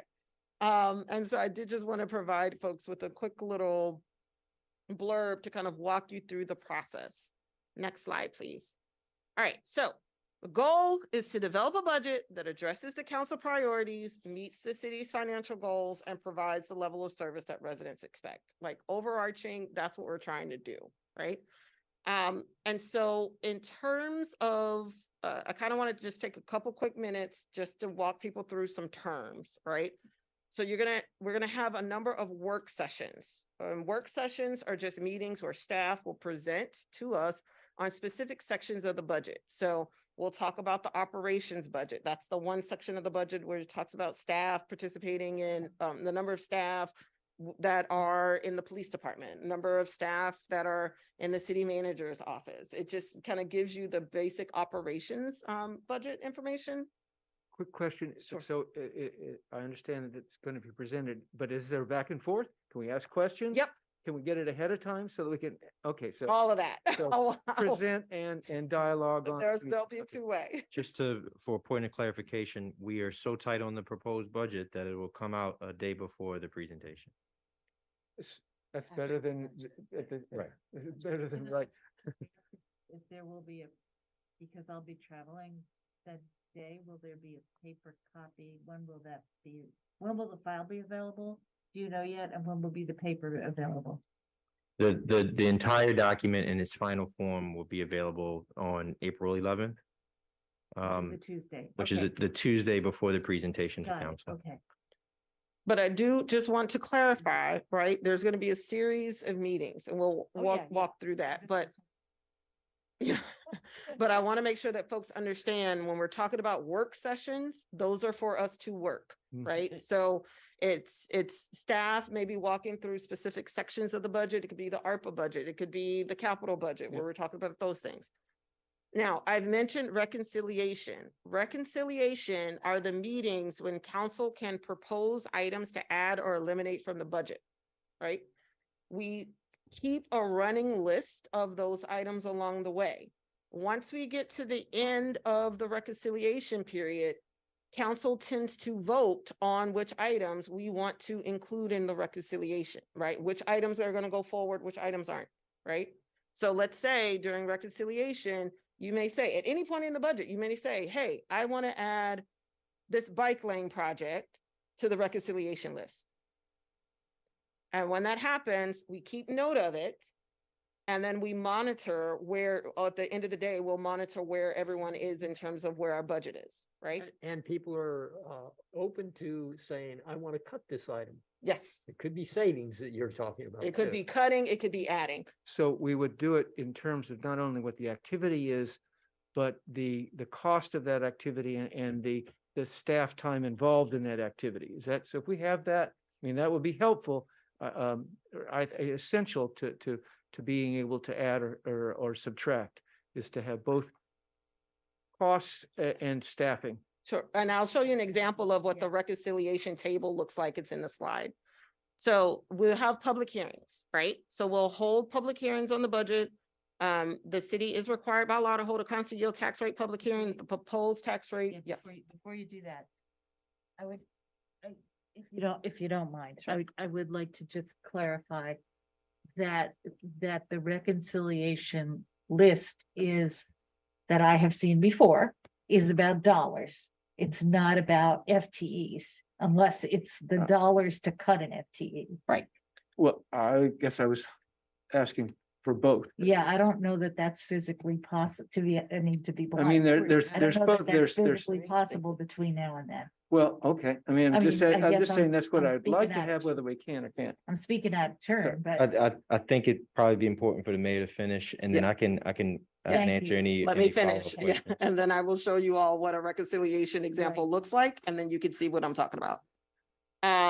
So the public hearings, we're gonna hold public hearings, and this, keep in mind that the city is required by law to hold a constant yield tax rate public hearing if the proposed tax rate is above constant yield. All right, so then we're gonna vote. Give me a minute. Let's hold the questions. Then we're gonna vote, okay? The voting will be in an ordinance. Okay, you're gonna vote on both the tax rate and our general budget as well as the stormwater budget. Okay, next slide, please. Now, you're gonna hear constant yield a lot, right? Constant yield is basically the property tax rate given to the county by the state for municipalities that when applied to new assessments will result in the taxing authority receiving the same revenue in the coming taxable year that was produced in the prior taxable year. So we had the finance meeting earlier and they talked about what the constant yield rate is. Next slide. Okay, so here's your schedule, all right? We're gonna start on April the 12th with a presentation of the city manager's FY 2024 budget. So acting deputy manager, city manager, Eubanks said, hey, you're gonna get that budget on April the 11th, right? What that means is on the 12th, they're gonna do a walkthrough of the budget, giving you a general overview of what's there, why some of the decisions were made. April the 17th, we will have a work session. On April the 19th, we will have a public hearing proposed on the proposed FY 2024 budget. On April the 24th, we will have another budget work session. On April the 26th, that's when we're gonna have a work session, but that's when we're gonna start reconciliation. Okay. On May the 1st, we will have a public hearing. We'll have a public hearing on the 2024 tax rate, the constant yield rate public hearing, and then we will have a hearing on the FY 2024 budget. Okay. On May the 1st, we will continue reconciliation. And then on May the 10th, we'll have the first reading ordinance adopting the budget and the tax rate. And on May the 17th, we'll have the second reading ordinance adopting the budget and the tax rate. Okay. Next slide. Okay. Just did a couple of FAQs to make sure everybody understands what's going on. I've been asked, can the staff propose a constant yield budget? Okay. They could, but it would limit the council's ability to make decisions, right? Because the council cannot approve a tax rate above the tax rate that's proposed, right? So we can work it down, but we can't go up. So if they were to present to us on April the 12th, a constant yield tax rate, that means we are stuck with that rate or lower. We just had a presentation on the financial forecast. So it is not in our best interest for them to present that to us, right? So therefore, the city manager's proposed budget should be above constant yield, right? And the council can make recommendations during the reconciliation process to attain whatever tax rate we think is appropriate. Okay, next slide, please. Okay, so Randy, this one I hope will answer your question. How am I supposed to identify items for reconciliation? The reconciliation items can be driven by policy, meaning I want to get rid of, let's decrease city sidewalks. You can see here, former council member Kovar said, hey, let's get rid of. This is last year. This is last year's, yep. Let's decrease city sidewalks. Councilmember Kovar proposed it, said, let's cut it by $160,000. There was a legal services. We said, hey, we need to increase legal services.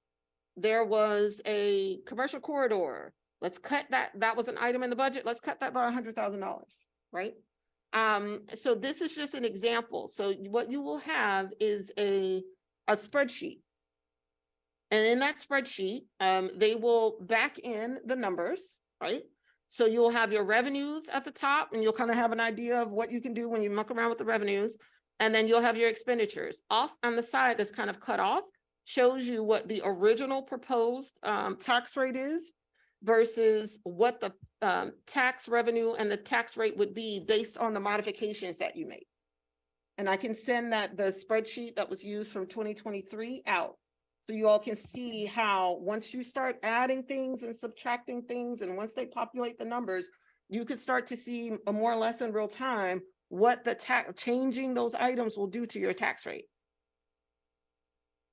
Okay. All right, next slide. All right, what about community engagement on the budget? All right, so we have 2 public hearings. Okay, so those will be scheduled. Council members can schedule additional meetings to hear from constituents. Our timelines are really tight. And so while I definitely think it's important to hear from residents, I really would prefer for city staff to hear those concerns and things through the public hearings. And if we want a bunch of additional engagement, we can do that as council members with our constituents, right? If you all are scheduling meetings and it would be beneficial for me to attend, I'm happy to do that. So just let me know. Just a question, what is the format for the public hearings? I mean, in other words, is it like people say public comment? How does that work? Okay, so it really is not that different from public comments. But it'd be nice if it was two-way. I mean, if it's a hearing, you get presumably there's, I said ideally, Yeah. it would be good if it was a two-way communication rather than just saying what you think. I think that's for during your meeting with your. Well, that too. Right.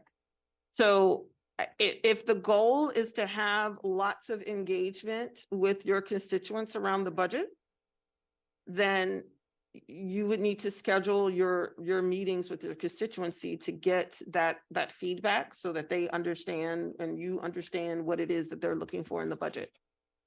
But in order to, but the typical process for public hearings, like all of our public hearings, when we have a sidewalk public hearing or speed hump public hearing, is residents can come in, they would get their allotted time, and then they can speak to the issue. Okay, all right. Mayor Searcy, I'm a little confused on the 2 public hearings. I see one is maybe May 1st. When is the other one? The other, I'm sorry, can you go back to the schedule, please?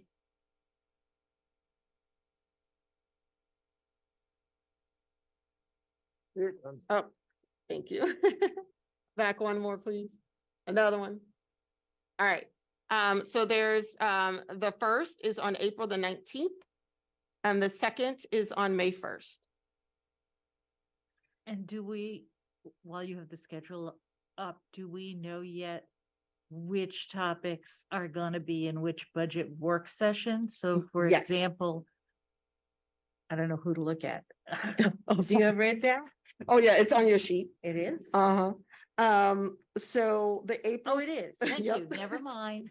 April 17th is the operations budget worksheet. Yeah, April the 24th is capital budget and ARPA. got it. Okay. Mayor, Yes. ready for question? Yes, sir.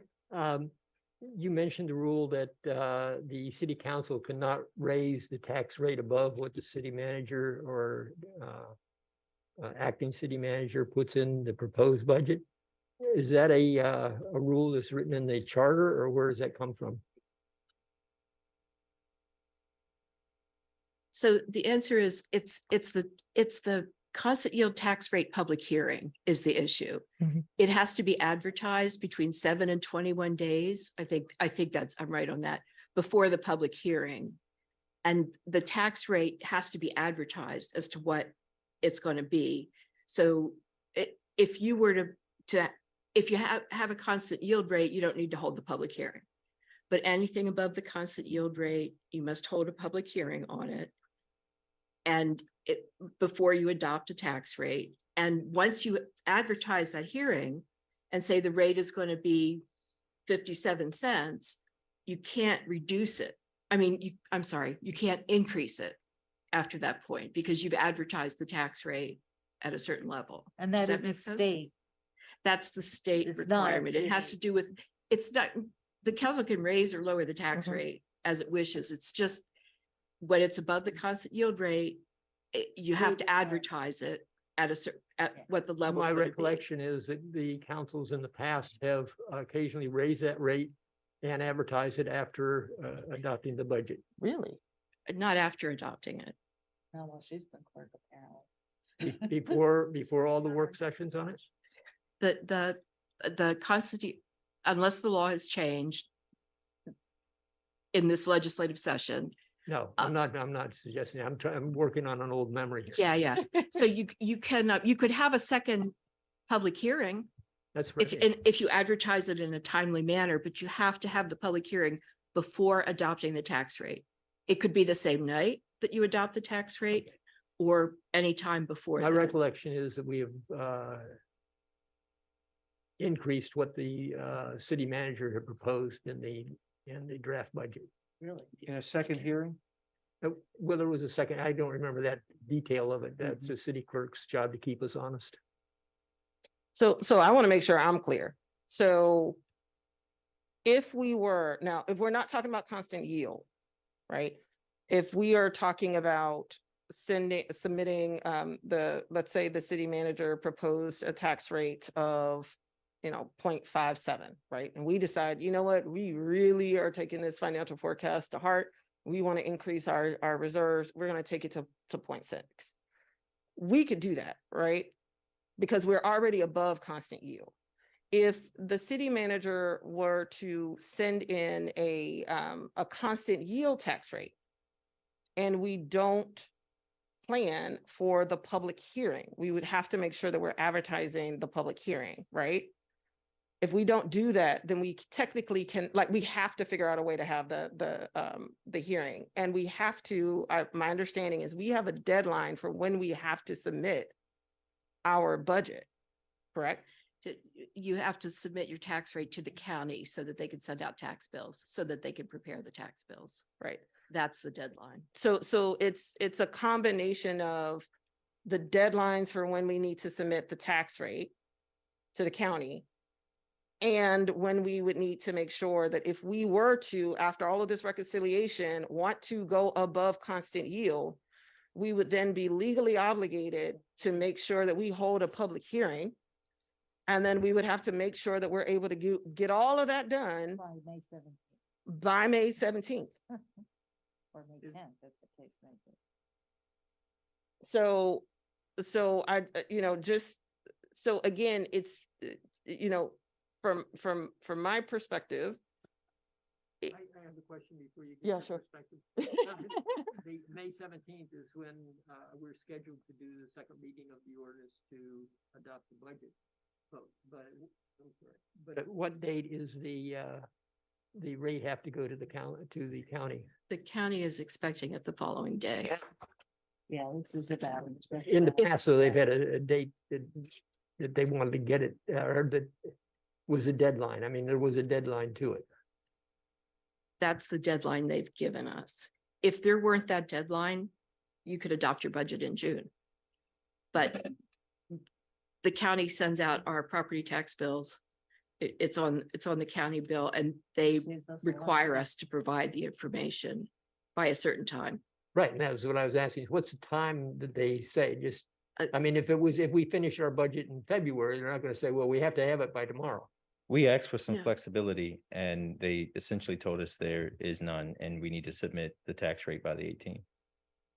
Yeah. The 18th is the deadline to Okay. submit, May 18th. May 18th. Can I ask a question? Councilman Because Kinsler. previously, acting city manager Eubanks talked about being able to present with us, a proposed budget and some scenarios, some other scenarios. So I guess my question is, when does that come? If the what good is other scenarios if the proposed tax rate is formally proposed? Or are you going to give us some other scenarios ahead of the formal submission of a proposed tax rate? The scenarios will come at the same time as the proposed budget. I think as the mayor alluded to, you can decide, council can decide to do something less than that. So, okay, And so be a part of your reconciliation process that you would chip away at the proposed budget to get down to whatever tax rate that you'd like to propose to the county. okay, so, and that clarifies it, that there is not going to be flexibility to go below, to go above what you might propose. Okay. I mean, so I just want to clarify, we could go above, like, we can go above what Director Eubanks proposes. We can go above, but the big thing was, my understanding of the questions that I was being asked was, why can't the city present to us a constant yield budget? And that is very limiting, because it would prevent us from being able to meet the specified deadlines. And then we would then find ourselves in a situation where we could potentially be late with getting our tax rate to the county. And the reconciliation gets a lot more challenging if you only have a constant yield. There's no wiggle room at all. Yeah, I think it's probably a moot point based on how things are looking in terms of with that it's an issue. I just thought that perhaps the scenarios, different scenarios would be presented at a different time. I'm hearing that that's not the case. So just got clarity. Yep. It limits, it limits what we can do, but it opens up things too. So. I mean, I think it's less limiting because we at Reconciliation, like if you're interested in cutting the tax rate, like we together would decide like which things we're gonna cut rather than expecting acting city manager Eubanks to decide what we would cut. I just wanted to get the staff's opinion in terms of what they think. I mean, obviously it's their recommendation is worth a lot. So I was hoping to have that ahead of time, what their thoughts were. I mean, just as was discussed about this model, there's certain different things, but it is what it is. Councilmember DeBala? Yeah, it's getting late, so I don't want to change the subject, but I would like to ask that when the city manager presents the budget, you do spend a little bit of time talking about the other revenues and the the assumptions behind those estimates. And the reason I bring this up is because every year we focus on the property tax, which is a little more than half of all the city revenues. And the other half kind of gets lost in the sauce. Not that those are going to change. The biggest flexibility at this point is in the property tax rate, but it's still good to know that those other things are there. Absolutely. And that they're not fixed numbers either. If state income tax revenues go way wacko one way or the other, then that number that number in our budget, and this happened a couple of years ago, it went down and then went up and created a lot of chaos for us. So I think it's important for everybody to understand some of those revenues too. Absolutely. And I just want to make sure that I'm understanding you correctly. You just like for staff to go through not just the property tax revenue, but also touch on all revenue sources and to make clear what the all revenue sources associated with the general fund and make clear what some of the underlying assumptions are. Yeah. Okay. And then there may be proposals to change some of them, or they may not, but yeah, It at least helps us understand. right. Sure. At least it lays the base for that. That was our discussion. intention. I figured it would be, but thank you. Mayor, Councilmember Siemens? thank you. And I would ask the city clerk to maybe help me with my memory. But as I recall in the past, I do not recall the city council deferring to the city manager to set the ceiling on the tax rate. I think that the council did decide on a tax rate, definitely before the required content yield rate hearing. But I think it was a proactive action of the council, not of the city manager. Oh, to set the ceiling? Yes.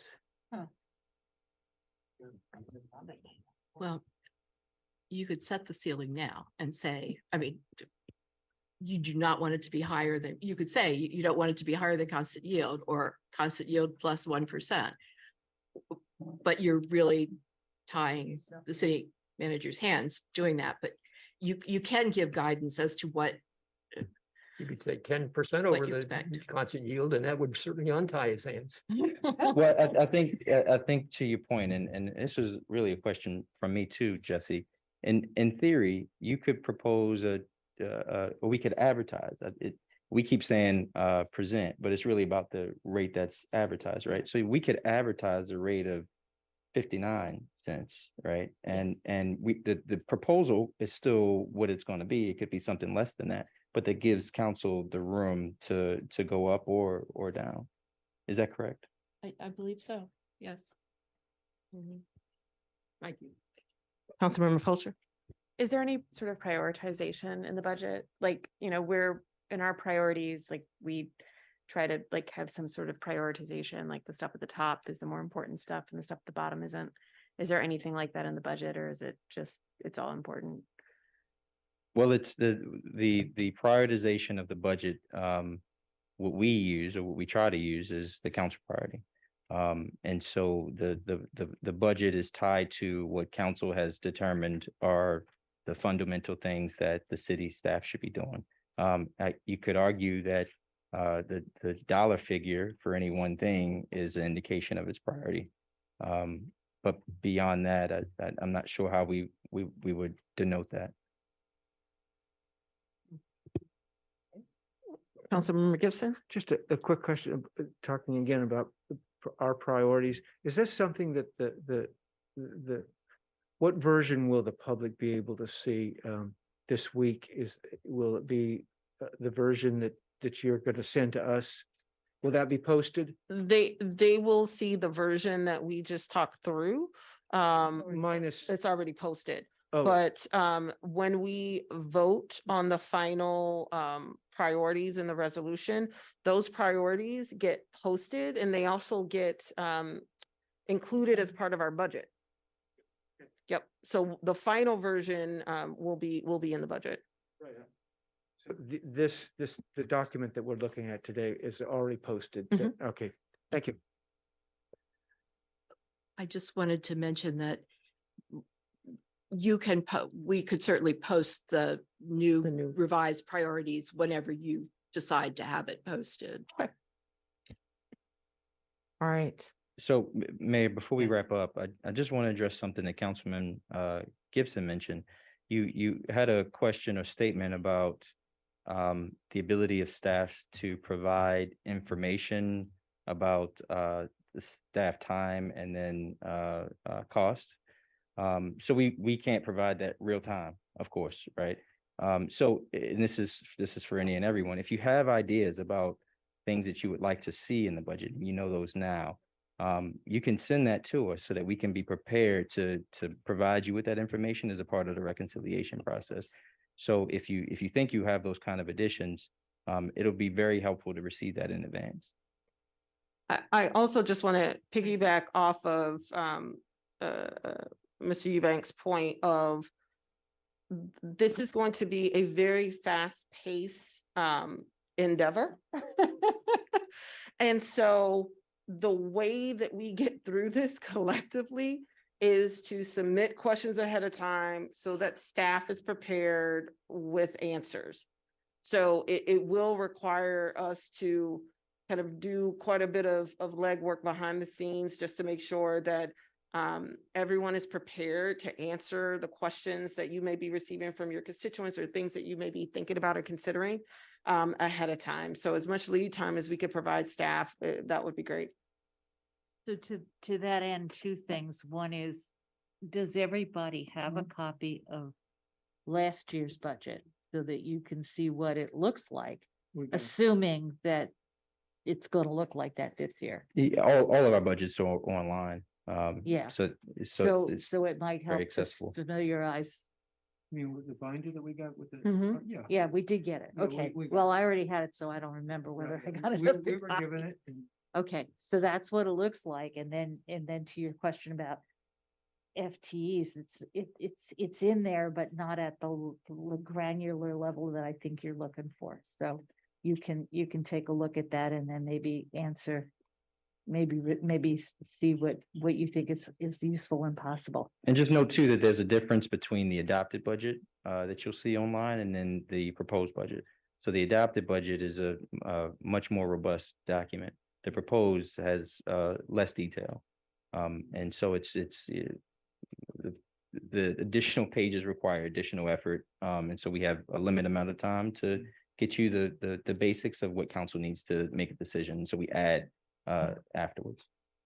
And May I ask- I just want, and then the second thing was the questions from last year proved not to be, the Q&A from last year proved not to be useful to share. Still in the process of looking through Taking those. a look at, okay, so my idea had been maybe looking at last year's questions and answers would help, but they're taking a look to see if they're too stale or whether there's something in there that can, because some of the questions seem to come up over and over, like, Yeah. well, why do you need XYZ for Yeah, yeah. police? What percentage if of? we could get that spelled out ahead of time, that'd be Because great. because we had it last year. Yeah, yeah. Yeah, that's why I thought it was maybe useful, but it may not be, and that's, I was we'll thinking, find out. in a similar way, thinking of looking back last year, I should be able to find the proposed budget for last year online, right? Yeah, you can So- also so look I back could- at All of the budgets, and if you just, there's Well, the adopted budget, Oh, it's all- the proposed budget, Oh, I see all the what you're budget saying. amendments. And if you wanted to just get a view of prior city managers' presentations of proposed Also budgets, online. it's also online. Yeah, yeah. Yeah, Okay. and it'll kind of give you an idea of what to expect. Right, right. And I have paper copies. Yeah, thank you. And just because it's hard to search for the past presentations, the easiest way is just to look during the same time frame. So when you're on YouTube, just look basically through March and April. Yeah, It's the yeah. easiest way to find it. Yeah. Thank you. Okay, well, I said 11, but 11:30 is not that bad. All right. All right, we can stop sharing now. Thank you all so much. I move to adjourn this meeting. All right.